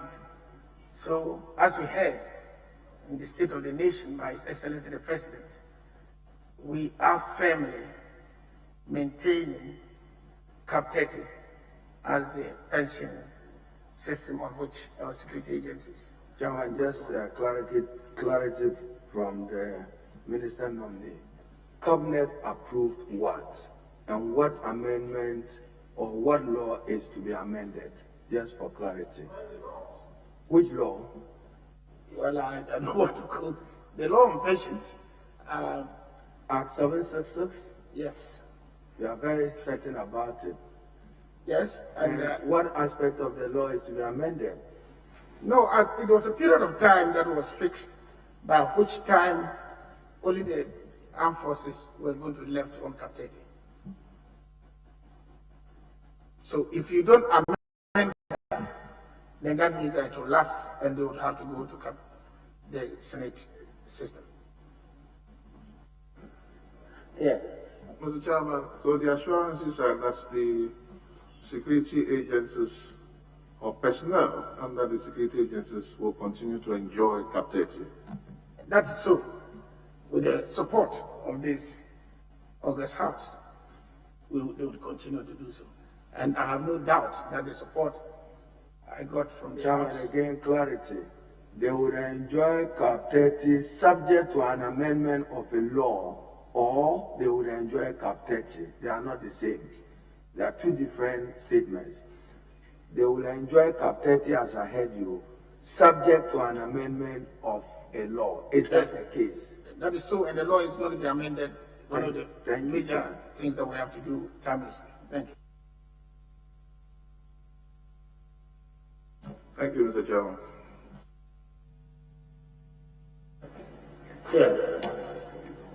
Me first. Thank you very much, Mr. Chairman.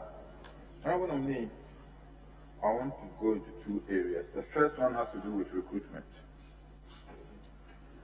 Under the policy of transparency and openness as far as recruitment into the various security services are concerned, various governments have tried to modify the recruitment process with the recent e-recruitment platform. But then one key aspect of recruitment over these years is the advertisement of recruitment by the various security services. I personally have noted with some apprehension the number of times that we've heard recruitments being done by the security services during the past 4 years without any form of advertisement. Can you tell me, On page 4 of your handover notes, you've noted that 9,860 personnel have been recruited in the various security services. At what times were these people recruited? Was it advertised? If it was advertised, which sort of medium was used to advertise for these people, to create opportunity for all Ghanaians to apply to enter the security services? Thank you, Honorable Chairman. In 2018, the agencies under the Ministry of the Interior used the e-recruitment system and actually advertised, and the applications were online. The Honorable Member of Parliament, I believe, will recall the outcry, the uproar. The number of applicants so far exceeded the vacancies that were available. Apart from the police, the other agencies were recruiting no more than 1,000. And that led to me being summoned before the Council of State.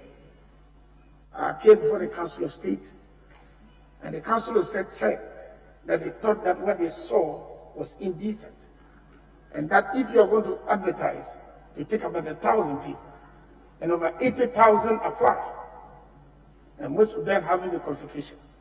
They thought it was a ripoff, and therefore they did not think that it was fair for us to continue to repeat that until we have cleared those people who we got, who are qualified, before we can open up again. You will recall that this matter came up, and the various agencies, IGP for the police, Controller General, or others, came and explained that they had a backlog of qualified Ghanaian applicants, and that pursuant to that problem that we had, they continued to recruit from that. Listen. So it is not a deviation from that. In fact, the former chairman for the Parliamentary Subcommittee on Defense and Interior, and I'm sure Honorable Galga will monitor it.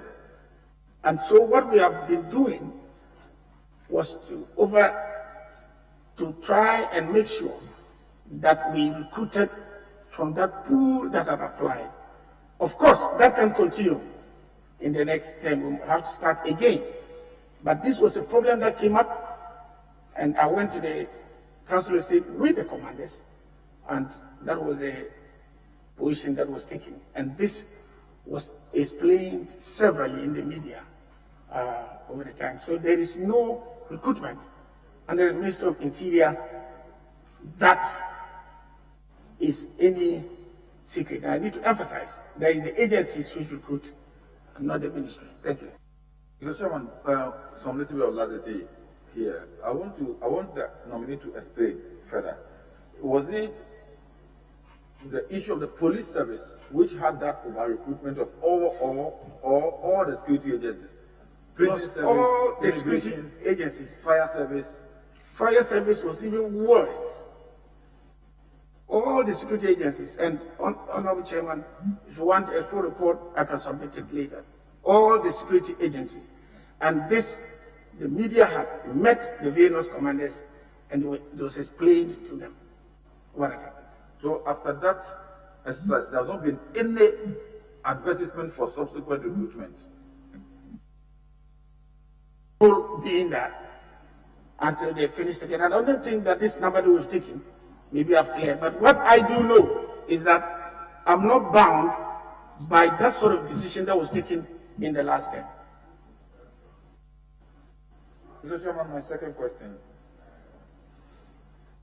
At your last vetting, I remember very well, for this same position, one of the principal issues you talk about was the poor accommodation situation for security personnel.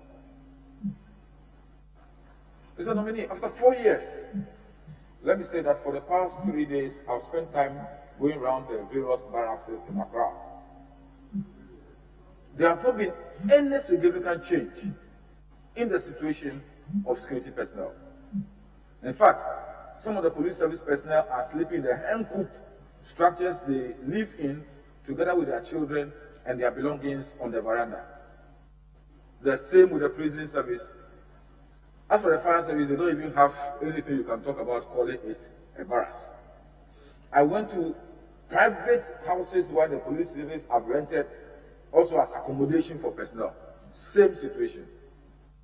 The accommodation situation of security personnel in this country is appalling. You promised 4 years ago you were going to do something about it. Tell me, what have you done? Thank you, Honorable Chairman. Honorable Chairman, I promised to do a number of things because the security agencies face a number and a lot of challenges. Accommodation being one of them.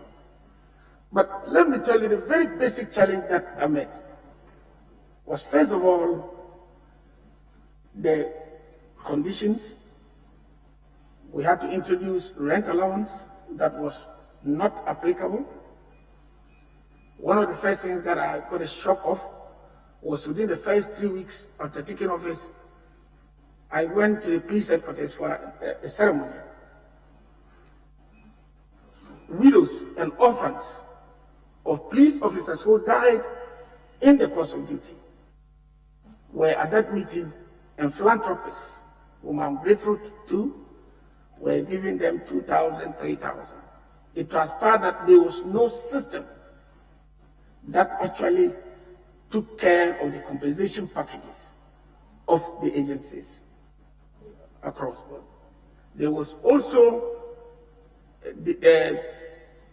no promotion. People have not been promoted for a long time. We instructed that all should be done, and I can tell you that it has been done. But now coming back to one of the things that I felt really strongly about, which is the package. By the time we had an unfortunate incident at Kwabenya, we had worked out a package where even a lump sum of about 185,000 was going to be payable. We then also wanted to be sure that the compensation package, remuneration packages across the security agencies were equitable. And that led to a number of adjustments. And as I talk to you now, we got just at the end of the year into this year, a 10% kit allowance to apply across board. In that context, there has been some progress. The police had got some projects ongoing with Amandi. But we realized that accommodation, we had to do it with a private partner arrangement. As I talked to you, for instance, immigration has got 84 accommodation units at South Odoko that we are going to commission soon. So yes, what has happened over the 4 years is work in progress, or proposal that people are bringing. Finance did not have the legal framework within which to deal with private public arrangements. And you recall, that is the 7th Parliament that passed the law late in the year. So what I can tell you is that the accommodation matter is still an issue. It's work in progress, but to ameliorate the situation, we decided to deal with this rent allowance as a transition. I haven't abandoned anything. I'm going to continue, if approved, to work on this. But I want to tell you that the situation of our security agencies over the years have been rather deplorable, because we have not, as a nation, invested sufficiently. This house has been an ally. Anytime I come to this house, I get the support, and everybody has been supportive to get us to make the progress that we've made so far. Thank you. Mr. Chairman, one of the most important aspects of training for security personnel is what we call within their rank, the jacka, meaning their dressing, their appearance. It was almost a taboo to see a policeman wearing beard. Wearing what? Beard. Beard. Having the hair bushy, hair grown over the... it was almost over the period for the past 4 years, we've seen a new crop of police personnel with beard, some male police personnel wearing earrings, some with tattoos, the ladies with piercings. Is it the police service moving into a contemporary fashion trend or maintaining the discipline within the service? Thank you, Honorable Chairman. Honorable Chairman, I have to note what you have raised now. By Article 202, Clause 2, operational matters and administration of the police is under the IGP. What I have not found is that there has been a deterioration in discipline to the extent that it has interfered with us achieving our goal of making people feel safe in the country. This is a matter I have to raise with him, but like I said, I have not felt any deterioration. On the contrary, I think that the police service is more active now, better trained. We now have a counter-terrorism place in Honya where they go for frequent training, and discipline is one of the things that we installed there. But this is an observation that I will make known to the IGP and see what has been, to be sure that it doesn't go beyond the cosmetic. Thank you. Chairman, just with your indulgence, you just referred to Article 2022 of the 1992 Constitution, emphasizing the role and responsibility of the Inspector General of Police. But, Chairman, with your indulgence, I quote, "The Inspector General of Police shall be head of the police service and shall," this is my emphasis, "and shall, subject to the provisions of this article and to the control and direction of the Police Council." Police Council. So are you just consulting the IGP, or the council will get involved to appreciate the very issue that the Honorable Milante have raised, whether it's become new for them to depart from known culture of how they dress, how they look, is part of conduct and discipline? If you can respond to that. Thank you, Chair. Honorable Chairman. Honorable Chairman, I thought what I said was that I did not, I have not observed that trend. What the council ensures is that there is discipline. And so far, the council has not had any cause to have problems with the discipline that we have in the police service, let alone relating it to growing of beard. The turnout of police is smart because we are attending to the uniform, challenge that we had and what we've been doing. Maybe I might have seen 1 or 2 police, but I may have made my mind to it. Admittedly, except that is a policy on discipline, but the details we would need to have the input of the listen. I'll raise it at the council, but the IGP would have to tell us what it actually means in their operational matters. I must not, and we must not interfere with it. Yes, Thank you, Mr. Chairman. Congratulations, Honorable Minister nominee. My first question is to do with Sustainable Development Goal 16, which highlights control over crimes and flow of arms. And on that note, may I refer you to Sustainable Development Goal 16, which highlights control over crimes and flow of arms. And to refer you to UNDP report published in October 2020, where they indicate that as of October 2020, 1.1 million illicit weapons and small arms were in circulation in the country. And additionally, out of the 1.2 million registered arms in the country, only 40,000 licenses are renewed annually. partly they attribute this phenomenon to porosity of our borders. What would you do, in one given the north, to address this phenomenon and to ensure that our borders are safeguarded, and also to ensure that the illicit arms that are currently in circulation in the country are clamped on? Thank you, Honorable Chairman. We apply the law on licensing to enable you to possess arms or a gun. That we enforce.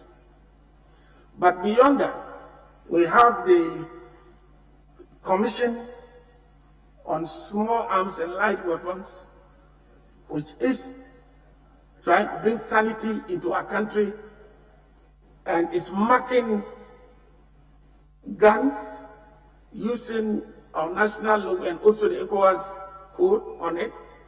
They've confiscated a number of unlicensed arms and they've destroyed some. But I believe that we also haven't signed to be the armed, part of the armed treaty. We are working hard on the control list, and the control list has now come to the ministry. We're going to put it in, send it before cabinet, and come to parliament later.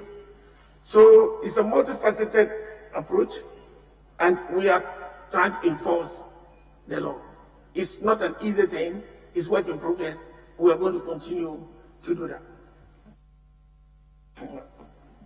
Thank you, Honorable Nominee. To my next question, the challenge that principally confronts your sector has been inadequate logistics. But not only that, but also when within the modest means of the state, logistics are made available, the inequitable deployment of those logistics. What would you do to ensure availability of optimum levels of logistics when given the north, and also to the consequent equitable deployment of those resources and logistics across the various security agencies and also across the various locations, in particular rural areas? Thank you. Thank you, Honorable Chairman. The past 4 years has seen some improvement in logistical support.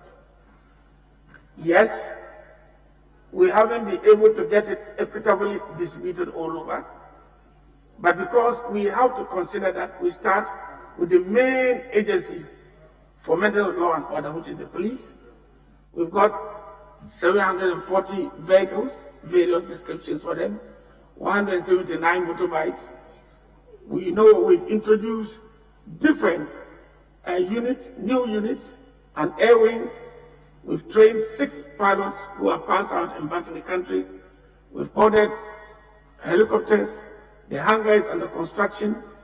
We've introduced a K9 unit which deals with dogs, and we also building the capacity of the marine unit with some boats. So across board, yes, we are providing some resources. But we'll be first to admit that we have not done enough yet. If you go to immigration, we have about 100 vehicles there. When you go across to the other agencies, we are playing catch up with them. For instance, prisons can boast about 15, but we are planning to get them more. Fire service, we have with some at a few. Fire service didn't have the capacity to deal with fire. We're on a 5th floor.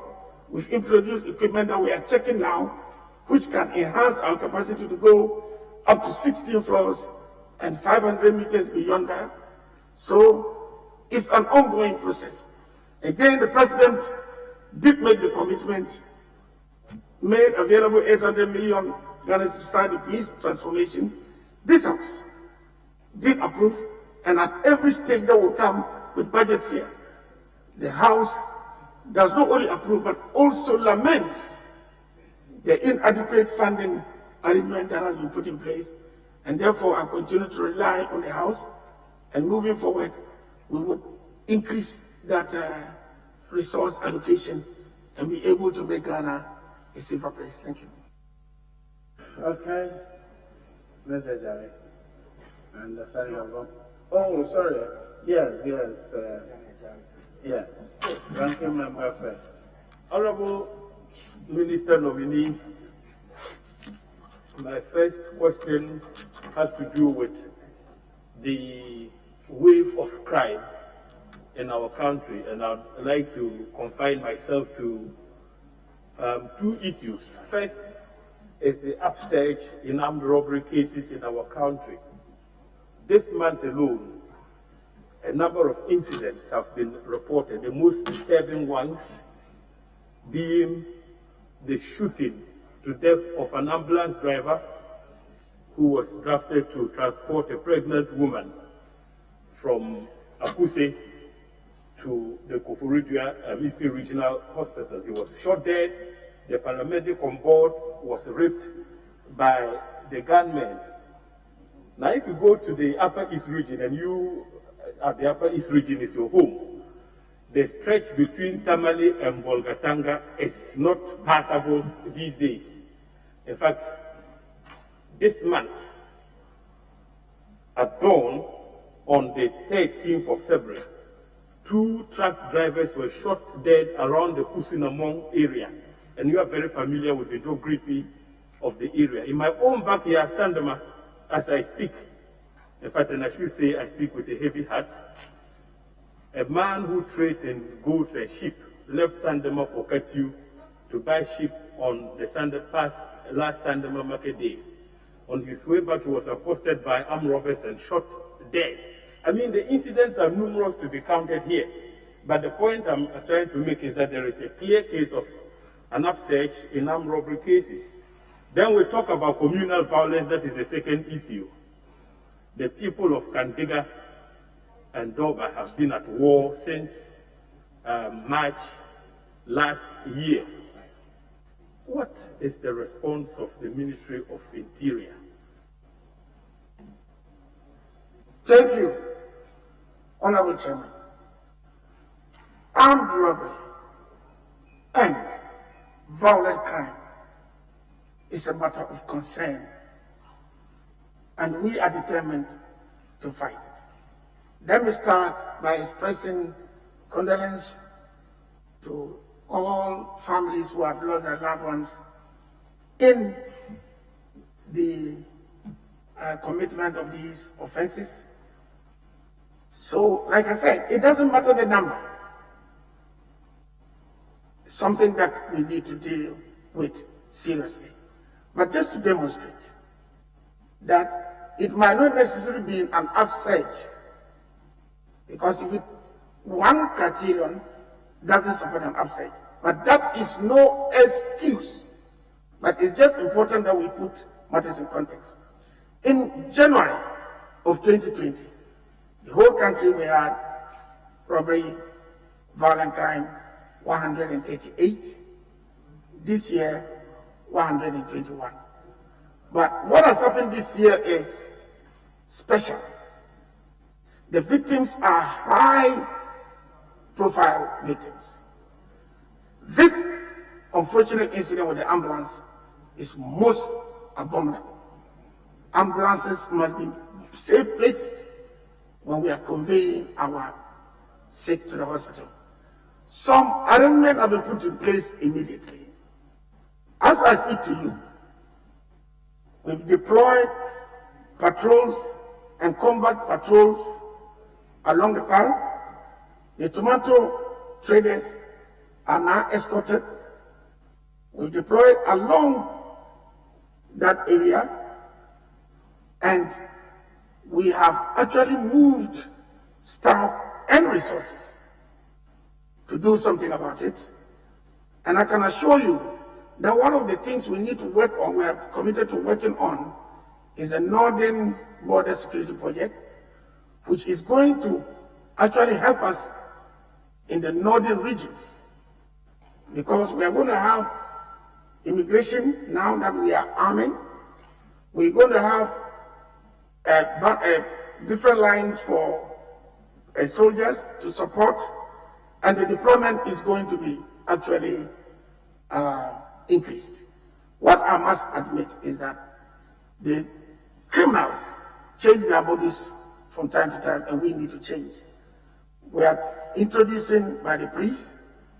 The 10th city concept is being introduced. SNAP checkpoints are also being introduced. But I can assure you that going forward in the next 2-3 weeks, you would find a different scenario.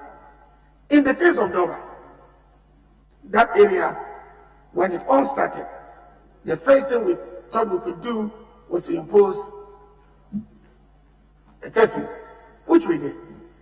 But the demand for curfew hours kept increasing, and we did not think that was the right thing to do. Clearly, we need to site a police station there and increase police deployment there.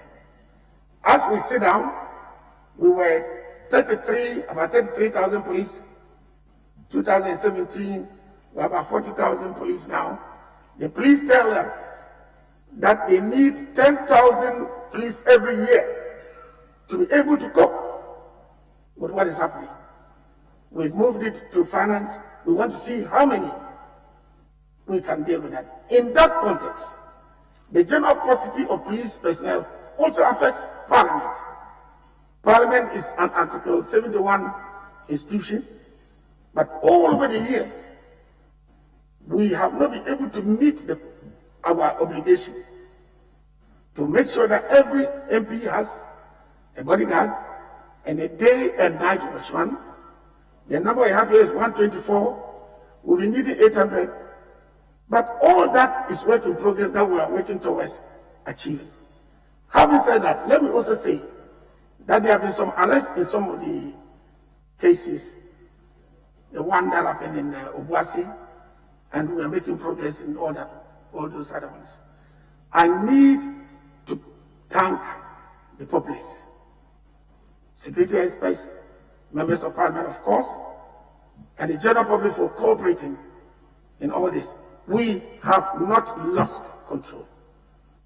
But we are the first to admit that we need to up our game, and we're going to up our game. You soon see a change in personnel that's being effected, and with it would come some hope. But we need to continue to equip our police, to continue to train them, and once again, we are going to fight them. We are not going to give up. A follow-up on Dover. Beyond attempting to use law enforcement to curtail the violence there, are you considering the option of using soft options such as bringing the warring parties to a round table to try to foster some peace and unity amongst them? Thank you, Chairman. We are doing that, but that is led by Peace Council. Peace Council is one of the agencies under the Ministry of Interior. The Peace Council is on that course, trying to bring a difference. And I must add that at your corner, we have a paucity of police personnel and other security agencies there, and we will continue to work. Honorable Minister, designate, there have been calls by well-meaning Ghanaians and some civil society organizations, notably the Commonwealth Human Rights Initiative, for an independent police complaints commission to be established to deal with complaints that has to do with the police service, whenever the police service are fingered in some form of misconduct in their operational activities or their general relationships with the general public. Now, this particular proposition, according to the proponents, definitely would enhance effective police accountability to the general public. The previous government initiated the attempt to have the Independent Police Complaints Commission established. It's been 4 years. What is your view of the matter? Thank you, Honorable Chairman. We accept that in principle. Actually, the Commonwealth Group met the Police Council, and we are not adverse to that, because we think that there are two ways of enhancing police accountability. First, the internal, which we have within the police, and the external. What we all need to think through is, what form should that independent body take? In the first place, yes, it should be independent of the police, independent of the Ministry of the Interior, yes. But we should work in a way that that body also is accountable. When anything happens under our remit, ministers are called to this house, which is a house most suited to ensure accountability, representing the people. So what we need to work out is, should it be a state institution, such as maybe human rights, or what should it be? We need to work out the legal framework. But we welcome it, because we would want to ensure that we increase police accountability. After all, you have internal audit and external audit. Along those same lines, we are in support of the matter in principle. But I think we need to work together. You have been at the ministry. We would welcome any ideas of seeing how we can put that in place. Thank you very much. The first one was a follow-up, so this is my third. No, after the follow-up, yes. You asked this one after the follow-up, and now this will be the third. That one was a follow-up. The dogma was a follow-up. Yeah, this what he just finished last one, very short. Was your third. There's no follow-up from this answer, is there? Very short. Very well. Finally, yes. Honorable nominee, there have been concerns raised by a section of the public that amongst the top echelon of the police service, the top brass, the outfit is now populated by retiree officers who have been granted contracts, or if you like, extension of service in a manner that violates the Constitution, and this violation definitely affects the career progression of senior officers who haven't attained the age of 60 in the service. Is this position true? If it is, how do you intend to deal with it because of its constitutional implications? Honorable Chairman, thank you very much. First of all, no police officer has stayed beyond 65 years. It is only then that it can be unconstitutional. Secondly, as a policy, we have had people on contract as a transitional arrangement. In the past 6 months, 2 have gone on retirement. It was within the law for us to extend. We have not extended. But you have been there, and we need to look at the example of the military. When you have soldiers who the state has invested in, and they get to a general position, there is a flexible retirement age arrangement there. Brigadiers go at 60, Major Generals go at 63, and Lieutenant Generals go at 65. So it's difficult for you to see officers on contract there. When I came to office as Minister for Interior, the IGP I met was on contract. Understandably so, sometimes. Because I believe the previous government found a good reason for doing that. So yes, we are not going to clock the place with retirees, no. We will only deal with it now. We are reducing them, and I don't know how many they are. I don't think there are that many. But we are promoting the highest number of deputy commissioners and commissioners, meaning that we are pushing them to get to a stage that they should go on retirement. However, as you know, you've been in the ministry. There was a certain situation, especially a security problem we've had since before independence, and a particular officer was dealing with the locals. We were making progress. Then we got representation from the people we were dealing with that they had found good chemistry and that the program that we had, they had confidence in that particular person. We naturally extended to achieve that goal. So the principle is that we are not going to increase people on contract with a simple caveat. The only caveat being that when the exigencies of the time dictated, we will do so, but will not do so beyond the constitutional limit, and will not do so as a policy to be permanent. No. So let them rest assured that we don't intend clogging and making sure they don't get their promotions. Thank you. Yes. Thank you, Mr. Chairman. Congratulations to the Honorable nominee. We are beginning to notice an increase, and in fact a troubling trend of an increase in police officers who are committing suicide in Ghana.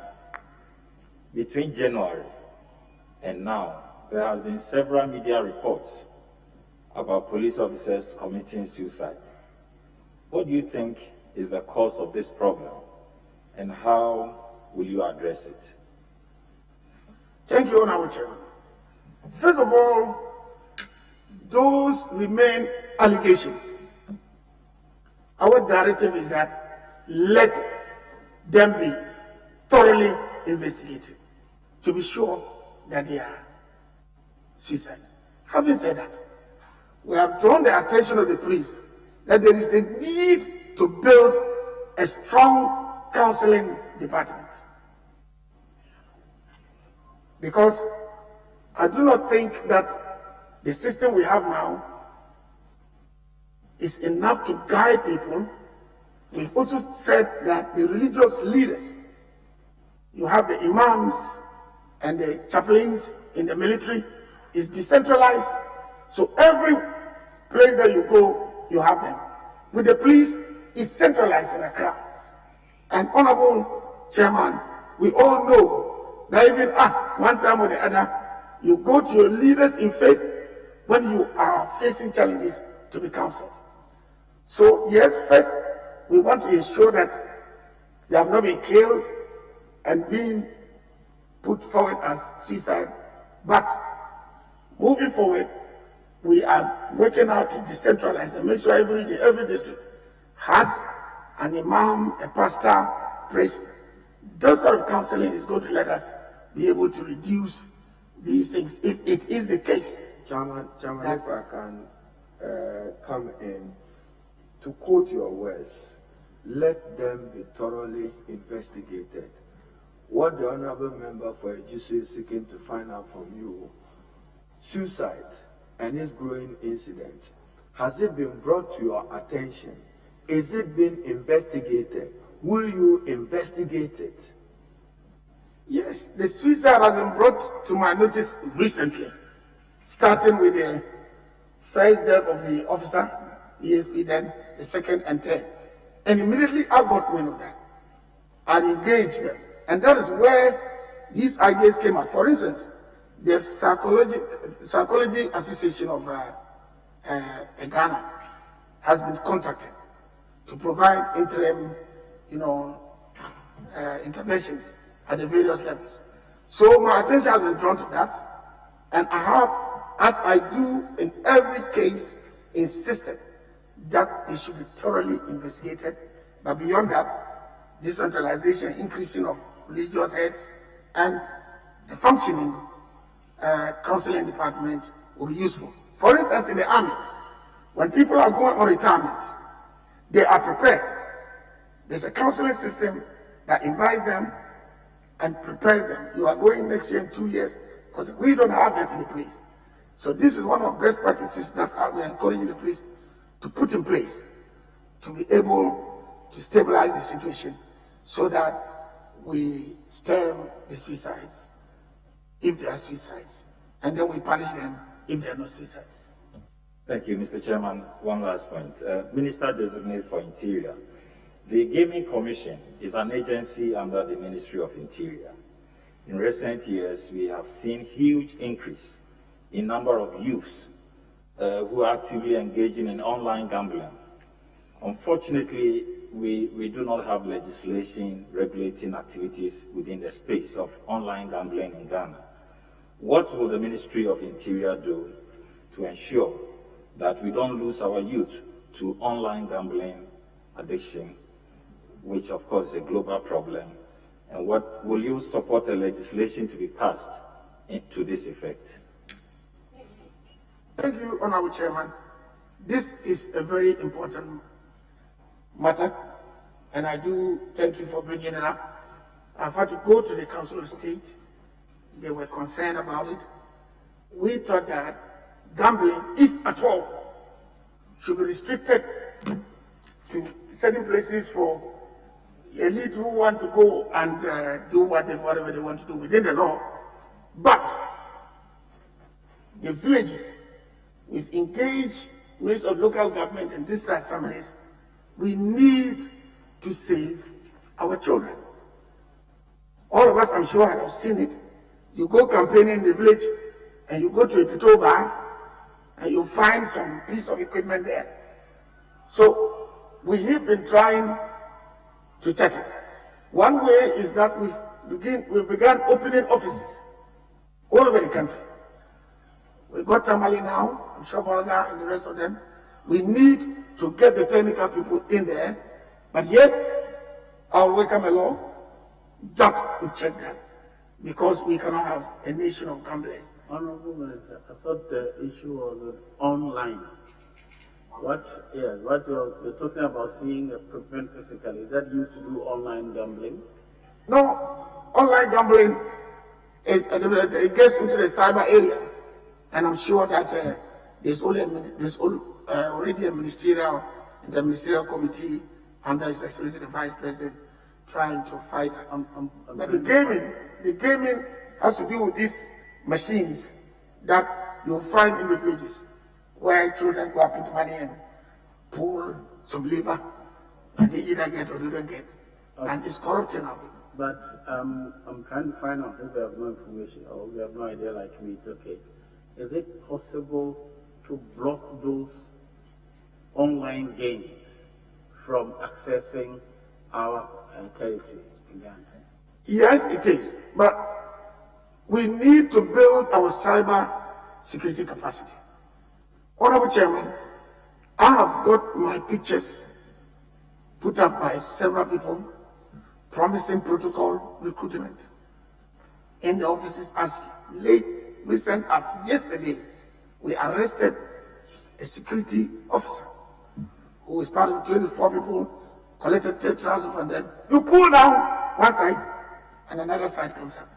Indeed, I was privileged to be in Israel for some conference, and I think the Israelis are working on some model, and they invited Facebook there, and we are keeping a close watch that if something positive happens, we could bring that here to help our system.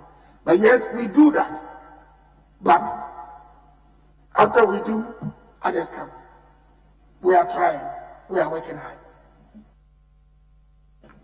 Yes. Honorable, is it a follow-up? Okay. Chair, Honorable Chair, Honorable Nominee, I recognize your answer fully, especially relative to the question that was just posed. But my concern really is, and then you mentioned prominently interministerial committee. Interministerial committee. Yes. Yes. Is it the case that the police service do not have the capacity to deal with such crime, such online crime, and hence we have to defer to the interministerial committee? No. We've set up some lab. The capacity is limited. We are building it. But what we are actually doing is enhancing our capacity by linking up. You know, the communications is the lead ministry as far as that is concerned, fortunately on the national security. And so we work together just to benefit from the synergy, but we are building the capacity of the police by itself, and we are getting some assistance as far as technical interventions are concerned. Chairman, maybe one day we have to make a decision as a nation as to whether we need to allow security agencies, sometimes subject to certain preconditions, to be able to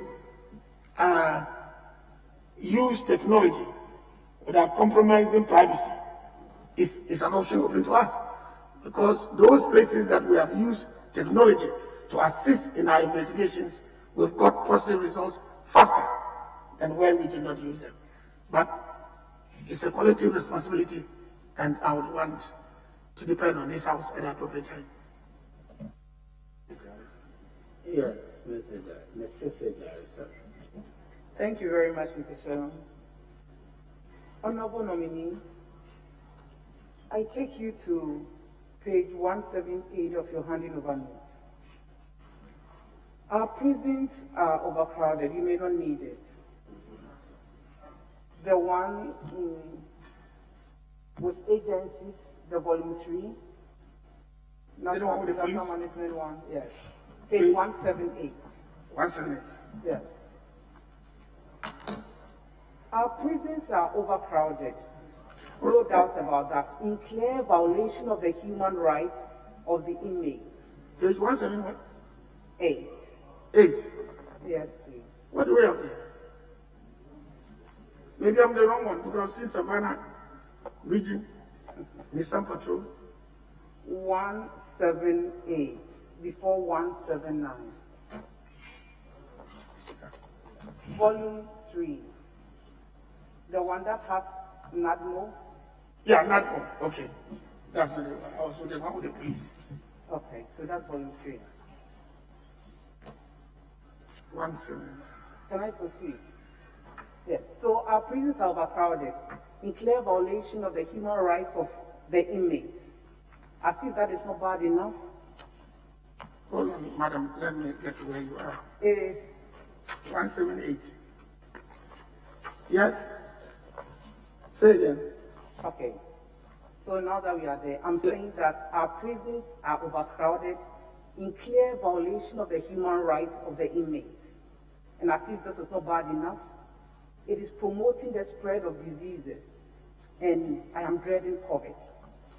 Meanwhile, we have an opportunity to decongest our prisons, and this is, I'm having the non-custodial sentence, a law on non-custodial sentence in mind. Fortunately for us, the NDC started stakeholder consultation in 2015-2016. What is the status of the non-custodial sentence law, and what do you intend doing if you are given the nod? Thank you. Thank you, Honorable Chairman. We continue with the concept of communal service. We started with community sentencing law, but as we involved more stakeholders, when the judiciary came in, they brought a certain, angle to it, a certain facet to it that we welcome. He said it shouldn't be sentencing, it should be community service law. We are working on that. What we are now challenged to do is, what is the impact? Do we have case studies that help us make the case? But we prepare and we have to go to cabinet on it. That is not all. In the meantime, we want to reform the whole prison system. There's a law we want to amend the prisons. The President has given over 2,700 persons amnesty. And yes, I'm one of those people who doesn't believe in custodial laws, having been a private practitioner for a long time. So it's something that we need to do. In the meantime, we are trying to see how we manage the spacing that we have. But we haven't given it up. In fact, the last intervention we had from the judiciary was really very powerful. And I'm happy you are coming in as an advocate. I'll be glad to get your input on the matter so that we can, enrich the discourse. Yes, we are going on with the community service bill that we are working on. But I believe our ideas will be enriched by your input. So, Madam, I'll be prepared to get from you. My next question is on NADMO.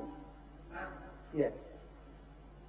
MPs have become the financial directors of NADMO by default. What did you say, MPs? Yes, members of parliament. How long have you been a member of parliament? She just started. So I will end and you understand. Because NADMO is always constrained with cash.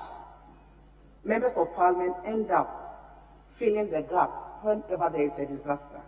And I think that you don't have enough resources to do that. When giving the note, what policy will you put in place to ensure that NADMO is well resourced to take care of disasters anytime they happen? Thank you.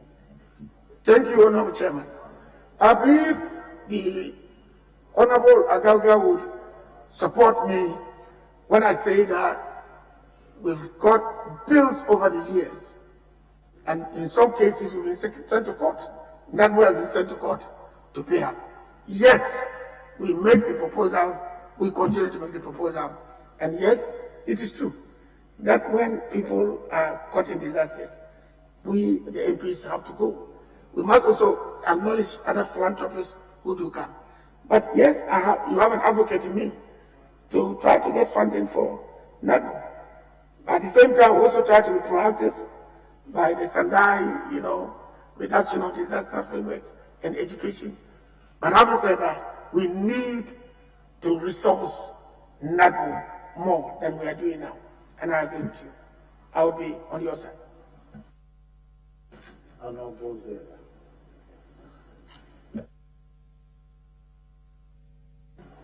Thank you, Chairman. Good afternoon, Mr. Nominee. Honorable Nominee, forgive me. My question is on the outbreak of these pandemics. This morning, CNN reported that there is Ebola outbreak in Guinea, resulting already in 7 deaths. I think that we are already battling COVID in this country. What would you say that your ministry will do once you are confirmed in collaboration with other state institutions to make sure that at least we don't have Ebola in addition to COVID to battle with? Thank you, Honorable Chairman. I think it's a matter of concern. That was partly one of the reasons why the borders were closed over a period of time.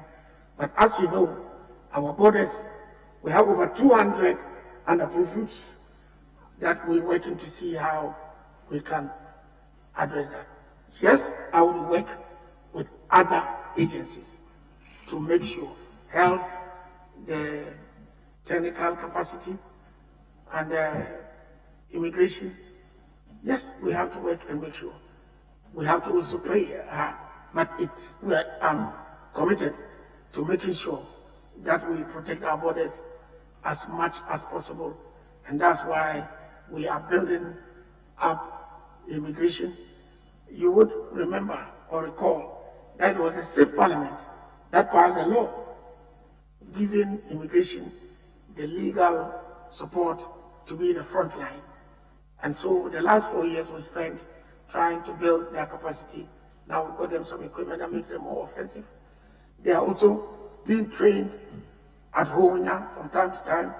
It's frequent, continuous, to toughen them up. By the end of the day, we still need some technology to help us. And I think that above all, we need the locals there. And we are building good relations with the people at the border, making sure that we take care of their basic needs. And when we do win their confidence, they are the best persons when it comes to checking who is from here, who is from there. Our border is interesting in some places. The hall is in Ghana and the kitchen is in another country. And these are things that we all need to work together to make sure. But yes, we need to work out to make sure that Ebola doesn't come here.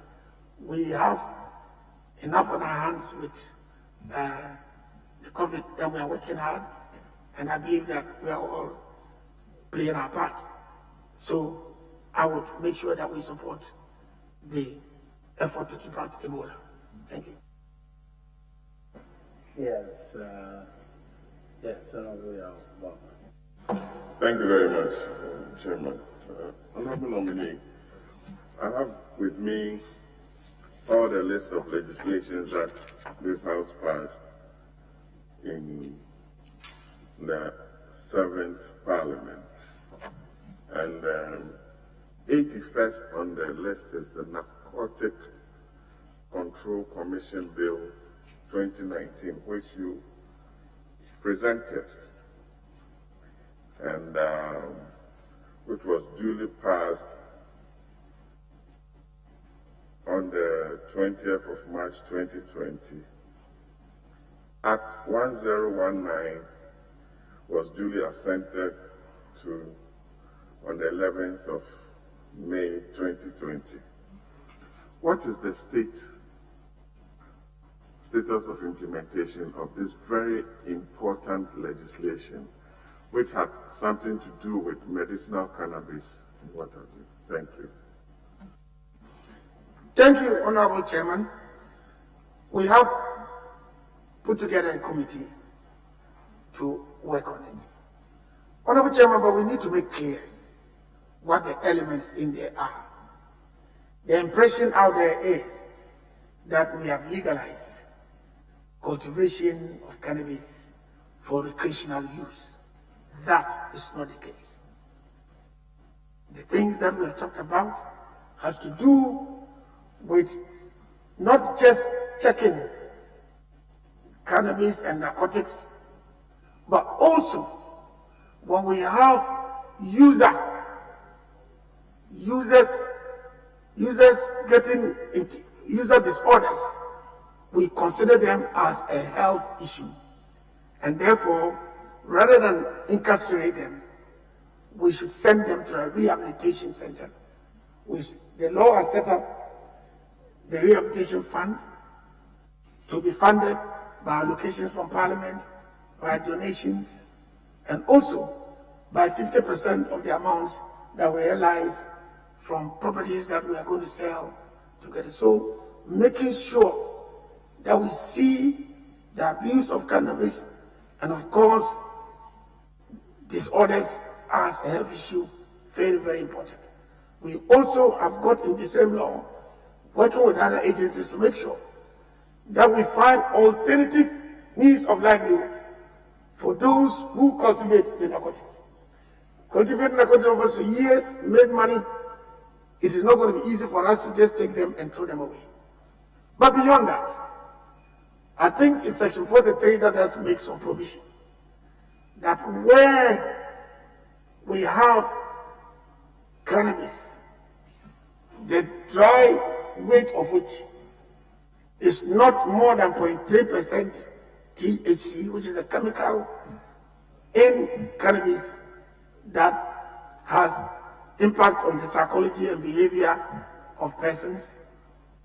That one, we can cultivate the subject to license for industrial by their seeds and fiber and medicinal. So right now we need to work towards the education. Please, let's get this clear. If I understand you, you're saying that to cultivate the cannabis, one, you need a license. Two, what you cultivate must be 3 TC. Okay, not exceeding 0.3 THC. And then you must also show that you're going to use it for industrial purpose. Is that addition? That's why I want to be sure that it is part of the condition. Otherwise, I just get a license and I use it for other purpose. We're going to work towards getting operating regulations, which will bring back to Parliament and pass in Parliament. that will give us a detail of how we are going to deal with the matter. So we would come back here and deal with that. But for now, we have a committee working on it to make sure we can. Again, you would remember that in the 7th Parliament, there was collaboration on both sides to come and pass this bill into law. The 6th Parliament did not achieve that, and we are grateful to the effort of the 7th Parliament. And when we did it, this 0.3% engaged us, and I think technical persons on both sides of the aisle contributed to where we got to. We need to work together to get in place the regulations so that we can make sure that the law does achieve the goals for objectives for which we pass it. Thank you.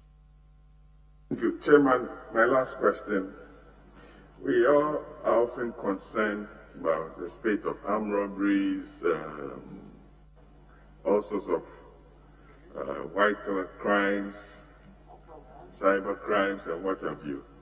But what we haven't averted our minds to, and also to require of you and government, is the funding that government ought to find for equipping or the construction of a modern forensic laboratory for the police, and also giving them the required arms and ammunition. I don't remember the last time the police came to this house for a facility to procure modern arms and ammunition for their activities. I see you with the heads of prisons, immigration, fire service. What is your plan for re-equipping or building a modern forensic laboratory with properly trained technicians to be able to arrest all those criminals who are engaging with this white-collar crimes? Thank you. Thank you, Honorable Chairman. Honorable Chairman, first of all, the National Narcotics Commission law provides for an establishment of a forensic laboratory under that. But we at the police, we started with a lab for the CID, which we've got established now, that we are building. We also got specialized vehicles that are mobile investigative setup to be able to manage crime scene and all that. Yes, there was an arrangement for some arms from Czech Republic that we met, which we are still working on. And I'm sure that the situation is improved. But I'm the first to admit that we need to do more in that direction. Yes. First, don't know why he's not interested. Thank you very much, Mr. Chair. I want to ask two main questions. First one bordering on human rights. The second one bordering on management of human resources in the sector. That of human rights, I would take it from prisons. When you look at the 2019 country report on human rights by the USA, this is how they describe our prison conditions. Prison conditions were generally harsh and sometimes life-threatening due to overcrowding, inadequate sanitary conditions, lack of medical care, physical abuse, and food shortages.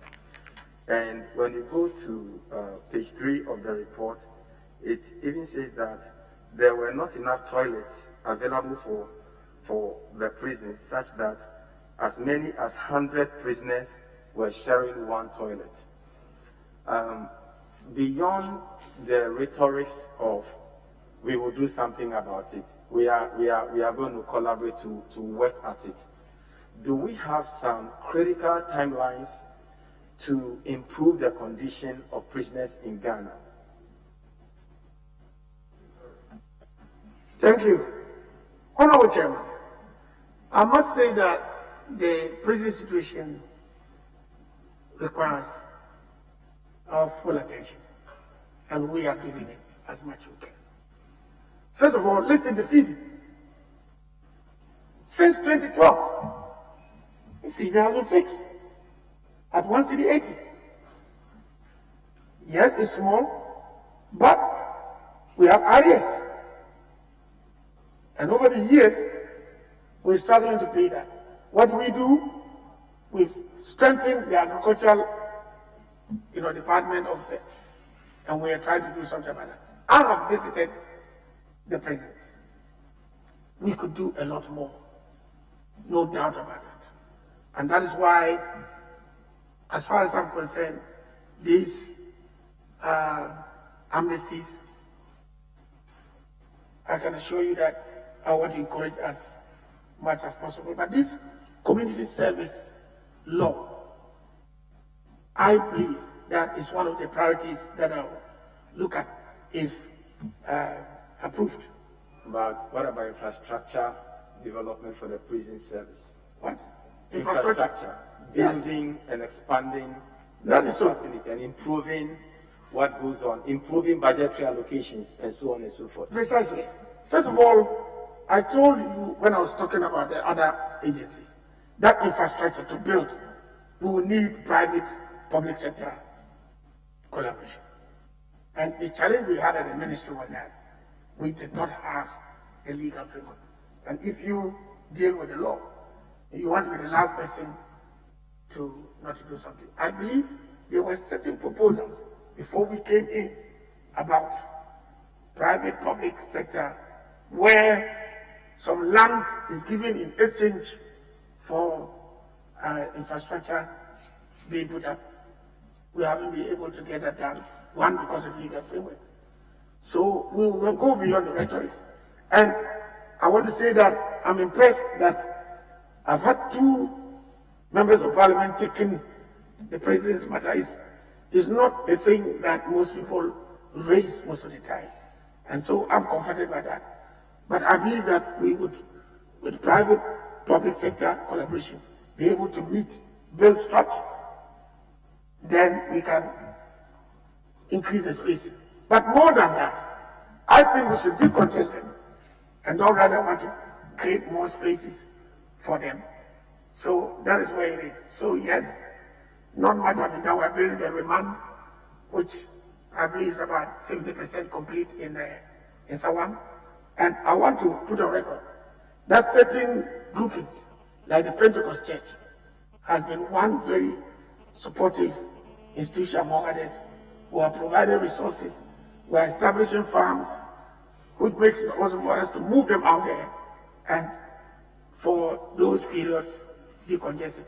But it is a challenge that we cannot. And as a final clarification of that, so what's the status of the Justice for All program in respect of decongestion of the remand prisons? Justice for All program. Justice for All program is also over the High Court in there is one prison to make sure that we achieve that. And so it's ongoing. It's ongoing, and I think that but there's a lot more to do, and we should work together to achieve it. Very well. The second major question has to do with the human resources. No. We've done 3 already. You said 2, you've done 3. Yes, Honorable Member.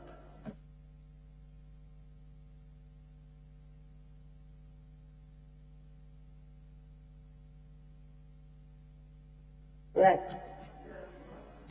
Thank you. Thank you, Mr. Chairman.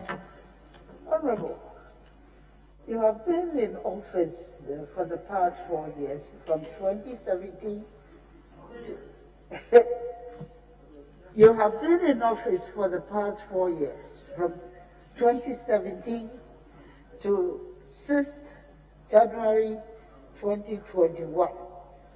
I would want you to mention three topmost achievements that you have took in your ministry as a Minister for Interior. Thank you, Honorable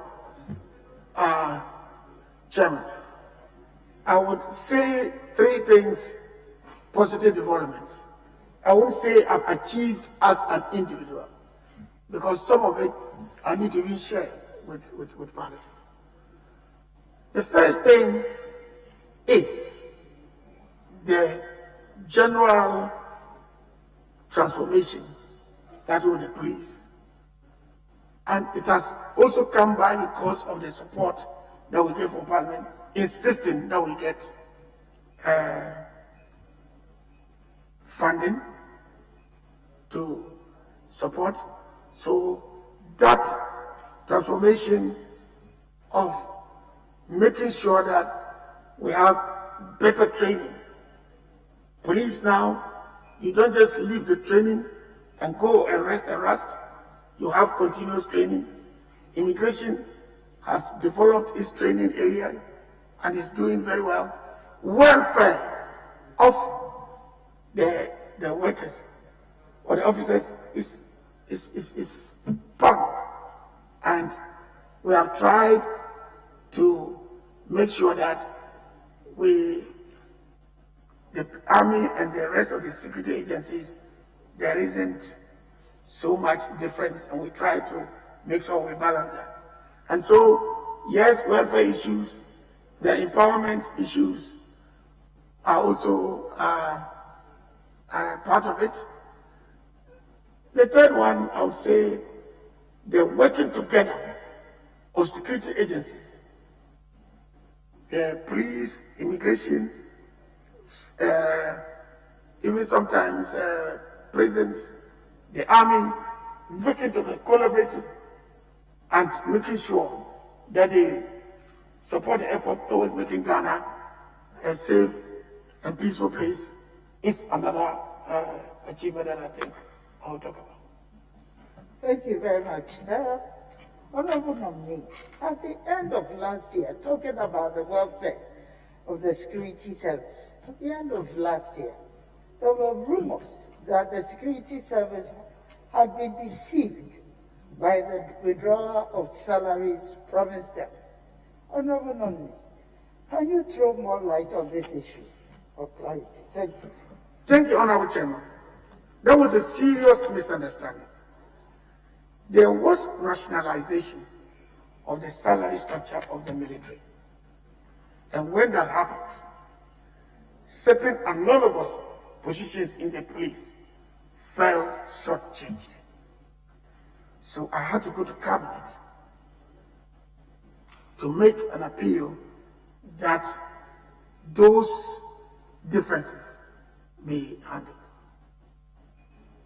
When cabinet finally approved it, it said no, we could not at that stage change the salary structure of persons, but we could have a one-time payment allowance that would then be to have dealt with it so that we end the year, we can start something fresh. So that was the payment. In December, we used the 10% kit allowance. Chairman, let me, Minister, the honorable member is seeking to know salary. In your response a while ago, you said allowance. Salary is not the same thing as allowance. So address her legitimate concerns that members of the police service in December got certain payments. You say one-off, but certainly it cannot be allowance. If it is salary, let us know. If it is allowance, let us know. Thank you, Chair. Honorable Chairman, the misconception is that it was salary. It was not salary. And I am telling the genesis of the problem and how we worked it out. So when finance asked us, the police should be able to tell what the differences over the period of those analogous positions were. It was worked together, and it was decided that it will be paid as a one-time. So it is not a salary. Chair, so they shouldn't expect anything further than what they got in December. Honorable Chairman, if the honorable member would listen, that's what I said. We paid that to get to December. Then we've introduced now a 10% kit allowance across Chairman, 10% allowance on kids. And that allowance, is it on their basic salary? 10% of what? For the record. 10%. I think 10% of their salary. Basic salary. Yes. Thank you. So it's going to go across all the agencies. Just as I said, you want to make sure that you establish a standard and continue to develop it across. So for instance, when you get to prisons, I've tasked the prisons that they need to do something about their conditions. When you want to connect prisons positions to analogous positions in the police, you will find 1 or 2 positions that are out of place. And it gives us problems. You recall that it is in the 7th Parliament that we passed regulations for the fire service. We've never had regulations for the fire service. And all these go to deal with the conditions. So we are doing something fundamentally across. The next we will deal with prisons and the rest. And that will then come up in a manner that is not only that we wait until they are going for the captivity, but we also make sure that again, follow up to me. But Honorable Chairman, I need to make something. The last time, the Honorable Minority Leader formulated something that I said, he wants to get to where he asks whether the captivity is not on. The captivity is on. But there is a sunset clause for it to lapse. And we want to make sure the sunset clause does not. When is that sunset? So, Chair, with your when is the sunset for captivity? The law has not even been amended. Act 7. The law is we are going to bring it in the first quarter. How long must the security personnel of the security agencies expect to be under captivity? 2 years, 3 years, 5 years, 10 years? No. For the rest of their perpetuity till they retire? It comes into when you retire. You just use the word till sunset. I want to know the sunset. What I'm saying is that the law now permits them to be on captivity. But the law was going to migrate them to Senate. And with that, what we're doing now is to amend it to prevent that sunset. So you see, you reminded me of the advocacy in court. You got me that, but I wanted to come to you, but I've got it now to amend for you. Thank you, Honorable Chairman. Yes, Honorable Ablakwa. Most grateful, Mr. Chairman. Mr. Chairman, I would like to begin by seeking your leave, Mr. Chairman, to have us watch this production, which gives us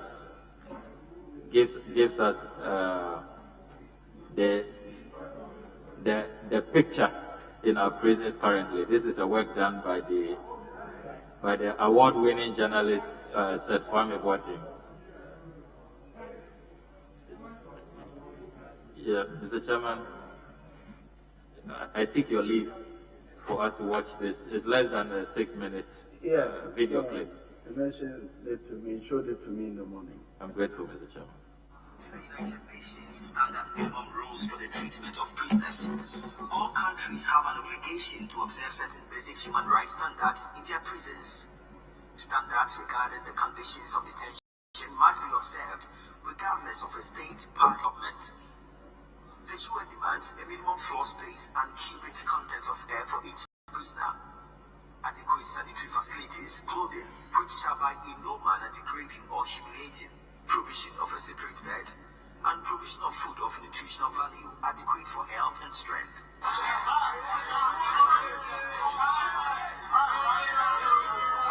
I decide to go around and check how far these standards have been met in this prison. The prison administration is supposed to provide inmates with food of wholesome quality. More than 180 pesos is needed to provide this kind of meal for inmates. For years, prisoners have been fed on 180 pesos daily. Director General of the Ghana Prison Service, Emmanuel Ajato, says this amount is woefully inadequate. Until all these things are done, inmates will continue drinking watery porridge without sugar and either eat their famous curry, which goes with a kind of colored water mixed with palm oil. It's supposed to be palm nut soup. or banku, which goes with what I would describe as improvised groundnut soup.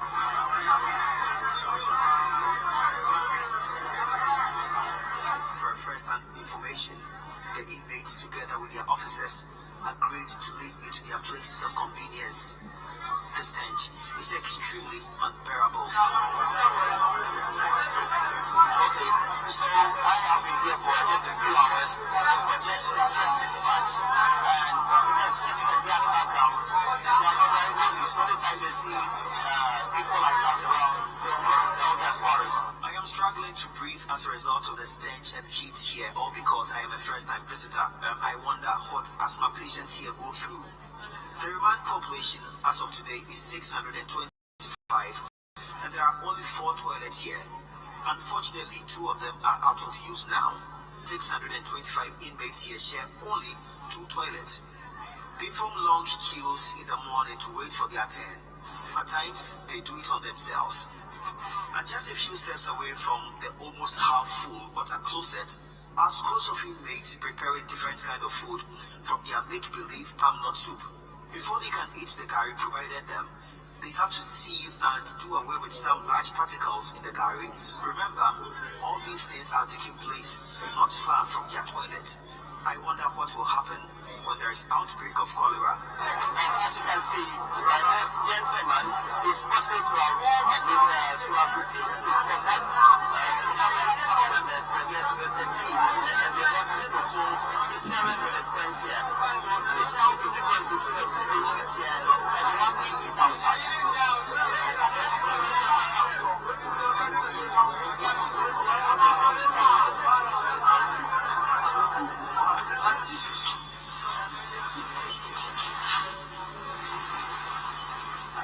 At the Kumasi prison, it is few minutes past 4 p.m. and it is time for the inmates to be locked up, so officers are conducting their last roll call.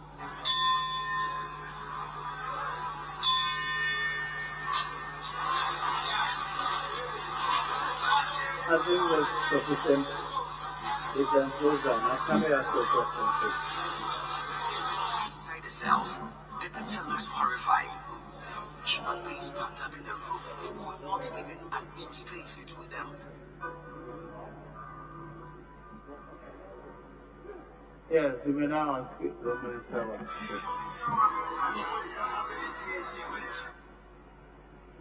Yeah, thank you very much, Mr. Chairman. Honorable Minister Designate, that is the state of our prisons as reported by Joy News. That's Kwame Boateng's report. That's a year ago. Yeah, from what he tells me. Honorable Minister Designate, he raises issues about congestion, about the low cost for the feeding ration, and then they also speak to the lack of infirmaries, lack of ambulances. So it's just a human rights disaster, very dehumanizing conditions as we have seen. What assurances can you give this committee that we will, as a country, take concrete action to address what clearly is a scar on our conscience? Honorable Chairman, these pictures are disturbing, but I want to know exactly when it happened. I don't insist that he must say if he doesn't know it, but I want this picture to then go and engage the Director General on these matters. Because I know Kwambata has come to me a number of times. I've gone to the prisons. It hasn't been good, but this one is something else. But certainly, I would want to engage the Director General on this. So that, because sometimes when we are making applications to other institutions because if you want amnesty, it's not just making an application. You need to go to Council of State and make a case for it. And so I believe that if this can be made available, I would like to see what the situation is now and how we can use that to help us plan for it. But certainly, this is not acceptable. I haven't seen it this much before. I don't know, maybe when I'm going. Are you willing to give evidence to him to assist in his investigations? And if you can come in. Are you willing to give that to him as evidence to assist in his investigation? Yes, Mr. Chairman, I would make it available. And I spoke to the journalist this morning. He is also available to assist the honourable nominee. Linked to that honourable nominee is the issue of their infirmaries and then the ration. Do you know the current rate? They've been asking for an increment for some time now, up from the 1 Ghana 80 cedis. Has there been an increment, or is this something you are looking at? No, there has not been an increment. What we have done is try to meet the 180 and also pay the backlog. We've made applications. So what we did was to get the Ministry of Agriculture to make us part of the planting for food and jobs. And they gave 5 tractors, which we then used to cultivate some food to help. But certainly that's not enough. I'm for an increase, and I'll be glad if we get an increase with your support. Thank you, Minister. My second question. I think I need to apologize. I was so taken up that I said you could give it to me tomorrow. I'm not minister yet, but I'm sure that immediately it's possible. We will do it together. Thank you. You are the president's representative at the ministry, so the sense of urgency is admirable, and I think it's positive. Honorable Chairman, this is a double-barreled one. I'm concerned about incessant reports that extreme violence and terrorism appears to be moving down from the Sahel to Burkina Faso. It's getting closer and closer. You are a minister responsible for the interior, our land borders, and for that matter, the Ghana Immigration Service falls directly under your purview. What assurances can you give this committee that working within extreme violence and terrorism framework, you will guarantee the territorial integrity and stability of our country? And if you can also link that to the ongoing investigations by the IGP who chaired the election security task force. He held a press conference after the elections assuring us that the people who were killed would get some justice. But we have not heard from him since. I think that was in December. That was the last time we heard from the IGP. If you can kindly respond to these two matters. Thank you very much. Honorable Chairman, the issue of terrorism moving southwest into Ghana, and it towards Ghana, not into Ghana, and its impact, we are beginning to feel it in crime along the borders.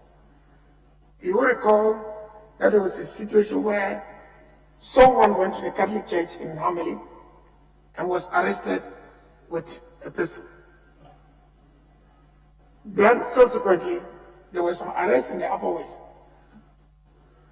So we are beginning to see a trend where criminals just cross the border, commit offenses, and withdraw. So first we are engaging our colleagues out there to collaborate with us as much as they can, and that should be emphasized.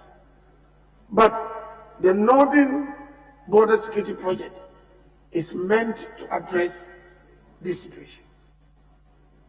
We have decided that there will be about 15 FOBs along the border and to the eastern side and the western side. The first line will be of immigration officers.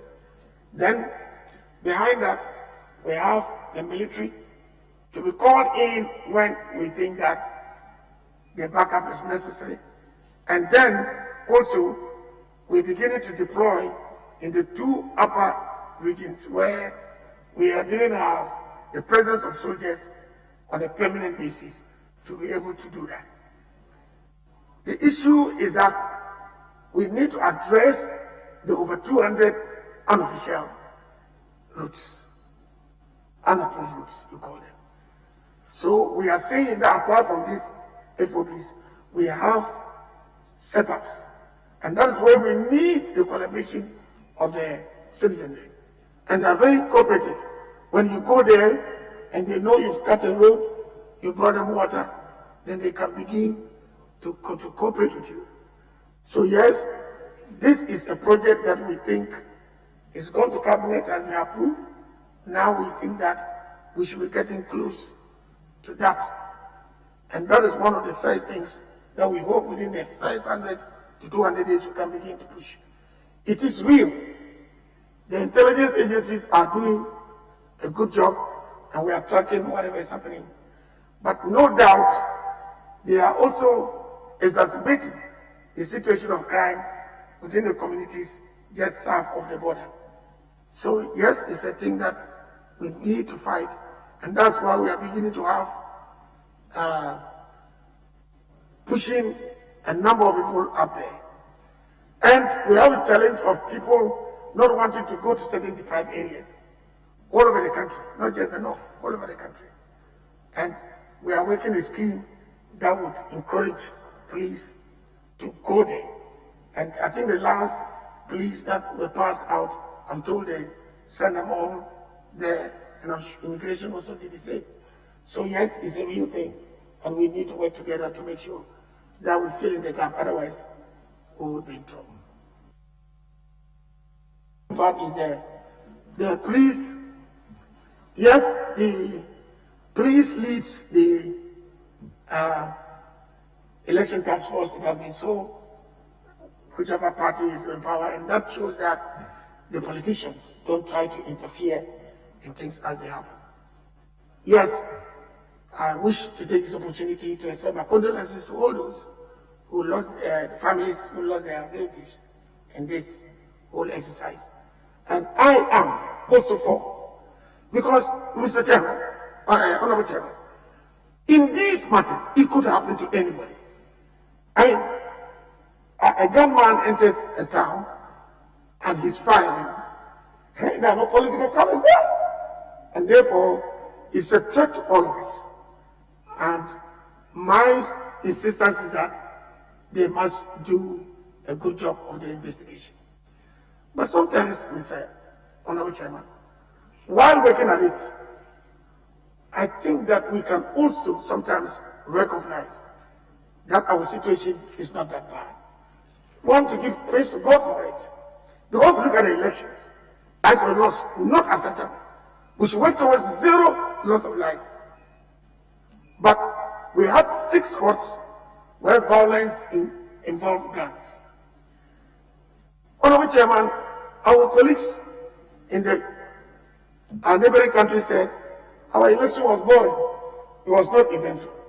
But we Ghanaians have set the standards, and that we would insist that the police make sure that we raise the bar higher by making sure that we bring all those who perpetrated to book. So yes, I'm for it, and it has always been my stand that these things should be thoroughly investigated. And I can assure you that, given the note, I would insist that. Chairman, just before the Honorable Blackwell, let me indulge you. Minister, in your answer, you have said condolences and sympathies. You didn't use condolences. You said sympathies to those families. Beyond sympathies, will you assure them the pursuit of justice? Thank you, Honorable Chairman. Except that I said it in general terms. Let me now tell the relatives of the deceased that we will do all in our power to make sure that all those who perpetrated those acts, criminal acts, are brought to book. Yes, they have my assurance. Thank you. Mr. Chairman, finally, I want to raise the matter of the killing of the journalist, the investigative reporter Ahmed Hussein Swali. Last month was exactly 2 years since his brutal murder. It has affected our international rankings so far as press freedom credentials are concerned. And it's a blight on our human rights credentials as well. I see all the international reports, the Amnesty report, the U.S. State Department Human Rights Report released on 27 November 2020, all referring to the unresolved killing of Ahmed Hussein Swale. There has been no update to the nation in about a year. The fear is that this is becoming a cold case.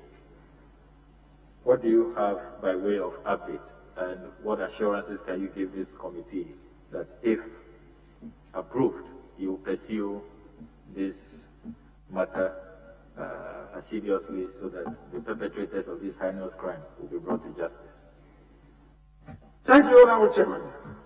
Honorable Chairman, believe me, last Wednesday was the last time I asked for an update. Last Wednesday was the last time I asked for an update from the CID director. And he said that they were working on certain aspects of it.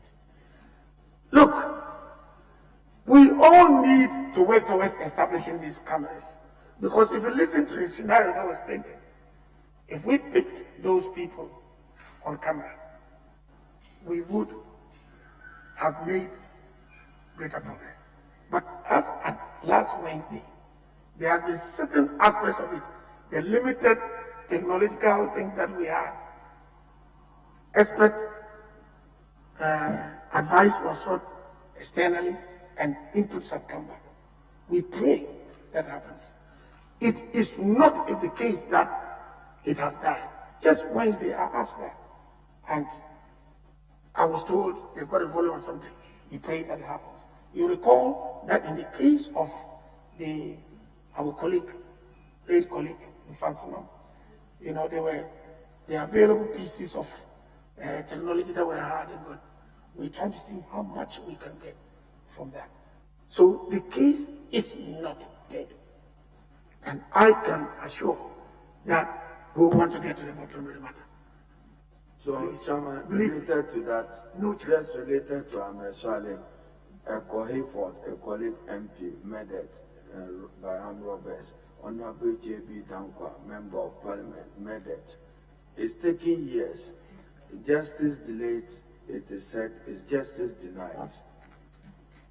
How will you, in guaranteeing and assuring journalists generally of the general safety and protection of all Ghanaians, what is the status of this particular cases affecting our colleagues who were murdered?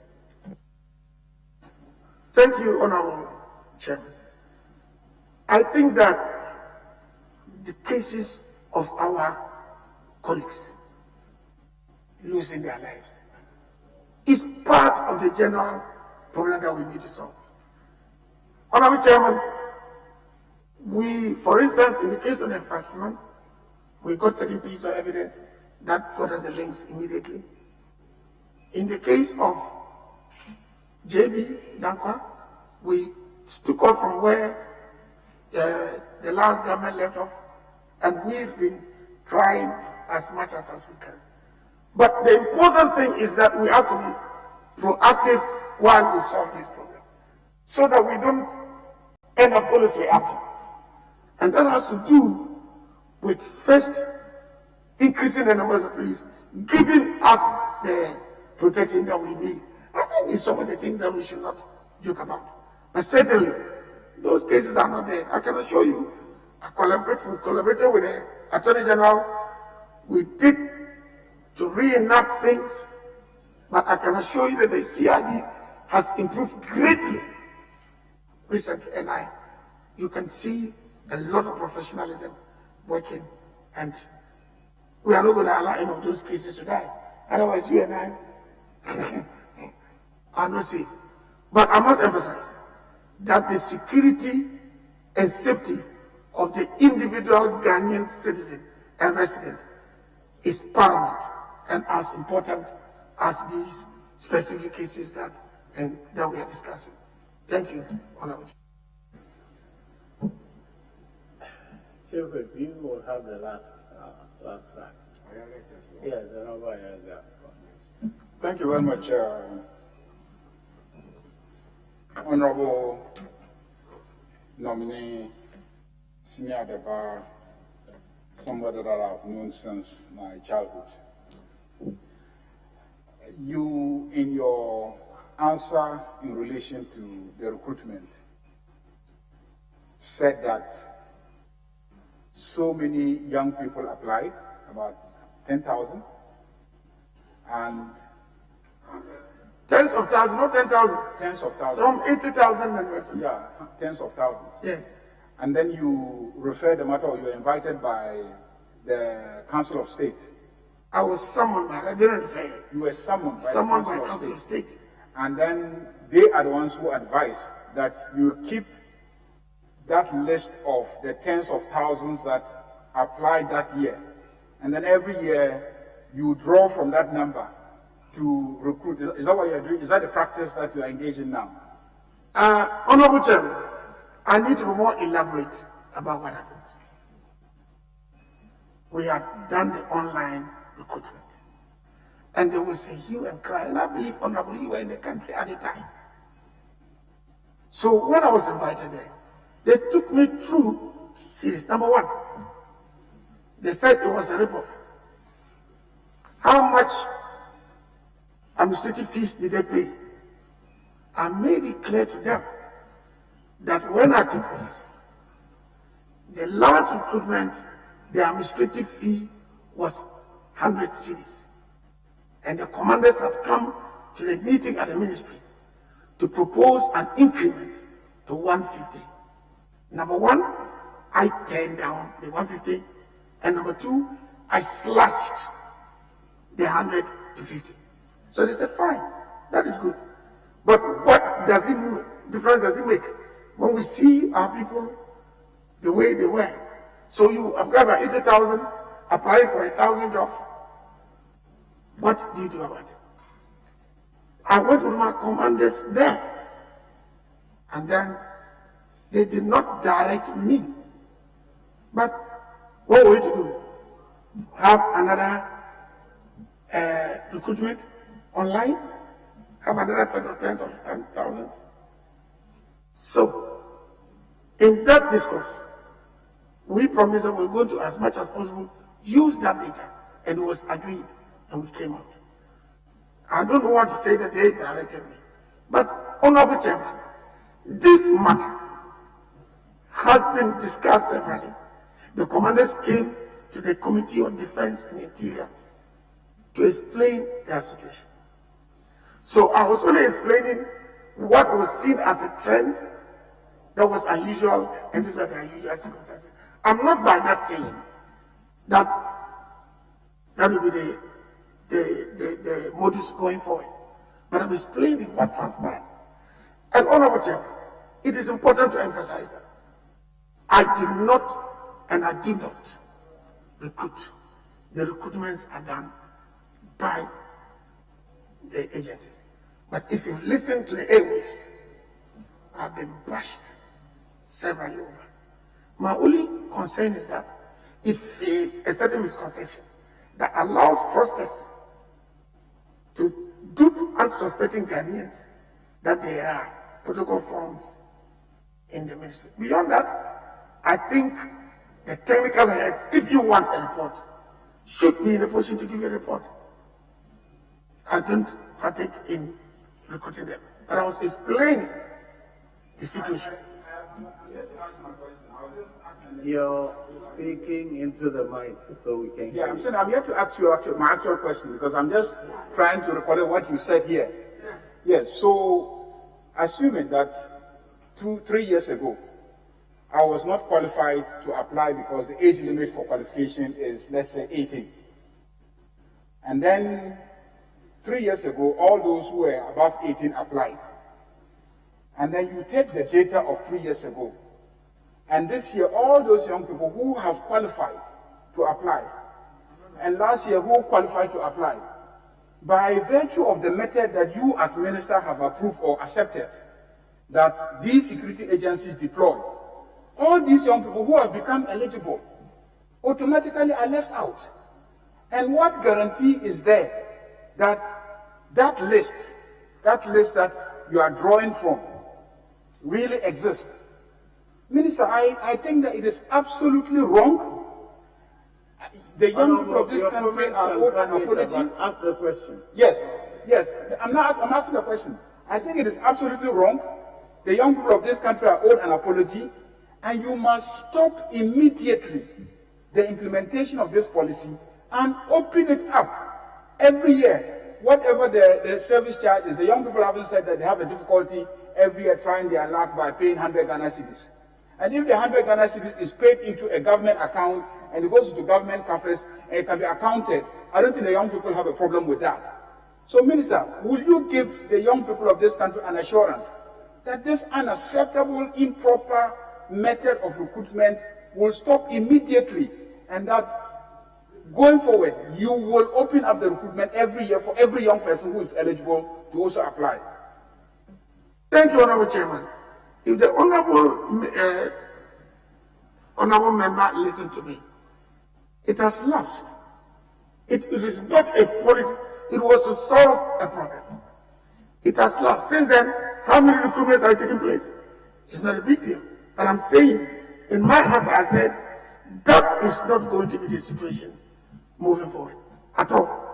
And let me assure you that that matter of interested in generations not being locked out, I am committed to that. Article 17 is clear, and I believe every generation has the right to get access. And it's back to the E matter. It was a problem, and that was the solution. It has lapsed. It is not a policy of the ministry. No. Be assured. Yes. Very well. Then, Honorable Singh. Thank you, Honorable Chair. Maybe I should also take it from the last answer. And Honorable Chair, before I do, I'd like to refresh the Honorable nominee's memory on an answer he gave earlier in relation to whether police officers were given salary increments or allowances prior to the December elections. It was a very topical matter at the time. The leader of the NDC and flag bearer did make comments on it, comments which led the IGP to also go on radio on Peace FM to assure police officers that indeed what they have seen reflected on their pay slips, and I have a copy of a pay slip here, salary adjustment, basic salary 1,677, salary adjustment 1,677. Then you still have other allowances identified as allowances. So I want to find out from the nominee, what was the communication, both internally, or if you like officially, to these police officers on these adjustments? Because the police officers, and per this payslip that I have with me here, were made to believe that these were salary adjustments and not allowances. And maybe whilst on that, the recruitment is an issue also related to the welfare of the police service. Again, there's evidence that new recruits, indeed some of them are undergoing training as we speak. Some of them completed SHS in 2017, some of them in 2018. At what point did these people apply to be part of that so-called list? Because they couldn't have applied in 2018 when they were still in SHS. Thank you, Honorable Chairman. Honorable Chairman, we appear to be haggling over nomenclature. What to call what. I have told you what the issue was and what the solution was. If in paying the money, the one-time payment, it was presented as an adjustment, it was not meant to be a salary increase per the month.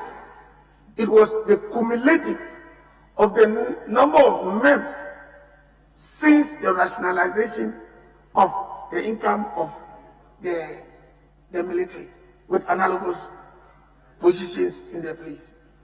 I am not an accountant. I don't know what it was said, but I am telling you what it is. Communicating it to the officers, I didn't do that personally. I dealt with the IGP and the financial director. They brought the complaint and we got a solution. And the solution was we make a one-time payment to cover the gaps between the analogous to end the year. So they were not allowances per se, and they are not salary increase as per month, except you want to say that you then have to prorate it, divide it by the number of months, to be able to tell per month what the top up was. What I then went ahead to say was that we then said, fine, opening the year, there is a need for some top up to enable the security personnel meet their expenses from their uniform side. So we say kit allowance of 10%. So that one I know is an allowance. But if a one-time payment... Minister, let me come in with Chairman's indulgence. You undertook, as you have repeatedly said, salary rationalization. Military undertook the police, salary the police, not military. The police undertook salary rationalization. Is that the case? No. You used those words. No. You said... I'm sorry. Rationalization for the police. So when you use rationalization... I used salary rationalization for the army. And that when it took place, analogous positions in the police service felt shortchanged. So they came to me as minister. So was the officers of the police service aware that you were considering an adjustment of a one-time payoff on the basis of rationalization happening to the military? Were they aware? Honorable Chairman, the complaint came from the police to the ministry that they felt shortchanged. Because if they and their analogous... My question is specific. You say what? My question is specific. Chairman, with your indulgence. There was some salary rationalization in the military, the consequence of which was some agitation within the Ghana Police Service.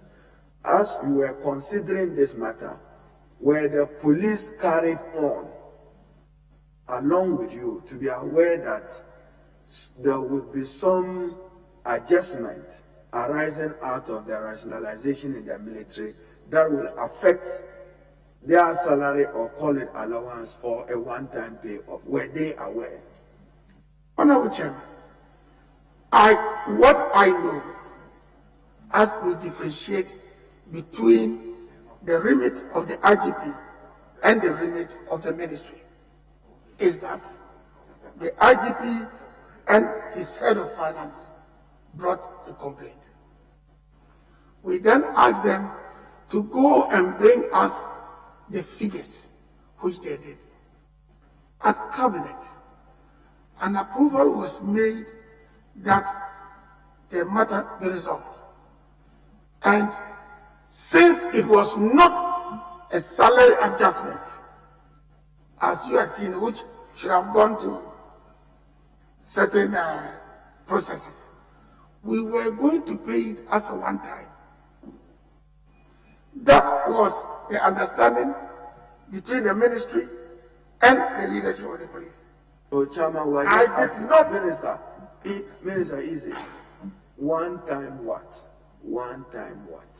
We don't want you to struggle with words, whether salary or allowance. Give us your own words. One time payment of what was to make up for up to December. The difference that the rationalization have caused the disadvantage on the part of each of the categories. So that was what it was. What they told their police, I do not know. Was it meant to induce them because of the election? Was it meant to induce police officers because of the election? Absolutely not. Absolutely not. There are minutes of the cabinet. Honorable is sufficient. Let's make. Absolutely not. I need to emphasize. I'll move on to my. Because. So it's all right. It's all right. You have answered No. the question. Thank you. Should I stop? Because of time. Thank you. I think that I would like to move on to my next question. That's, you put it on record. Absolutely not. Right? I don't expect you to say yes, even if it was meant to be yes.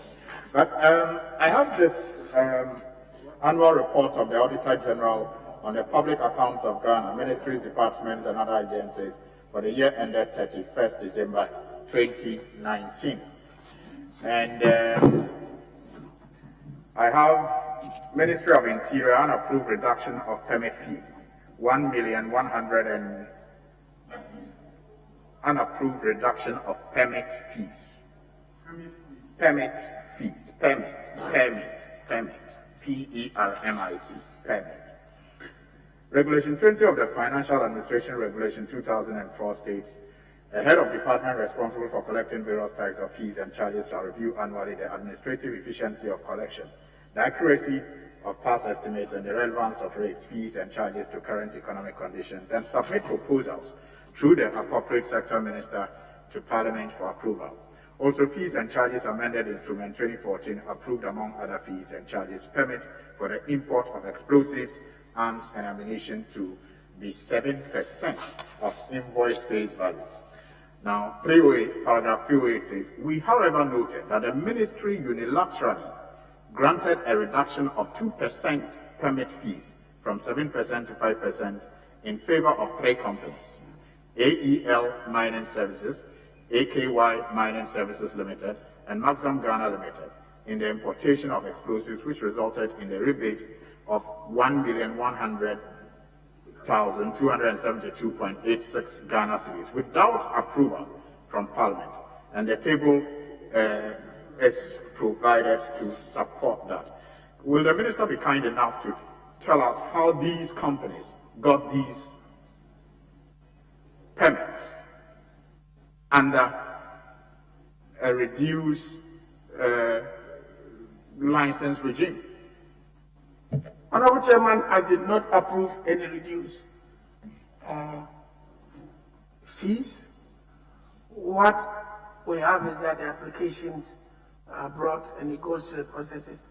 When I approve, it's the administrative secretary.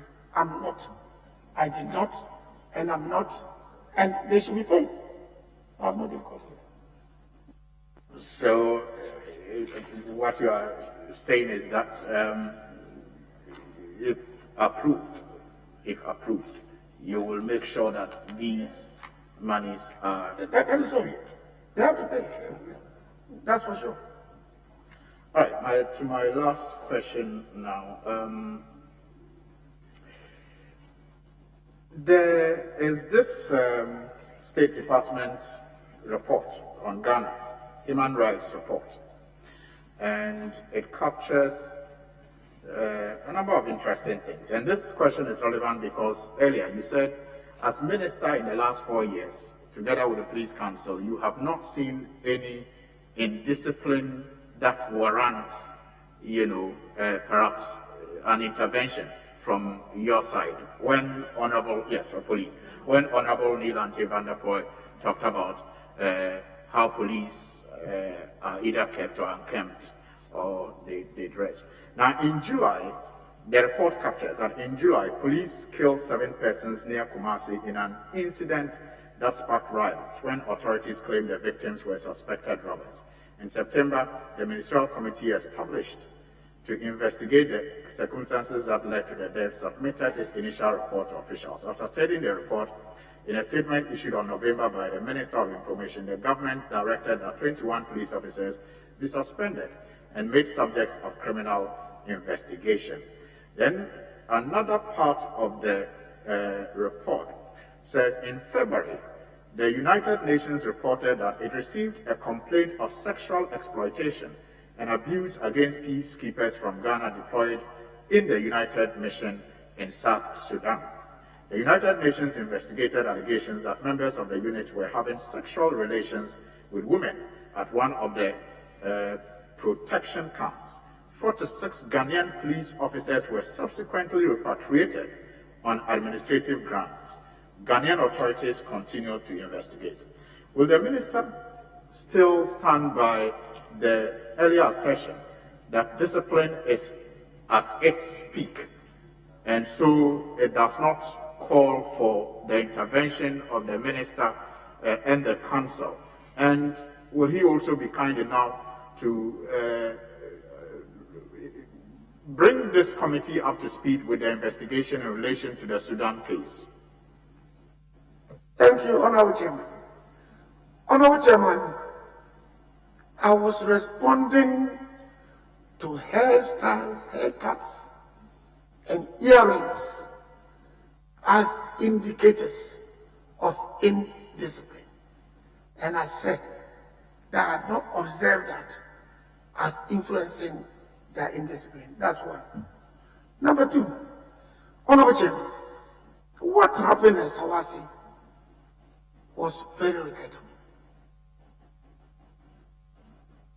The Honorable MP for Sawasi worked with us,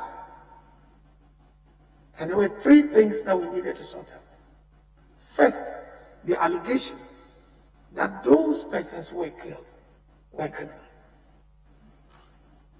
Second was an aspect of compensation, and then third, the disciplinary process of those who were involved in the killing. We went into it. Happily, the investigation showed a committee was set up. And the investigation showed that those who were killed were not the criminals they said they were. Clear. Some compensation was paid.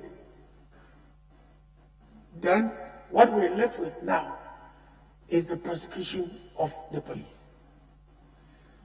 The police investigated the docket case at the Attorney General's. Honorable Chairman, a 3-part action to test them is cost 66 to 10%. It's not a party. But this matter goes beyond statistics. And we must deal with the matter to its conclusion. Honorable Chairman, when we're dealing with these cases, there were a number of them. So first, if you applied interdiction, the law, there's a limit to how long somebody can be on detention. It goes up. But for now, let me say that if I get the approval, I would follow to make sure that this 3rd part too can be resolved to the satisfaction of all of us. That is it. The police and the accusation of sexual offenses. They sent the police back. We wrote to them, investigated it, put them in interdiction. We wrote to the UN to send witnesses. We were prepared to prosecute them. 3 times through Minister of Interior, Minister of Foreign Affairs. No witnesses came.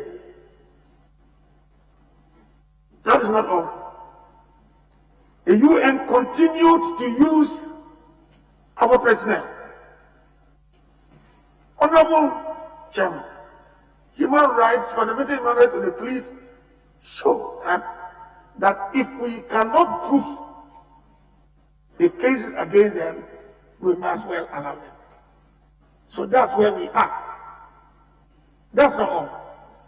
I came to Parliament and we've amended the police regulations because we did not have a specific provision for sexual misconduct.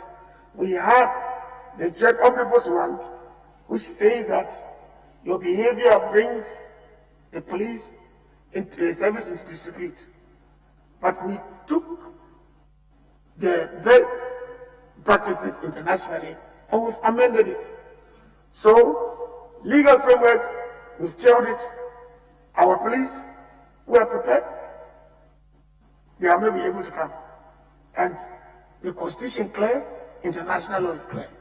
That you are presumed innocent until proven guilty. That's where we are. Having said this, we are not saying that we have a perfect police force. But what we are saying is that when they go wrong, the law must be applied and sanctions applied. We are committed to that. We're going to work and make sure we achieve that. With that, I know I have the support of Parliament. But let me put a record again, the cooperation that we enjoyed from the MP for Asawase in this matter. Thank you, Mr. Chairman. A special appeal on our safety as parliamentarians. Just a question on our safety as parliamentarians. A special the leader has noted it down. Why? Especially because of the fire tender that I see here and the high-rise buildings that we have. I'm sure the leader will handle. The leader will take care of that. Yes. Thank you, Chairman. Congratulations, Honorable Nominee. Chairman, permit me to do, my first question has to do with a constituency-specific concern. And it relates to my constituency. Honorable Nominee, you recall in 2015 that there was this explosion, terrible explosion, there was this explosion in my constituency where properties and lives were lost. Back and forth, I've engaged you extensively on this matter. And for more than 5 years now, we've been trying to resolve this matter. I must say that my constituents, the affected families and victims are still in pain. Let me also say that it didn't happen in your time, but you've shown responsibility afterwards. But this is something that is very dear to my heart, and I want to find out from your outfit, for these years that we have, regardless of the engagement that we have gotten involved in, what do you see as the way out? Especially looking at it from a very broader perspective.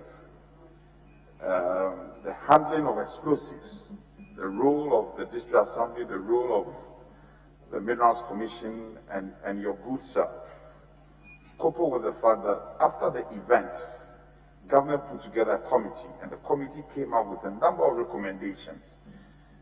As we speak, none of the recommendations have been implemented. There is a huge expectation out there. What would you say going forward as a prescription in resolving this matter? Thank you, Honorable Chairman. Honorable Chairman, the state has perpetual succession, and so governments will take over and deal with the matters. Yes, it didn't happen that time, but the Honorable Member of Parliament came up, and I appreciated his effort to try and get us solved. The only hitch we had was a court action, which delayed it. all I can say is that we are open, still open, to how we can explore ways and means by which people who have suffered losses would be compensated by amicable agreement. We are still open to that. And I believe that if approved, I could work with the Minister for Local Government and we see how we can work some of these things. We are still open to it. And I appreciate where you are coming from. These are your constituents who have suffered some hardship. Yes, we would continue to work, checking explosives, but those who have been affected, we should do something about it. Honorable Chairman, I'm looking forward to engaging further on this matter, if approved as Minister for the Interior. Honorable nominee, refreshing to hear, but I will have to ask you a follow-up question on that, because the committee that was formed were quite explicit in terms of their recommendations. One of them, as I can recall, was to issue some punitive measures to some state institutions who were involved. I don't know what has happened to these institutions, and have they been left off the hook, or what engagements have gone on ever since between your outfit and these institutions involved? Honorable Chairman, on my part, I must say that when we didn't get an amicable settlement sorted out, and the matter went to court, we stalled to await the outcome. So I didn't follow up to find out those other stakeholders what had happened. But I believe that I'm still open to do so, because I was also expecting that probably legal action could solve the matter. So I have not pursued it, but it's not closed. I believe we can still look at it. Thank you. Honorable nominee, would I be fair to you if one day I'm quoted to say that you have agreed to settle this matter amicably out of court and to ensure that all the victims involved are given deserving compensation? Well, it's technically untenable because I'm a minister of state and I have to get the buy-in of the Attorney General. I cannot commit the state without engaging the Attorney General. So my word alone is a show of commitment, and I work with the stakeholders, prominent among them, the Attorney General. So I'll show you of my commitment in that regard. Mr. Chair, there is a General Administration Regulation 2016, and that's CI 92, Prison Service. And Mr. Chair, with your permit, just quote one section of the law, of the Act, Section 72, and amongst others, says, the service shall pay a contagious disease allowance to an officer who is deployed to work in a prison designated as being contagious. The contagious disease allowance is 10% of the basic salary of that officer. Honorable nominee, I'm very sure that you are aware of prison contagious allowance. I'm reliably informed that it's only Anchorful which is benefiting. All the other places are left out. Is that the case? And if it is the case, what plans do you have, if you are gracious enough to be granted the nod, for other prisons that are involved? Thank you, Honorable Chairman. Honorable Chairman, since we resolved the matter of compensation for the police who died in the course of duty, I then decided to look around the other agencies. In the case of immigration, it's just as direct as the police. Then, in my interaction with the prison officers, I raised the issue, and of course fire service, that we should bring a definite, position on this matter, and we will need the input of medical experts to help us build, so that even after they have left, if autopsy or postmortem shows that this is caused by the disease that they contracted, we should do something about it. That's one of the challenges that are left for them. In the case of the fire service as well, we talked about smoke inhalation and how we can use that to work on it. So I'm pleasantly surprised if they say it's being paid, because my understanding is that it's not being paid, and I'm asking that we come out with something that will be a basis for us to apply it to all the prisons. So it's something I've marked even in the first term. Honorable nominee, you are clearly having a difficulty in respecting or ensuring enforcement. Would you agree with me that you may have to come to Parliament for direction, because the Act was passed by Parliament, and if you're having difficulty in ensuring that it is fulfilled, then reasonably have to come to Parliament and seek direction or some guidance on how you should do it. Wouldn't you agree with me on that score? Honorable Chairman, I'm unable to agree, because it's an interpretation of the law. I would have to get it and sort it out with the Attorney General. But what I did when I raised the Director General, they were cooperative, and they said they will come up with proposals through their council. So I didn't see the need to be this, but in the end, we would have to then go to General. And if such a thing is going to happen, I would see how it fits into the regulation other way, and we'll deal with it. So no, I would deal with it before it ever comes to Parliament. By the time, I should have discussed the cabinet. Thank you. Honorable nominee, how have you dealt with promotions, due promotions within agencies under your outfit over the years? How has it been? Honorable Chairman, Excellency the President gave one directive when I took office, and that is that we should not delay promotion of personnel. So I can tell you that we have promoted extensively across. In the case of prisons, the 4 years we have promoted 501 officers and about 4,700 other ranks. Each time I meet the workers, I raise the issue about promotion, and if any of them have been left behind, I'm prepared to deal with it. Indeed, Honorable Chairman, that is where it came to me that in the case of prisons, there were some 2 ranks that were just, in my view, a waste of time, because I couldn't link it to any analogous place in the police, because as you work, you want to make sure there's equity.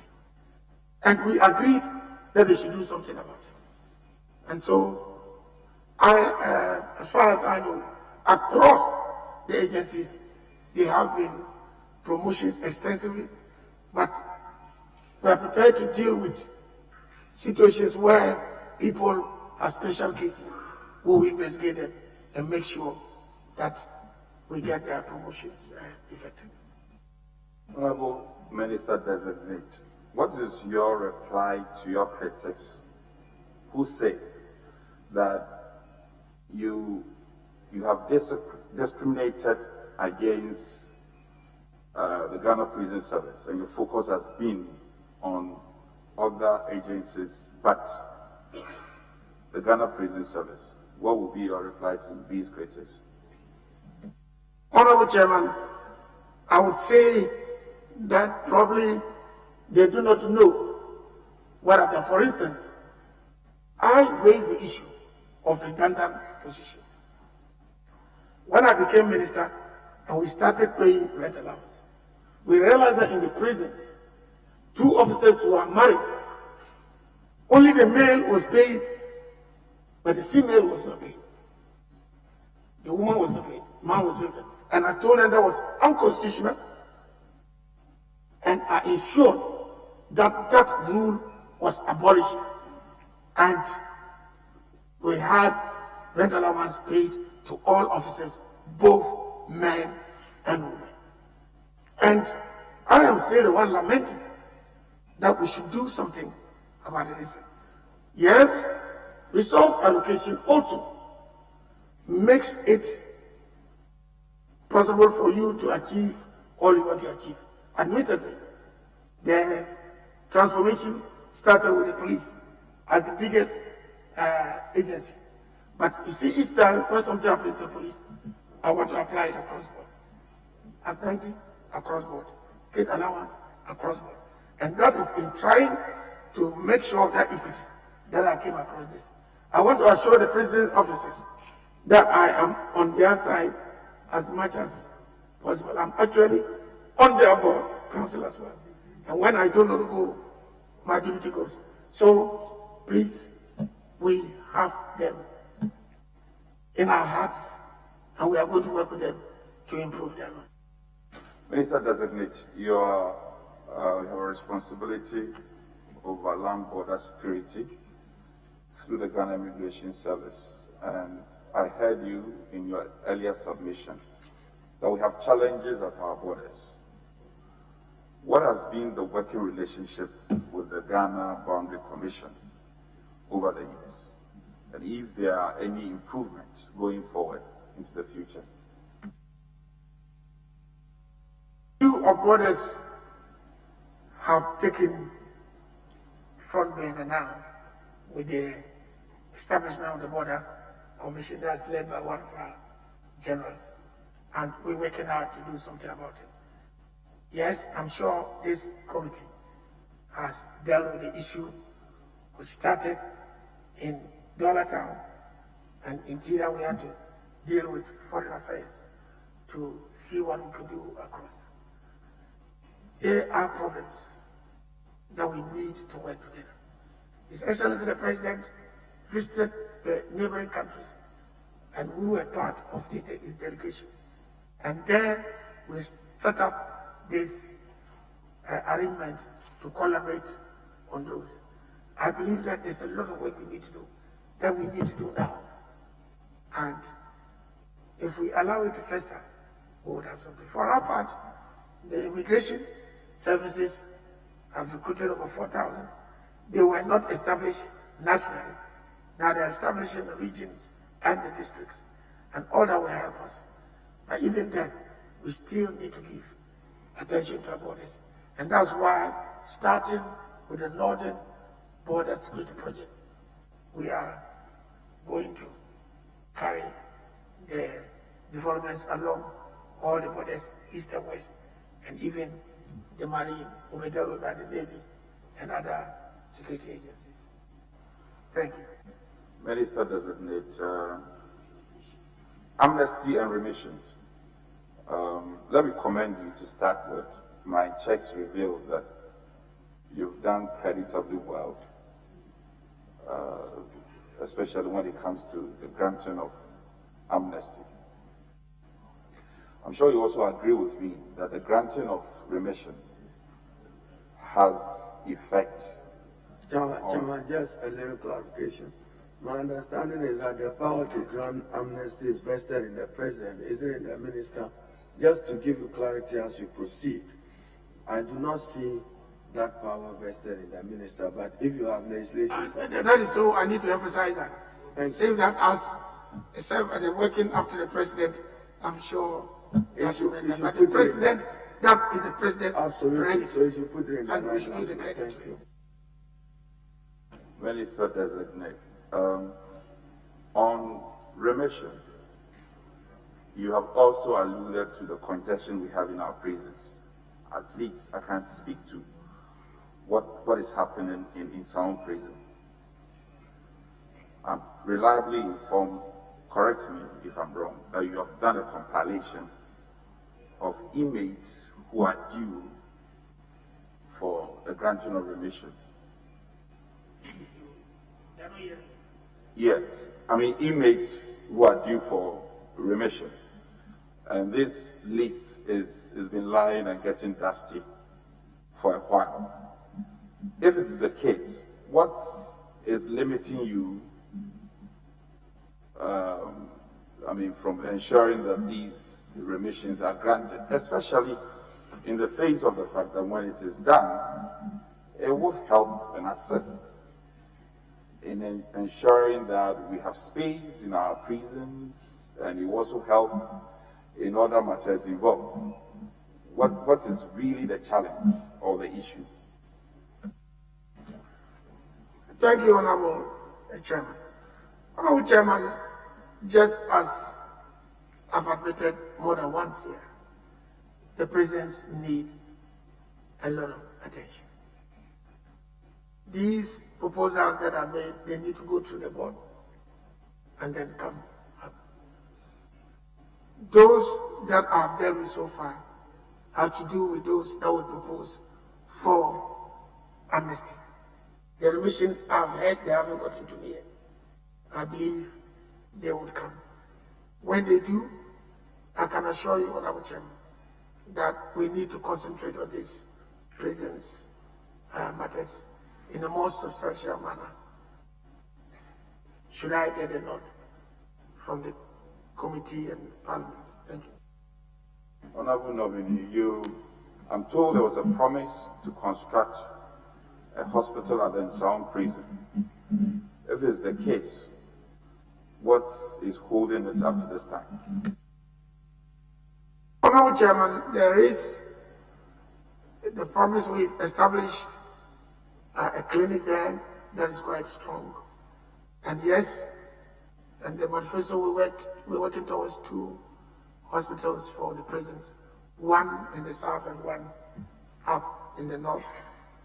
And the fact of the matter is that we have not come to that yet because of the issue of finances. I think that's one of the areas that we might go in for the private-public and the arrangements. And as I said, our challenge with finance at the time was that they were working on the legal framework, which was sorted out last year. So I'm sure we have to quicken it and see how we can solve those problems. But for now, you can have my way. And I'm happy that I'm getting so many advocates for prison development and reform. So I have good company. And I'll be depending on all of you to work to make good the President's agenda to actually reform the presidency. Thank you. Honorable Minister Designate, when a question was put relating to feeding grant, then you answered and further mentioned that you are supporting the agriculture sector of the prisons. For them to be able to do more farms and produce foodstuffs, to reduce, other expenditure they have to bear. But you failed to give details of how this has been done. I'm a frequent visitor to some prisons, so I'll be very glad if you can educate me on that. And finally, I facilitated a degree program in consultation with the University of Cape Coast. As I speak, in some prisons, inmates are allowed to undertake degree programs, and it's a novelty. I personally think that we can replicate this in other parts of the country where we have prisons. Do you have any such program in mind so that when people go to prison, they can come out properly reformed? On top of that, I also facilitated a toilet roll factory, Brompton. I'm sure that's come to your notice, which is sited at the Nsound prison, also producing toilet roll, and then the inmates are making some money out of this. My overarching concern is, what is your dream of building on reformation at the prisons, and then going forward, ensuring that our prisons, a place, because the places, anybody can go there. Become a place that when you go there, it's not so bad as the footage that we have seen. What will you want to be remembered of as Interior Minister who would ensure that at least our prisons were sanitized, all these difficulties were resolved? Thank you, Honorable Chairman. Honorable Chairman, these developments that the Honorable Member has enumerated, I'm aware of it, I'm part of it.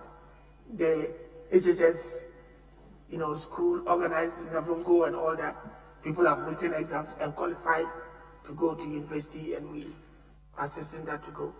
The toilet roll factory, yes, I'm very much aware. I sent my deputy at the time, the deputy minister, to be part of this. The farming, there are 4 other farms that have been established. Ejura is already, my information is 90%. We have Obuasi, we have Insawam. And the point is that Planting for Food and Jobs gave 5 tractors to support the project and gave accessories for 4 of the tractors. And I know that. And the Director General of Prisons himself is an agriculturist, and he gives me feedback on what is happening. The important thing is that we need to do more. And I totally agree with that. So these innovations are all part of what we're doing, but I think we need to do more. That's why I didn't mention them, but we are very much aware of them. And I don't believe in retribution as a policy or principle in prison, but reformation and rehabilitation. And we are asking that we do get equipment that will help our people re-educate themselves. So that is true. Chairman, that's my last. I'm grateful. Thank you. Yes, Honorable Chief.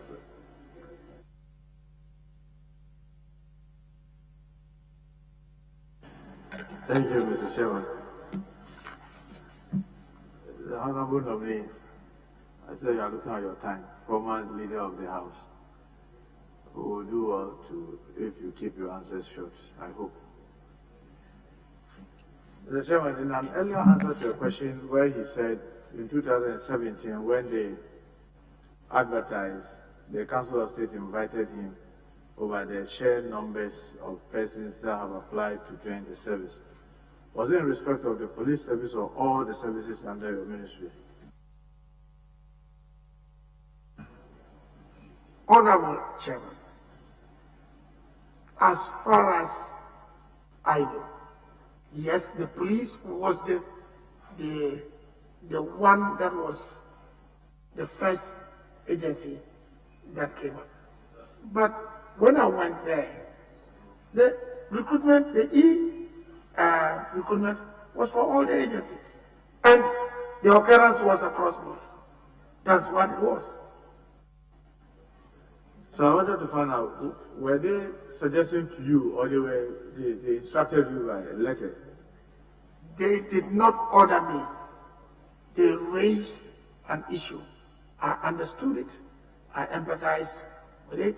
I discussed with the leaders, and that was the solution we came up with. As I've said, that was meant to address those 2 recruitments as far as concerned, and it's lapsed. So that's Mr. Chairman, I wanted to find out from the minister that if it is put to you that persons that have graduated SS in 2018 are now in the service, by that time they have not qualified to apply. Meanwhile, you are saying that it is only those who had gone through the electronic vetting and had qualified that were being recruited over the period. Same question Honorable Ayega asked. I didn't say that there wouldn't have been a deviation. I said the policy was to deal with it.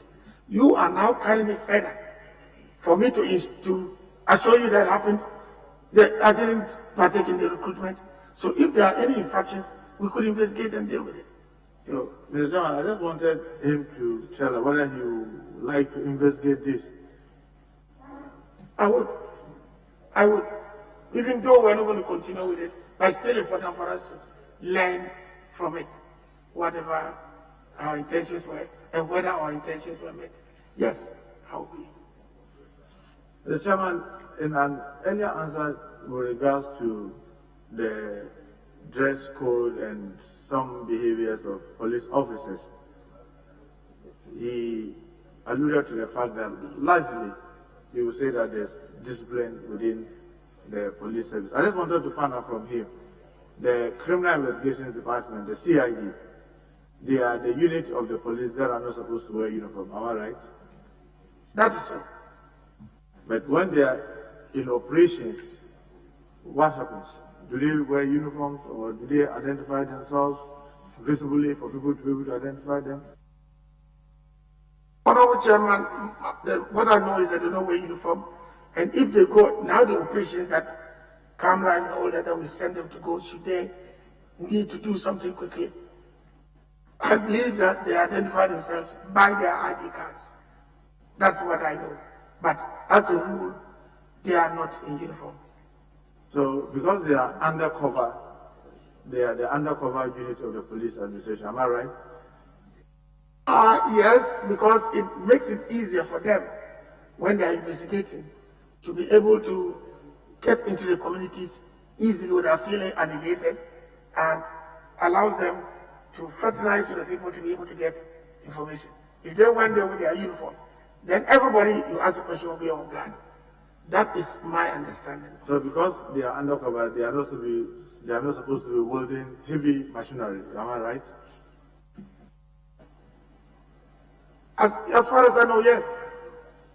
Are you aware of the anti-robbery police unit of the CID? Anti-robbery unit of the CID? Yes, I think there should be an anti-robbery unit, yes. You notice that they don't wear uniform when they are out with their heavy machinery in their hand, AK-47, and all that you can call it. They are not in uniform. Are you aware of that? No, I'm not aware of that. But I believe to be responsible, if they are holding machinery, then they should identify themselves with a uniform. It's better for us. But I'm not aware of that. I have had cause to complain heavily to, especially in my region, the Asante Regional Command, and I can tell you the armed robbery that happened in Alaba, one of the popular areas in Kumasi. On Friday, the shop owners actually thought that it was anti-robbery unit that were taking on operation, because they dressed like the way the anti-robbery unit in Kumasi dress. Will you take steps to correct the police administration in the way the anti-robbery unit goes out with heavy machinery with that uniform? They cannot easily be identified, and they virtually terrorize innocent citizens. Honorable Chairman, this is a matter that I would like to bring to notice of the IGP. It's important that I do that. It is very important. Can I take an assurance on this? Can I take an assurance on this? I'll raise it. Sure. And you know that. I'll raise it. Interestingly, this is the same unit that shot and killed 7 of my compatriots. I mean, happily, I know the work. We have worked together, and up to this stage, even though you've given assurance that the docket is still with the Attorney General, I want to find out how long should we continue to wait for justice to be served, knowing that 2 years have elapsed already. Honorable Chairman, I can only reiterate my commitment, but also to say that when you are dealing with murder cases and you have multiplicity of suspects, you have to be careful and get a good job done. I have been a lawyer in several murder cases where you have multiplicity of suspects. Honorable Chairman, if you don't set it well everybody will work. So, from my point of view as a lawyer that I know, I think that a job is being done. But now, I've given you the assurance that I get in touch with the Attorney General and know where we are. And we have worked very well. I've appreciated your contribution all along. And I'll keep you posted as to what I say. Thank you for the assurance. Mr. Chairman, you remember before the 7 young men who died, there was one incident that I came to the house, made a statement, and you gave assurance that it was going to be investigated by the police unit involving the death of Audu Usman. Can you give us an idea where the case has reached, because we've not still heard anything from the police administration 3 years down the line? Honorable Chairman, that I'll have to find out. I do not know where it is, but certainly it's something that I'll find out. Since you didn't raise it again, I know you to be a very proactive person. I got the impression that maybe things went on well there, but you've raised it today, and certainly I'll follow it up. I remember I came here to make a statement. Yes. So that's also an assurance that we can follow up on that. Sure, I'll follow up on that. Thank you. Mr. Chairman, I want to find out from the nominee whether he knows Martin K. Daly. Martin K. Daly. Or is it Daly? Daly, I don't know the pronunciation. Yes, Daly, yes. I know he's my constituent. D-E-L-L-E. He's my constituent, yes. He is your constituent, yes. Are you aware that he's on police wanted list? He's on police wanted list. No. I'm not aware of that. Yes, he is.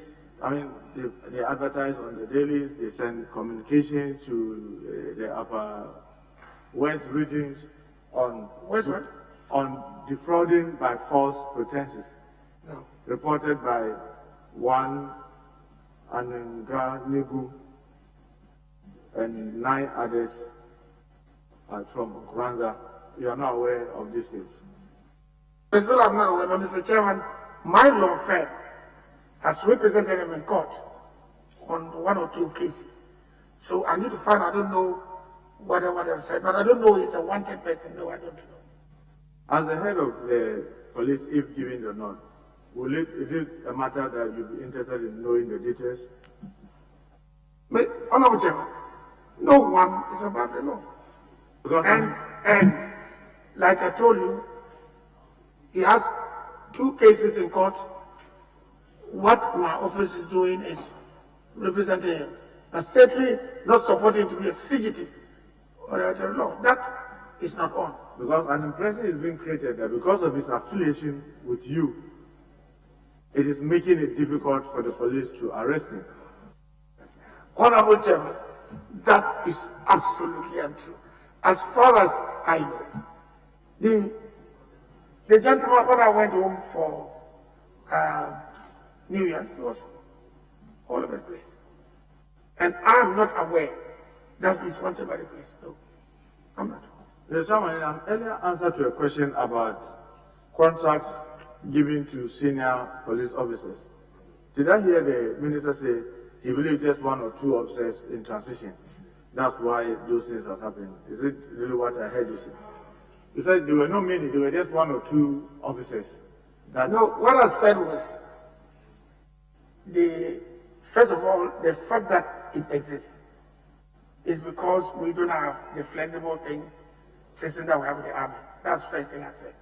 Secondly, I said that is a transitional arrangement dictated by exigencies. And I gave an example that within the last 6 months, 2 officers on contract who we could still have granted contract within the law were not. So the policy is phasing out the transition with the caveat that it doesn't mean that if you see 1 or 2 that exigencies dictate. Otherwise, I'm not aware that we mean it for permanent. No, we are phasing out. So those you see there now, the point is, the issue is what happens when it gets to the end of what they have. I can assure you that except exigencies, they will certainly end. Mr. Chairman, are you aware that some of them have taken this contract for the 2nd time So getting almost 4 years and are still on contract, even though from your explanation it looks like the intention was to just transition. Honorable Chairman, the law is that if you get to 60, you go on retirement except you are granted a contract. The total of the contract periods not exceeding 5 years. That is what it is. Is it the intention of the minister to exhaust the 5 years? No, that is why I even told you that the last 6 months, contracts, people on contract have gone, even though they hadn't exhausted their constitutionally permissible period. It is not the case. And I've told you that you have my word that we are phasing out indeed, except exceptional circumstances. Mr. Chairman, are you aware that this is affecting morale in the police administration? Honorable Chairman, I know that we've done a lot to raise the morale. But if it is on the decrease, and we are facing it up.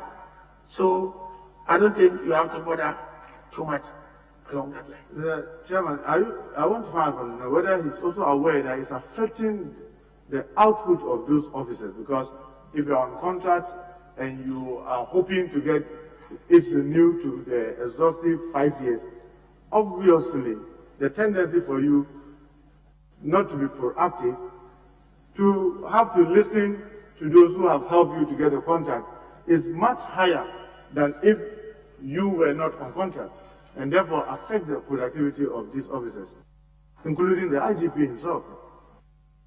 Honorable Chairman, no one that I know has exhausted the 5 years.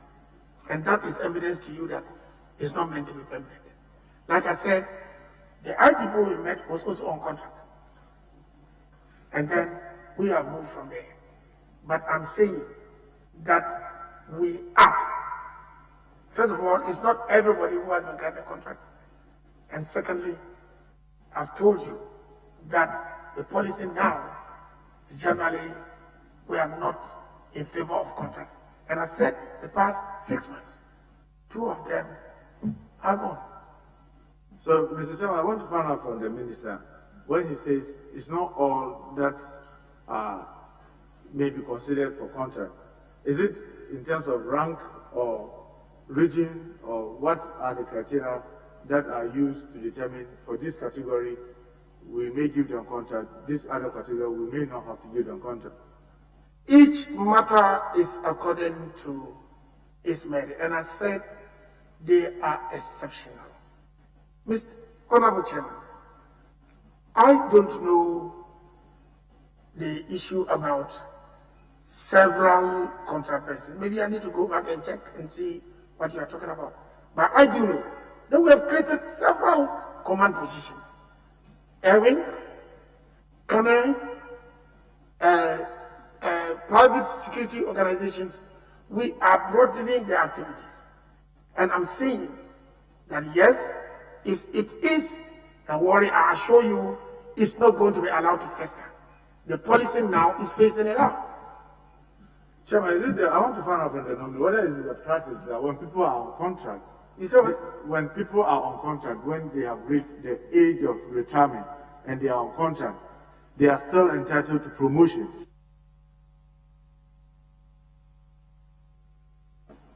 Honorable Chairman, as far as I know, if you are on contract, for the period that you are working, you work as an officer, and I'm not aware of any limitation. I'm not aware of that. Because the constitutional provision saying you can work this number, but not beyond that, does not, in my view, state a disability while you are on contract. But again, let me reiterate that I don't know what the fear is, take it from me, that the few who are on contract are facing it. Do you know a number of officers that was on contract were promoted? I've said that I'm not aware that when somebody is on contract, for the period that is on contract, he suffers a disability. I'm not aware of that. But what I'm showing you is that we are facing them out. That's it.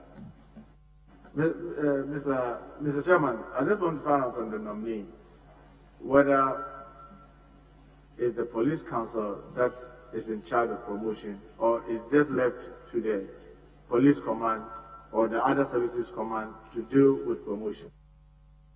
Promotions are from the police command. The officers, they have a committee that recommends the promotions.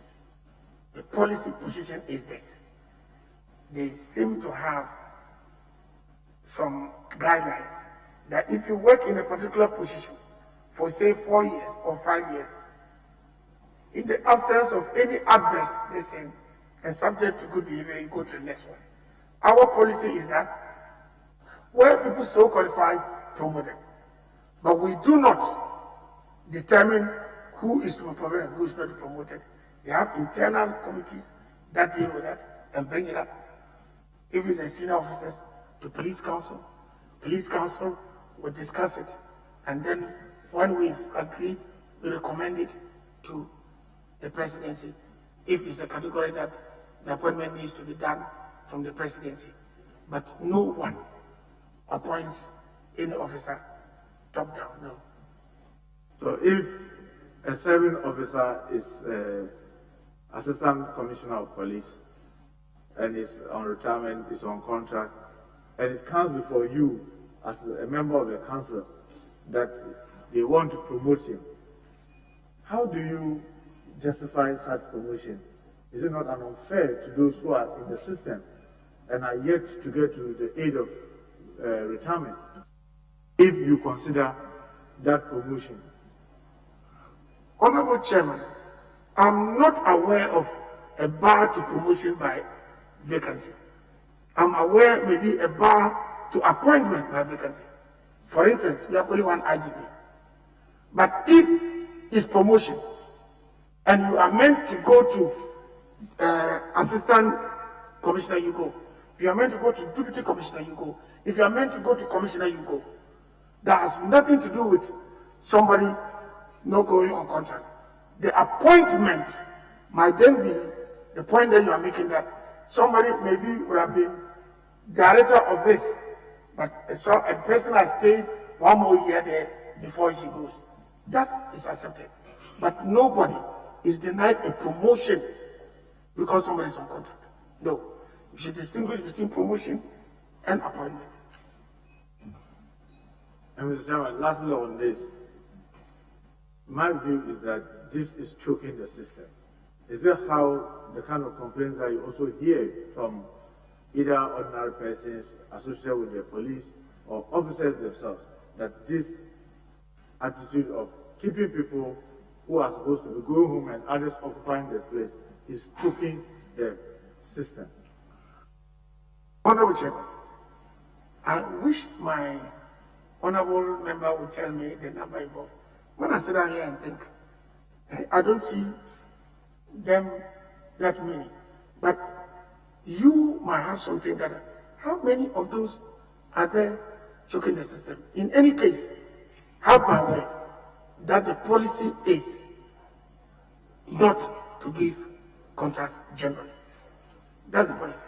And that's what we're going to present. Mr. Chairman, I was saying that was the last. But if you ask whether how many I knew, will you be happy to hear some of them and the positions that they are occupying, that ordinarily if they had gone home, others would be occupying? Or he thinks that I should leave it for him to investigate this? Honorable Chairman, I've made a distinction between promotion and appointment. And I've said that there is no bar to promotion, whether somebody is on contract or not. That's number one. Number two, of course, if the IGP is occupying a position, which is one, and somebody wants to be IGP, fine, you can only have one IGP at a time. We give a contract because the existence of the time allow us to give that. But I'm saying that the policy is to phase it out. But the appointment that you are talking about, I have no quarrel about appointment. Promotion, nobody is denied promotion because somebody is on this. And finally, the policy is phase them out. So that's what I'm saying. Mr. Chairman, in an answer to an earlier question with regards to the November weather allowance, weather rationalization, whatever the minister tried to call it, he said that it was to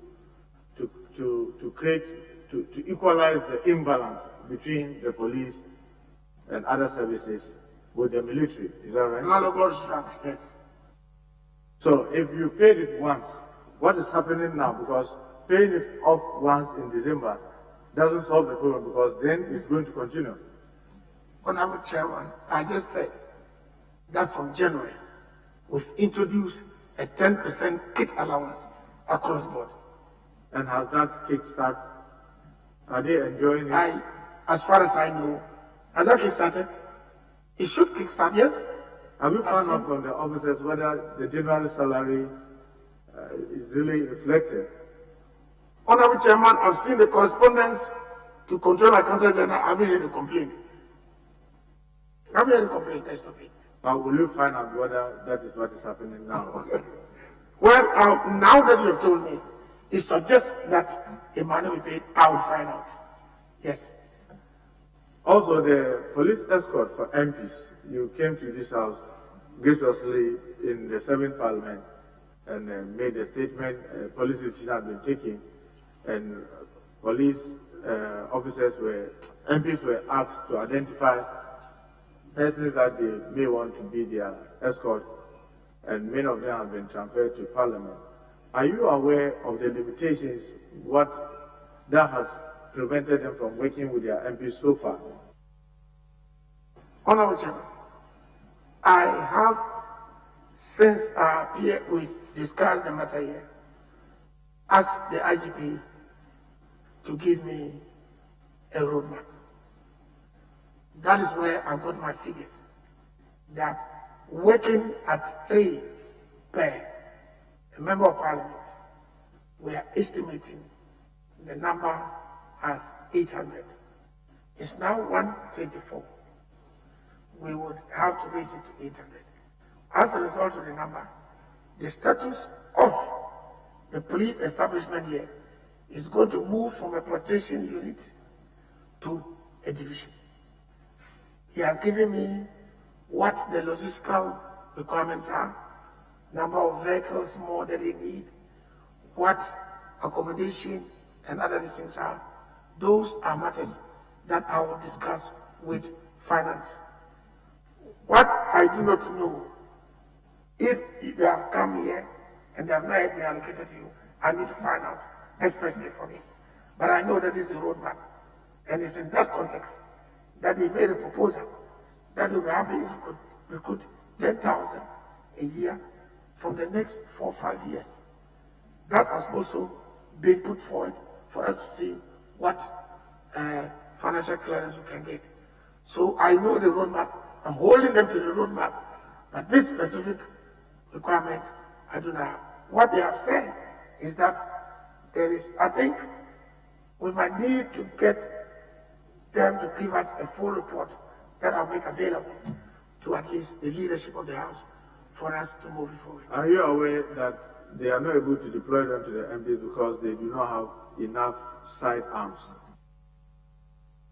Yes, the request they have includes sidearms and rifles. What happens is that when you have a bodyguard, you provide a sidearm, you train them, you hold a sidearm. If you are traveling out, they will need a long gun.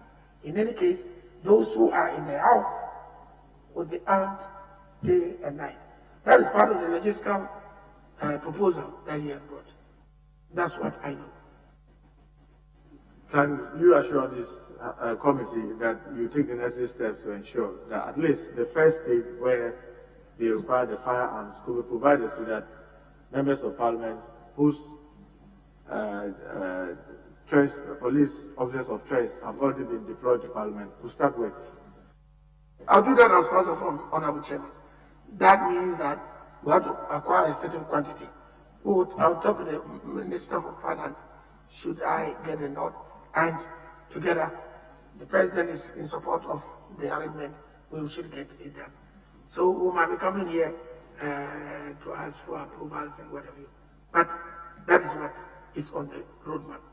Mr. Chairman, to Immigration Service, Honorable Nominee, are you aware that there's a lot of complaints within the Immigration Service with regards to placing junior officers above their superiors within the Immigration Service? Well, maybe to say rank below them. For example, if somebody is a commissioner, and then you have someone who is a superintendent, assistant commissioner, heading a division against their regulation, yet the commissioners are at the regional level, and they now have to take instructions or they have to take directives from these assistant commissioners. Has this come to your notice within the Immigration Service? Honorable Chairman, I would want a matter to be brought on a case-by-case basis for me to address.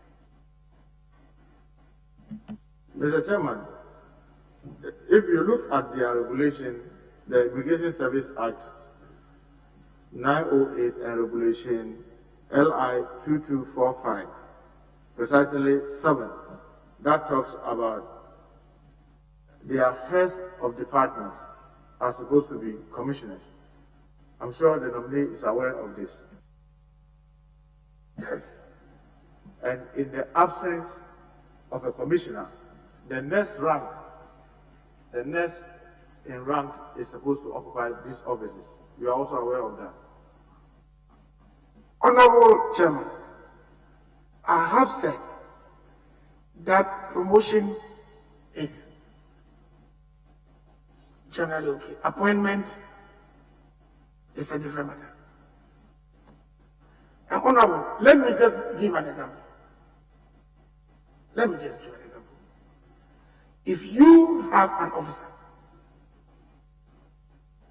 who does not get a position, my first advice is that we ask why.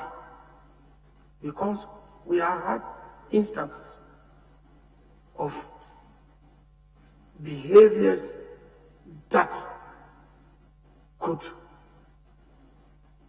expose the country to danger and the rest of them. So all I can tell you is that promotion, yes, if there are specific cases, please let me see or address it. I would rather that, I don't mind you raising them for us to deal with problems, because maybe if I say something publicly about an individual, it might not be good. But take my word that bring them forward and we'll tell you what it is. Honorable Nominee, Honorable Chairman, Honorable Nominee, I'm not even talking about even the promotions. The ranks, I'm not even talking about the promotions. I'm talking about the ranks. Oh, rank? Why not? Their LI is categorical that you cannot head a division within the Immigration Service unless you are a commissioner. Honorable Minister, hold on. Are you responsible for operations of agencies under you? You are not. He's just talking what I know, but I'm not responsible for operations. I wish you would restrict yourself to your policy, which is assigned to you by law. So that is so, Mr. Chairman. Investigate operational matters and advise us later. So, Mr. Chairman, that's exactly what I was drawing, so whether he was aware. If he's not aware, these are the things that are happening. That the LI is categorical, as you may be aware, that heads of departments must be commissioners. Then you put the commissioners in a region, and then you put superintendents and assistant commissioners as heads of department, and now they write to the regional managers. It's like turning the hierarchy of the Immigration Service upside down. And this is causing a lot of discomfort within the service. If you are not aware, I hope you take steps to ensure that the Comptroller General is doing what is right. Can I get your assurance to investigate this and be able to ensure that the right things are being done? I'm not aware, Honorable Chairman. I'll find out. I'm saying, can I take your assurance that this will be investigated by you, and if truly it's happening, you'll get the Comptroller General to do what is right? I believe that I will let, it's a policy matter, the board, I'll let give the information for the right thing to be done. That is not my way. Mr. Chairman, Ghana Fire Service, are you aware that graduates that have been duly given steady leave and have graduated and are within the service have not been given opportunity for internal graduate cadet recruitment since 2012? Are you aware? I'm not aware. But Honorable, the issue is those in progressing and those graduates coming in, policy must have some equilibrium, but I don't know about what the specific case is. Since you became the Minister for Interior in 2017, has there been an opportunity for internal graduate recruitment that you know within the Ghana Fire Service?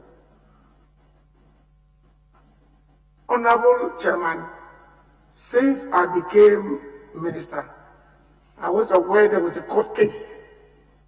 There was a case in court between a group of fire service officers and management. So once the matter was subjudice, I did not get involved in it. I don't know what the status is now. But certainly, if it comes out, I'll draw the attention. I'm sure the board too is there. I don't know. Are you aware that since the judgment that you were talking of, which happened in June 2020, the court case that you were talking about, the judgment was in June 2020. Management has still not complied to get internal graduates to be able to get into the officer cadet category. I do not know specifically, but Honorable Chairman, I was talking with the general principle. I do know that in some of the services, there is a tendency to want to exclude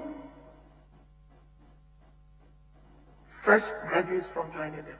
That policy is contrary to Article 17. We don't agree with it. So I believe that what is supposed to happen is internal progression, no problem, but it should not exclude the fresh people.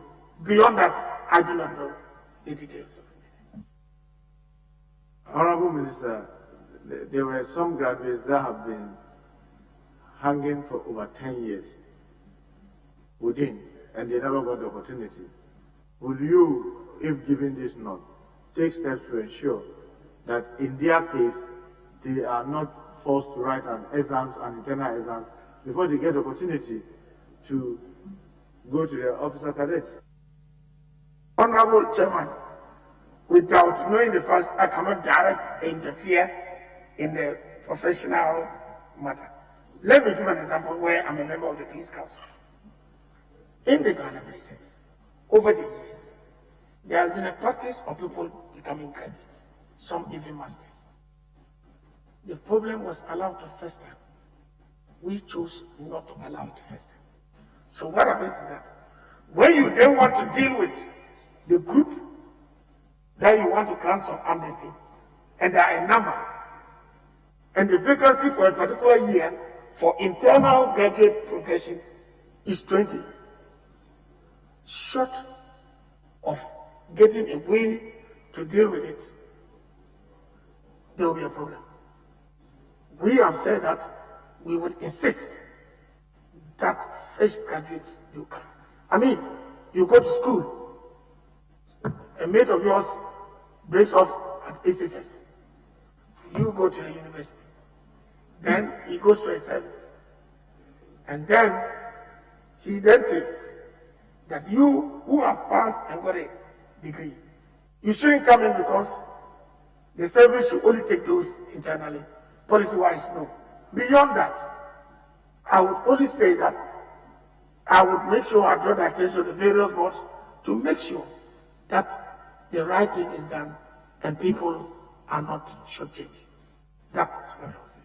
I just want to find out whether you are a member of the Council of the Fire Service. No, I'm not a member of the current Fire Service. Are you aware that the Council decision to promote one Jerry Appiaje 4 steps ahead of his seniors to be on the junior? Is this something that you want to investigate? No, I'm not aware, but it's not brought to my... No, if it's brought I'm giving you information. And I'm telling you that this happened where a junior officer was promoted 4 steps. I'm not aware. Will you want to investigate this to ascertain the veracity, and if it is true, take the necessary steps? I'm not aware, but if you know that, I think let's do a due process.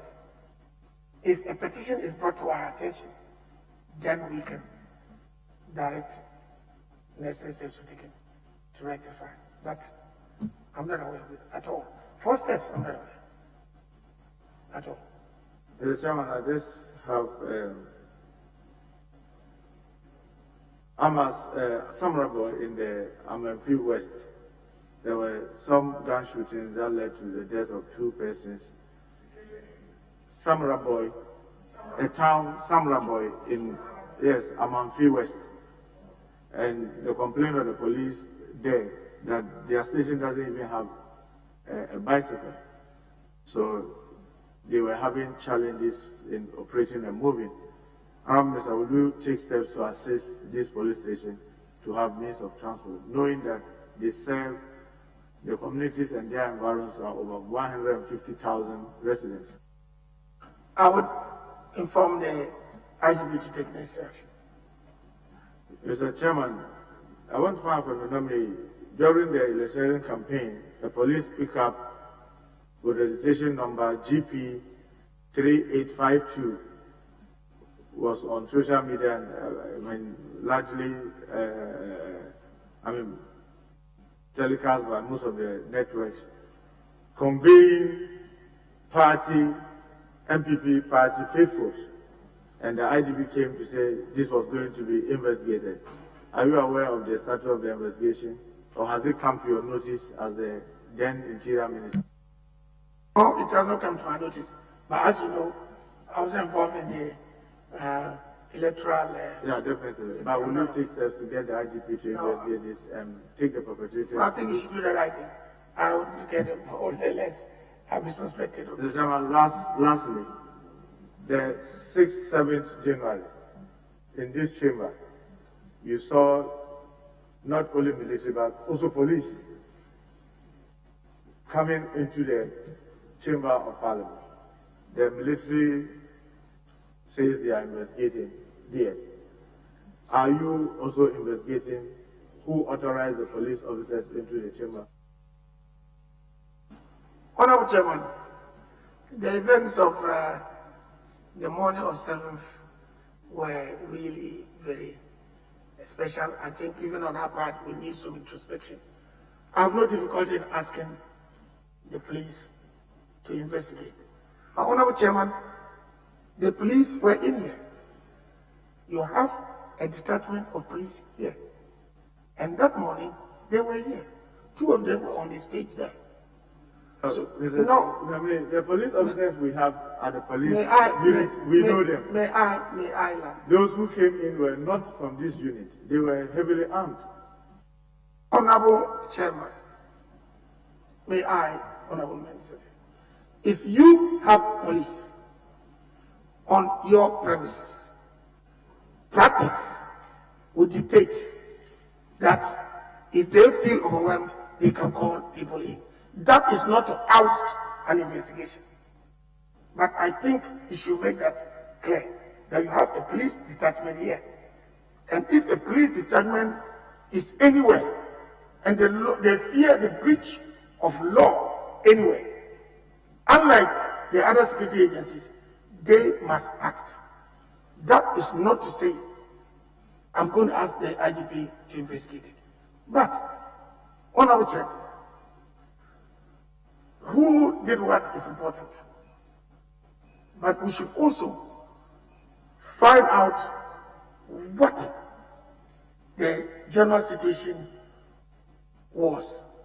Yes, coming in, investigated. And for that, I'm directing tomorrow, IGP, find out what happened. But I'll be dishonest if, as a lawyer and Minister for Interior, I don't tell you this, that the police have a duty that when they see or fear that law is going to be breached, especially if they have some of their people here, the normal trend is to call for reinforcement. I've taken an oath to say less will be dishonest. I told you that. Without prejudice to whatever is going to be investigated. And then we might also need to put it in context. After that, there was peace. Was it a coincidence? That should also be investigated. But, Mr. Honorable Chairman, I am for an investigation of the situation. But I think that having taken an oath on my faith, I should say that I believe every lawyer can testify to that basic principle, that a policeman, if he swears there's likely to breach in peace, there's a duty upon him to act. Without prejudice to that, there will be an investigation. Mr. Chairman, I said that was my last, but I want to just do a follow-up with that. Okay. Since you have the oath, did you authorize the police here? I did not authorize the police here, neither could I have. Thank you. I was functus official. Thank you, Mr. Chairman.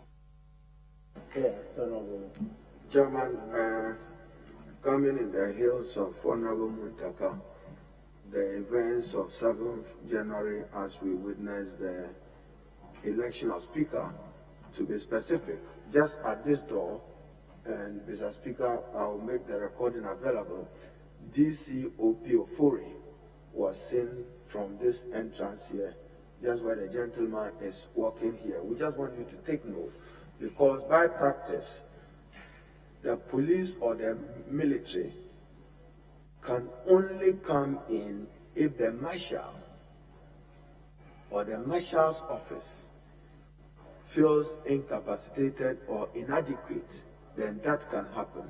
Therefore, take note of it, and we'll be happy. I totally agree with that, Honorable Chairman, that the marshal is in charge of security here. Don't get me wrong. The marshal was lying down here. Push down. He himself has been pushed down. He was incapacitated, wasn't he? Honorable Chairman, I'm prepared for an investigation to help us. But, thank you, Honorable. But I hope that Chairman's comment and you are saying thank you is not justifying the act. That tomorrow somebody should push down the marshal and then you bring in armed forces. And oh no, not at all. Honorable Minority Leader, I have to respect the committee. And giving me an opportunity to talk, I have made a point that we ourselves need some introspection on our part on some of the activities. All right, thank you. I'll take you back because in the run-up to the election, police officers smiled. And they smiled with the hope that under your supervision as Minister, President Nana Dankwa as President, there was some salary adjustment. And that's why I was particular about the communication. You see, with salaries, when you pay, tax is deducted. So take it for the record that for the police service, and you can go to their December pay slip, for all intents and purposes, it was salary adjustment because tax was deducted on it. Is that the case, Minister Designate? Honorable Chairman, my position I'll reiterate is, I'm aware of the payment. I initiated it. The detail of payment is part of the operational mandate that I'm not part of. All I am saying is, I know the genesis, and I got approval for it.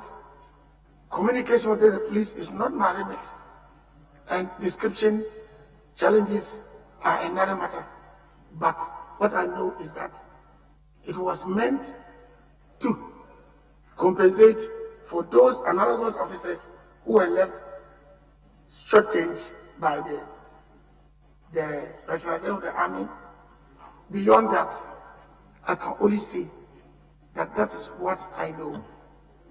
And it wasn't a salary. Minister nominee, you'll be dashing the hope of police officers who were very confident because, and I would urge you to look for the pay slips for December for the fire service and the police service. To the Ghana Fire Service, these words were used: single spine special allowance. You are a minister for both fire service and minister for police. With police, it was categorical salary adjustment and taxes were deducted on it. So the same communication did not go for the police as well as the fire service. And I dare add that different communication probably went to the prison service and probably to the prison service. Let me end it there. Thank you. Thank you. I can only surmise what happened in that situation. I reiterate that it was meant as a compensation, nothing else.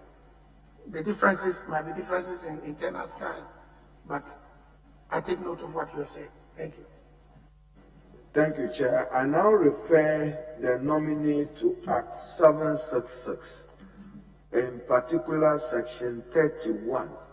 It reads, exemption from the basic National Social Security Scheme.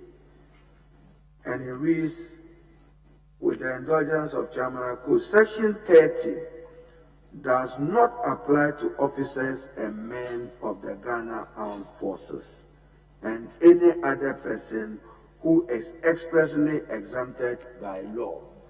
Are you seeking an amendment to Section 31 of Act 766? And when should we expect this, so that assurance is given that by law, beyond the Ghana Armed Forces, you are exempting the other security agencies?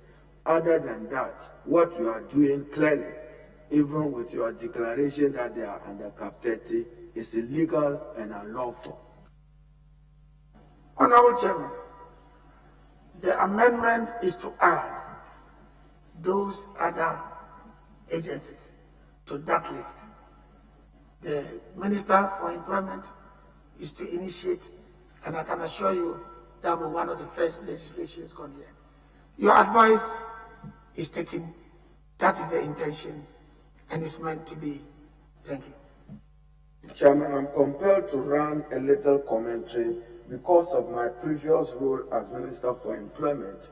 What Ghana needs to do, if you recall, Act 766 was passed in 2008. 10 years moratorium was put on it. Subsequently, I came to Parliament in 2014 to seek amendment, National Pensions Amendment Act 2014, Act 883, to further postpone it. So for 15 years, I'm aware that what the state we needed to do to guarantee better retirement benefits for retiring Ghanaian workers, including men and women of the security agencies, was pension unification of pensions.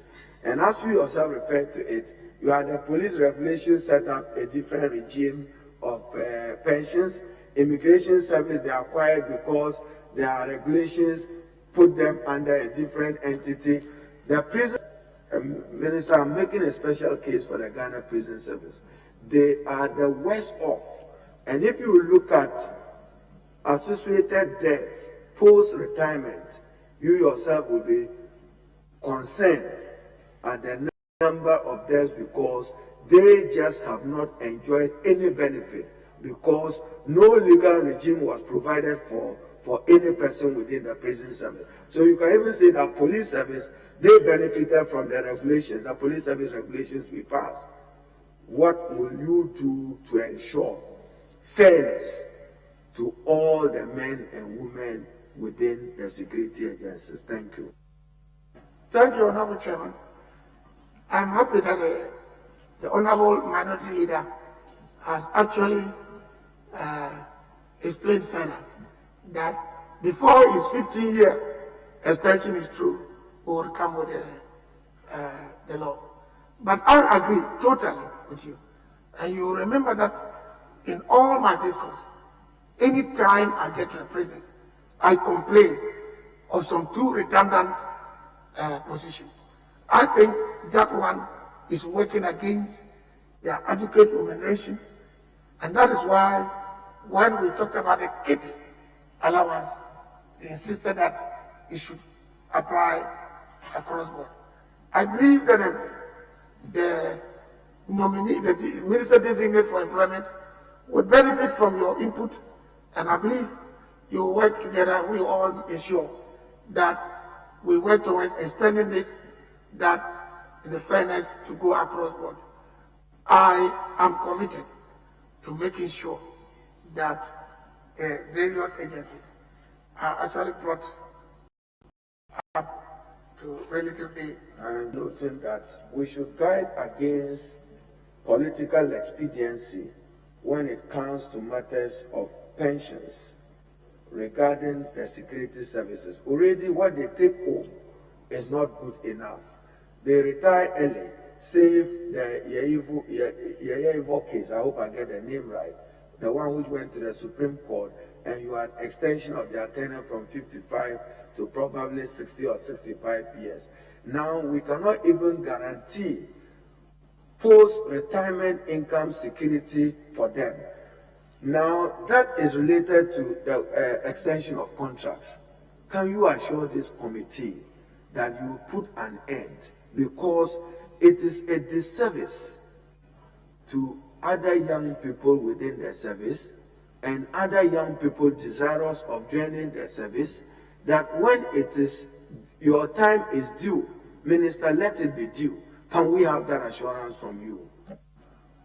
Honorable Chairman, I can assure you that the policy, as I have said, moving forward, is to phase out, except in exceptional cases which will be too limited.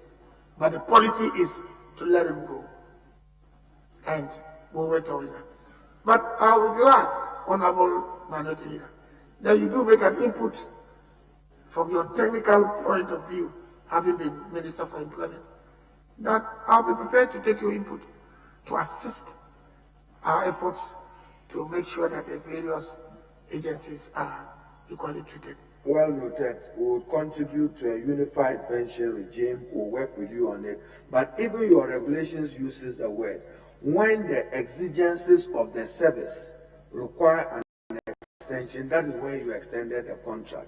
The policy hasn't worked.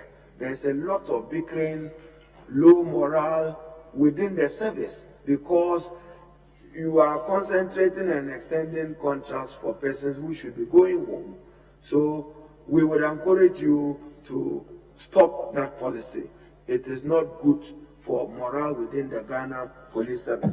Now, may I refer you to just a comment from the U.S. State Department report on human rights.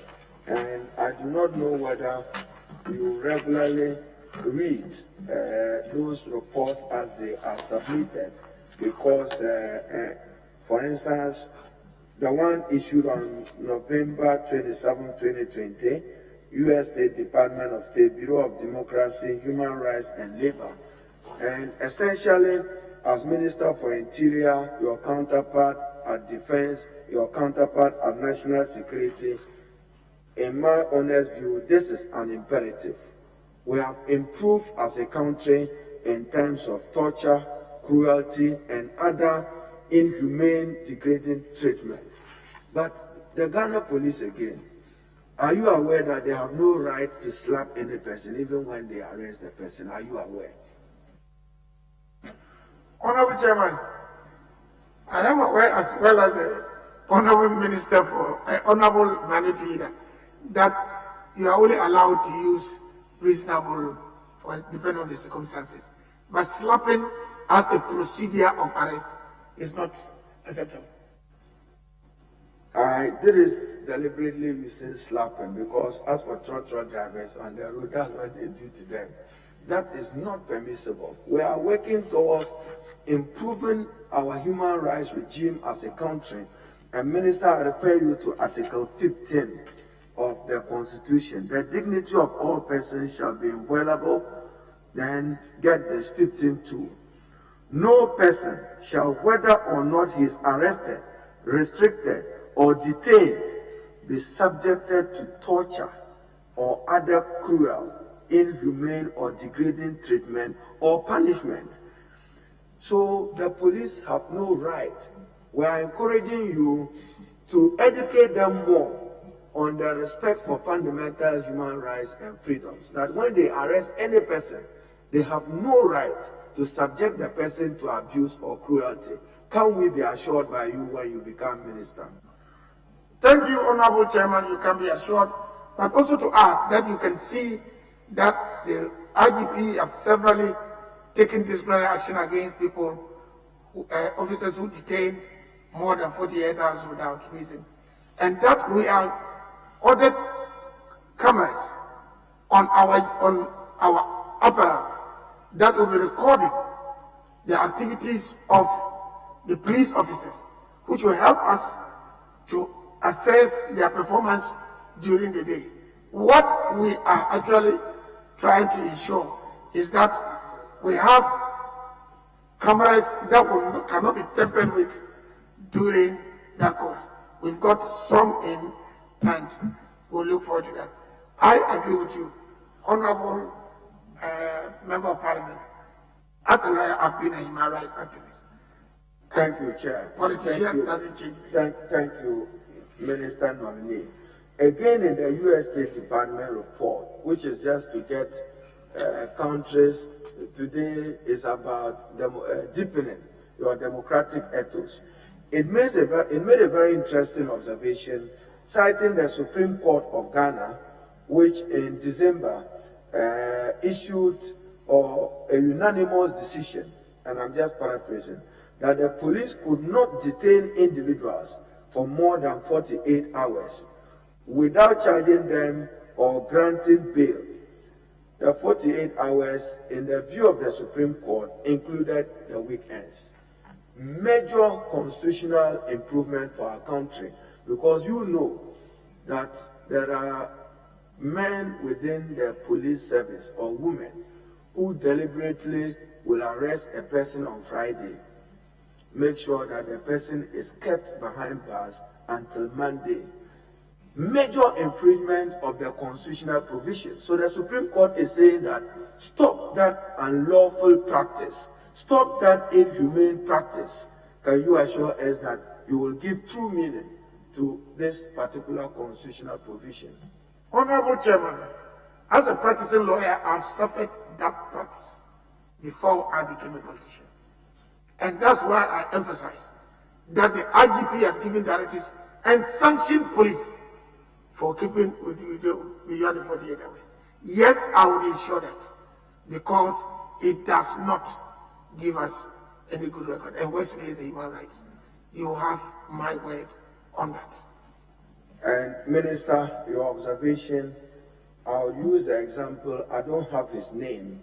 The police barrier, when you are leaving Tamale to Kumasi, there's a barrier at the Toile.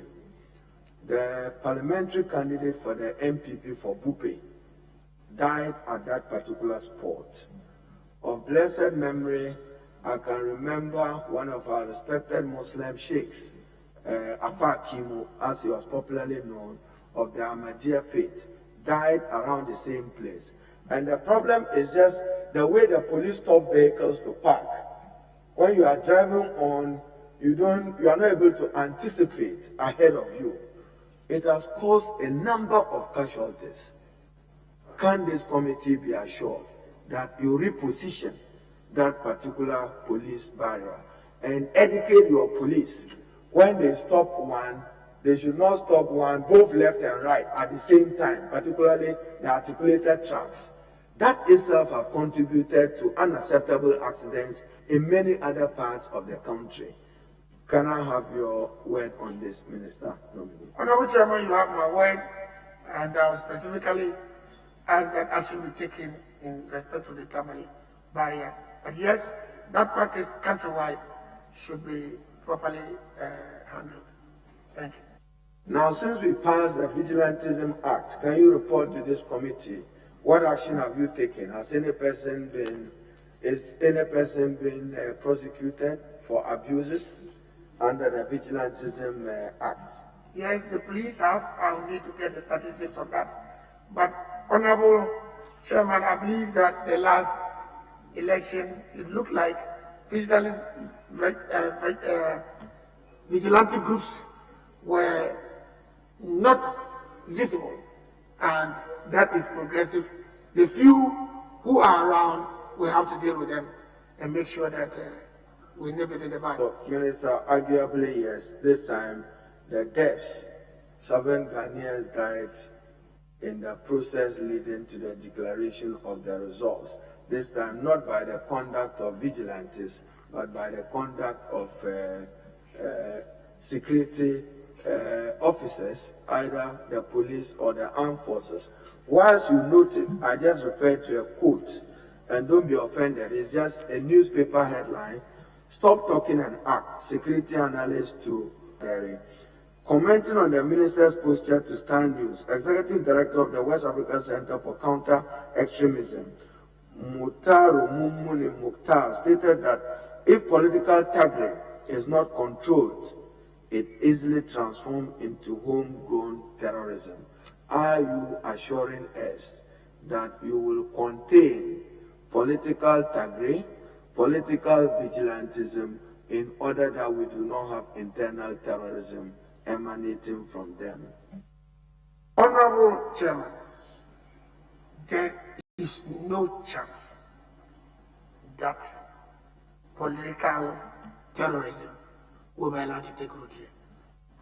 Under the last 4 years that I was Minister for Interior, I can tell you people who were arrested, including party executives of the MPP, detained and sent to court. In Karaga, in Gulu, as 2 examples. It was done. Honorable Chair, the events leading to the deaths of persons is most unfortunate, and I can continue, I don't care ad nauseum, to express my condolences. But we have asked and we are waiting for the reports of the investigation. Until the investigations are concluded, I believe that it is only fair that we do not try to identify before that. Yes, gunshots, ballistics will come in. If it is found that the security agencies did it, the investigations would deal with the people culpable. But for now, at least. Thank you, Chairman. Now, the police hospital, it does a lot of good and service, not just to men and women of the police service, but to the public. And you know that in times of medical emergencies, where you choose to go on strike, dependency on 37 military hospital. I pass it daily. There's that structure. I read IHG on green letters. When will that project be completed? And what plans do you have to expand such facility in other regions of Ghana? We look forward to a small police hospital in Zwarungu or in Bolga or probably in Tuna in the Upper West, in Northern region, or close to Wa in the Upper West region. Thank you, Honorable Chairman. The police hospital expansion began in 2003 at the cost of £21.2 million sterling. When I took office as Minister for the Interior, the previous government had, by that time, instituted an investigation and a value for money assessment into the project. After that, we had meetings with the International Hospital Group and came to an understanding with them that we are not going to continue the system by which they continue to add penalties with delays in payment. But what did we find? By 2019, the cost had appreciated to £54 million sterling.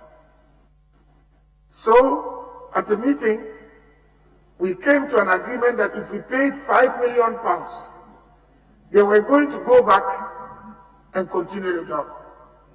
£5 million was paid. Unfortunately, in their view, £290,000 was deducted as tax, and because of that, they had a problem. We made it clear to them that by the provisions of the agreement, in such situations, you can even add the figure to the next payment. We were still sorting that out, and then they told us that they've got a facility of £54 million from UK Export Group and also Standard Chartered Bank. Minister, I'm aware of some investigation. So, I've read some report, even escalation beyond 70 million. Yes. For God and country, whatever it is, there was intention to expand access to medical care. Yeah, I'm coming to that. Service. If I'm not interested, the narrative will take you a day. No, it will not. I have two more sentences. Okay. It's 70% complete. They have come back and done for us a mortuary free, and we are now to work on the terms. I have to come and let Parliament know that. Have you accepted the revised terms, and will the 30% be completed to allow for 100% completion of that extension project? As soon as we sit down in the next meeting, and I come back to Parliament to do the right thing, because I do not have the right to continue to increase cost without this. Certainly, I agree with you that it's a priority, and we are giving it the best that we can.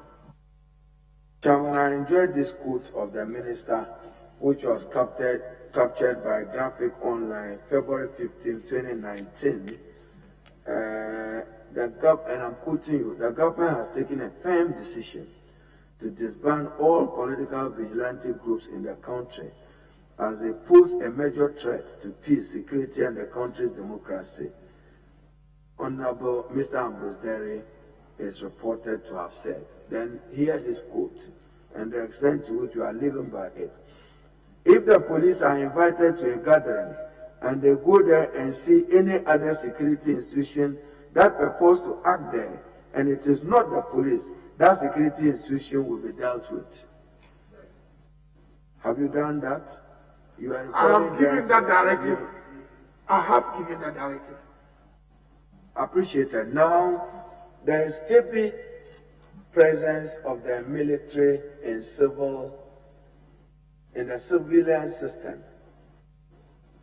The police are largely responsible for internal security. Nobody has a problem with the military complementing for the purpose of maintaining peace and order in the country and allowing for our safety and protection. But we worry when we see a dominance of those men in green with their guns all over the country, which in my view, almost like a vote of no confidence on the police. Are you saying that the police cannot sufficiently contain the internal security challenges of our country, and that you do something about it? Because every other place now, you see a soldier with a gun. What has happened to the police? Thank you, Honorable Chairman. the police are competent, adequately motivated and resourced, we do not need the army. However, where we started from, we needed the army from time to time, which had led to the joint operations. 5 weeks after I was sworn in as minister, we had a challenge of Fulani men in Abubu. At that time, the police arms situation was not good enough. We needed aerial cover. We had to go to the army. Now we are getting helicopters. We will not go to the army when we get there. And so as we build the capacity of the police, we will increasingly be facing out the army. But what I can assure you is that, especially the last time between the defense minister and I, it was clear that the police was the lead agency. And that is why in Galamsey, the military have now withdrawn and left for the police. But there are capacity, challenges. I expect that Parliament will continue to support the effort to resource the security agent and police. And yes, I agree, we should let the soldiers go back and play their traditional role, but that depends on how fast we build it. And we can assure you that the police, the military do not... Thank you. Chairman, NADMO, disaster management.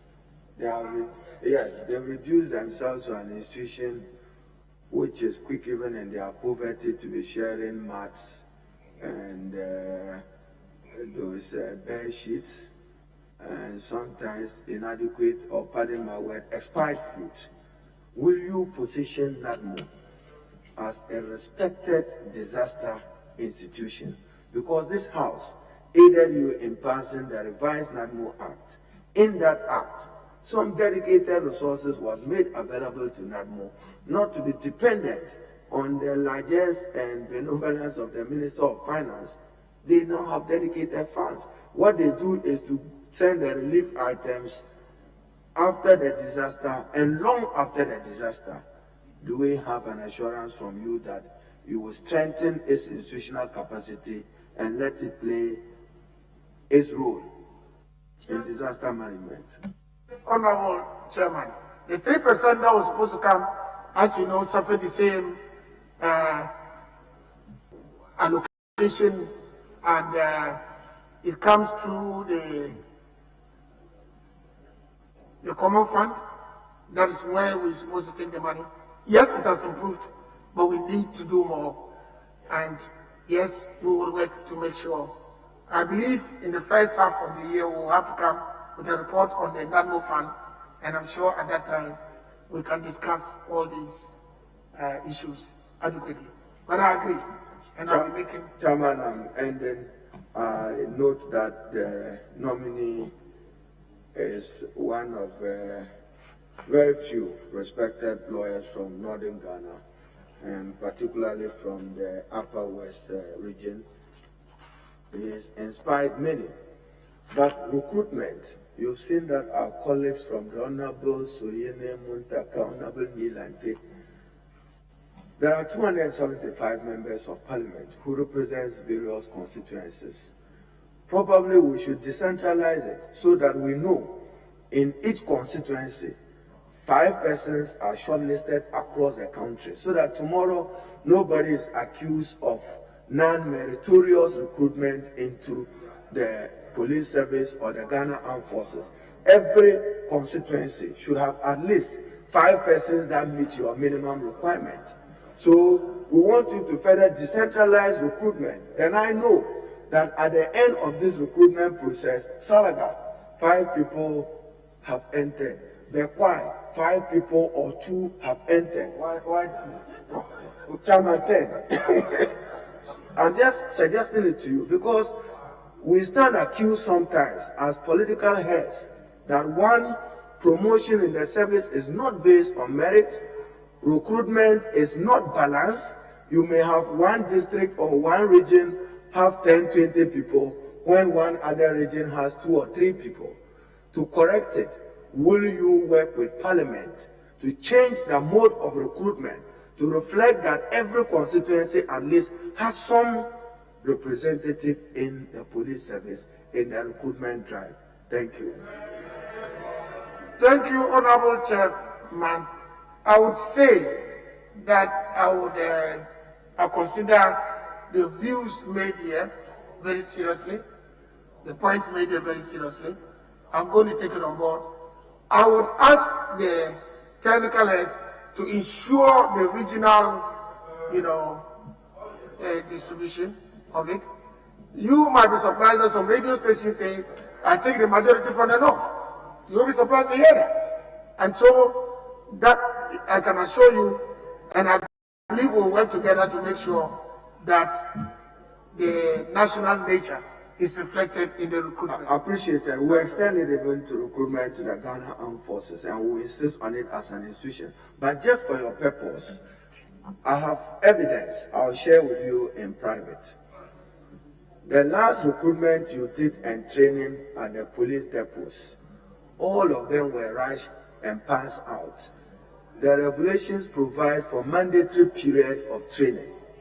That when you take a police recruit into a training camp, there is a certain minimum. The minimum is not being met by the IGP and the police. Will you correct that? Honorable Chairman, I'll correct that. I heard recently that he himself is talking of extension, and with the WUNYA system that they have there, they actually continue. Is it the case that the regulation says 9 months? 9 months training? It's 9 months. The regulation provides for 9 months. 9 months, okay. Yes, but those who passed out end of December, none of them were in the training camps for the period of the 9 months. Kindly, I'll take that. A view of it. I'll share a video with you subsequently later. So, Chairman, I want to wish the nominee well, and I thank you for the opportunity. Thank you very much, Honorable. We thank you for attending upon the House. Yes, today we got up to 8. We make rules and we breach them blatantly. So we've gone through another 4-hour grill. So you will hear from us. Thank you. You are discharged. Thank you, Honorable Chairman, and thank you, all of you, for this exercise. I'm grateful. Thank you.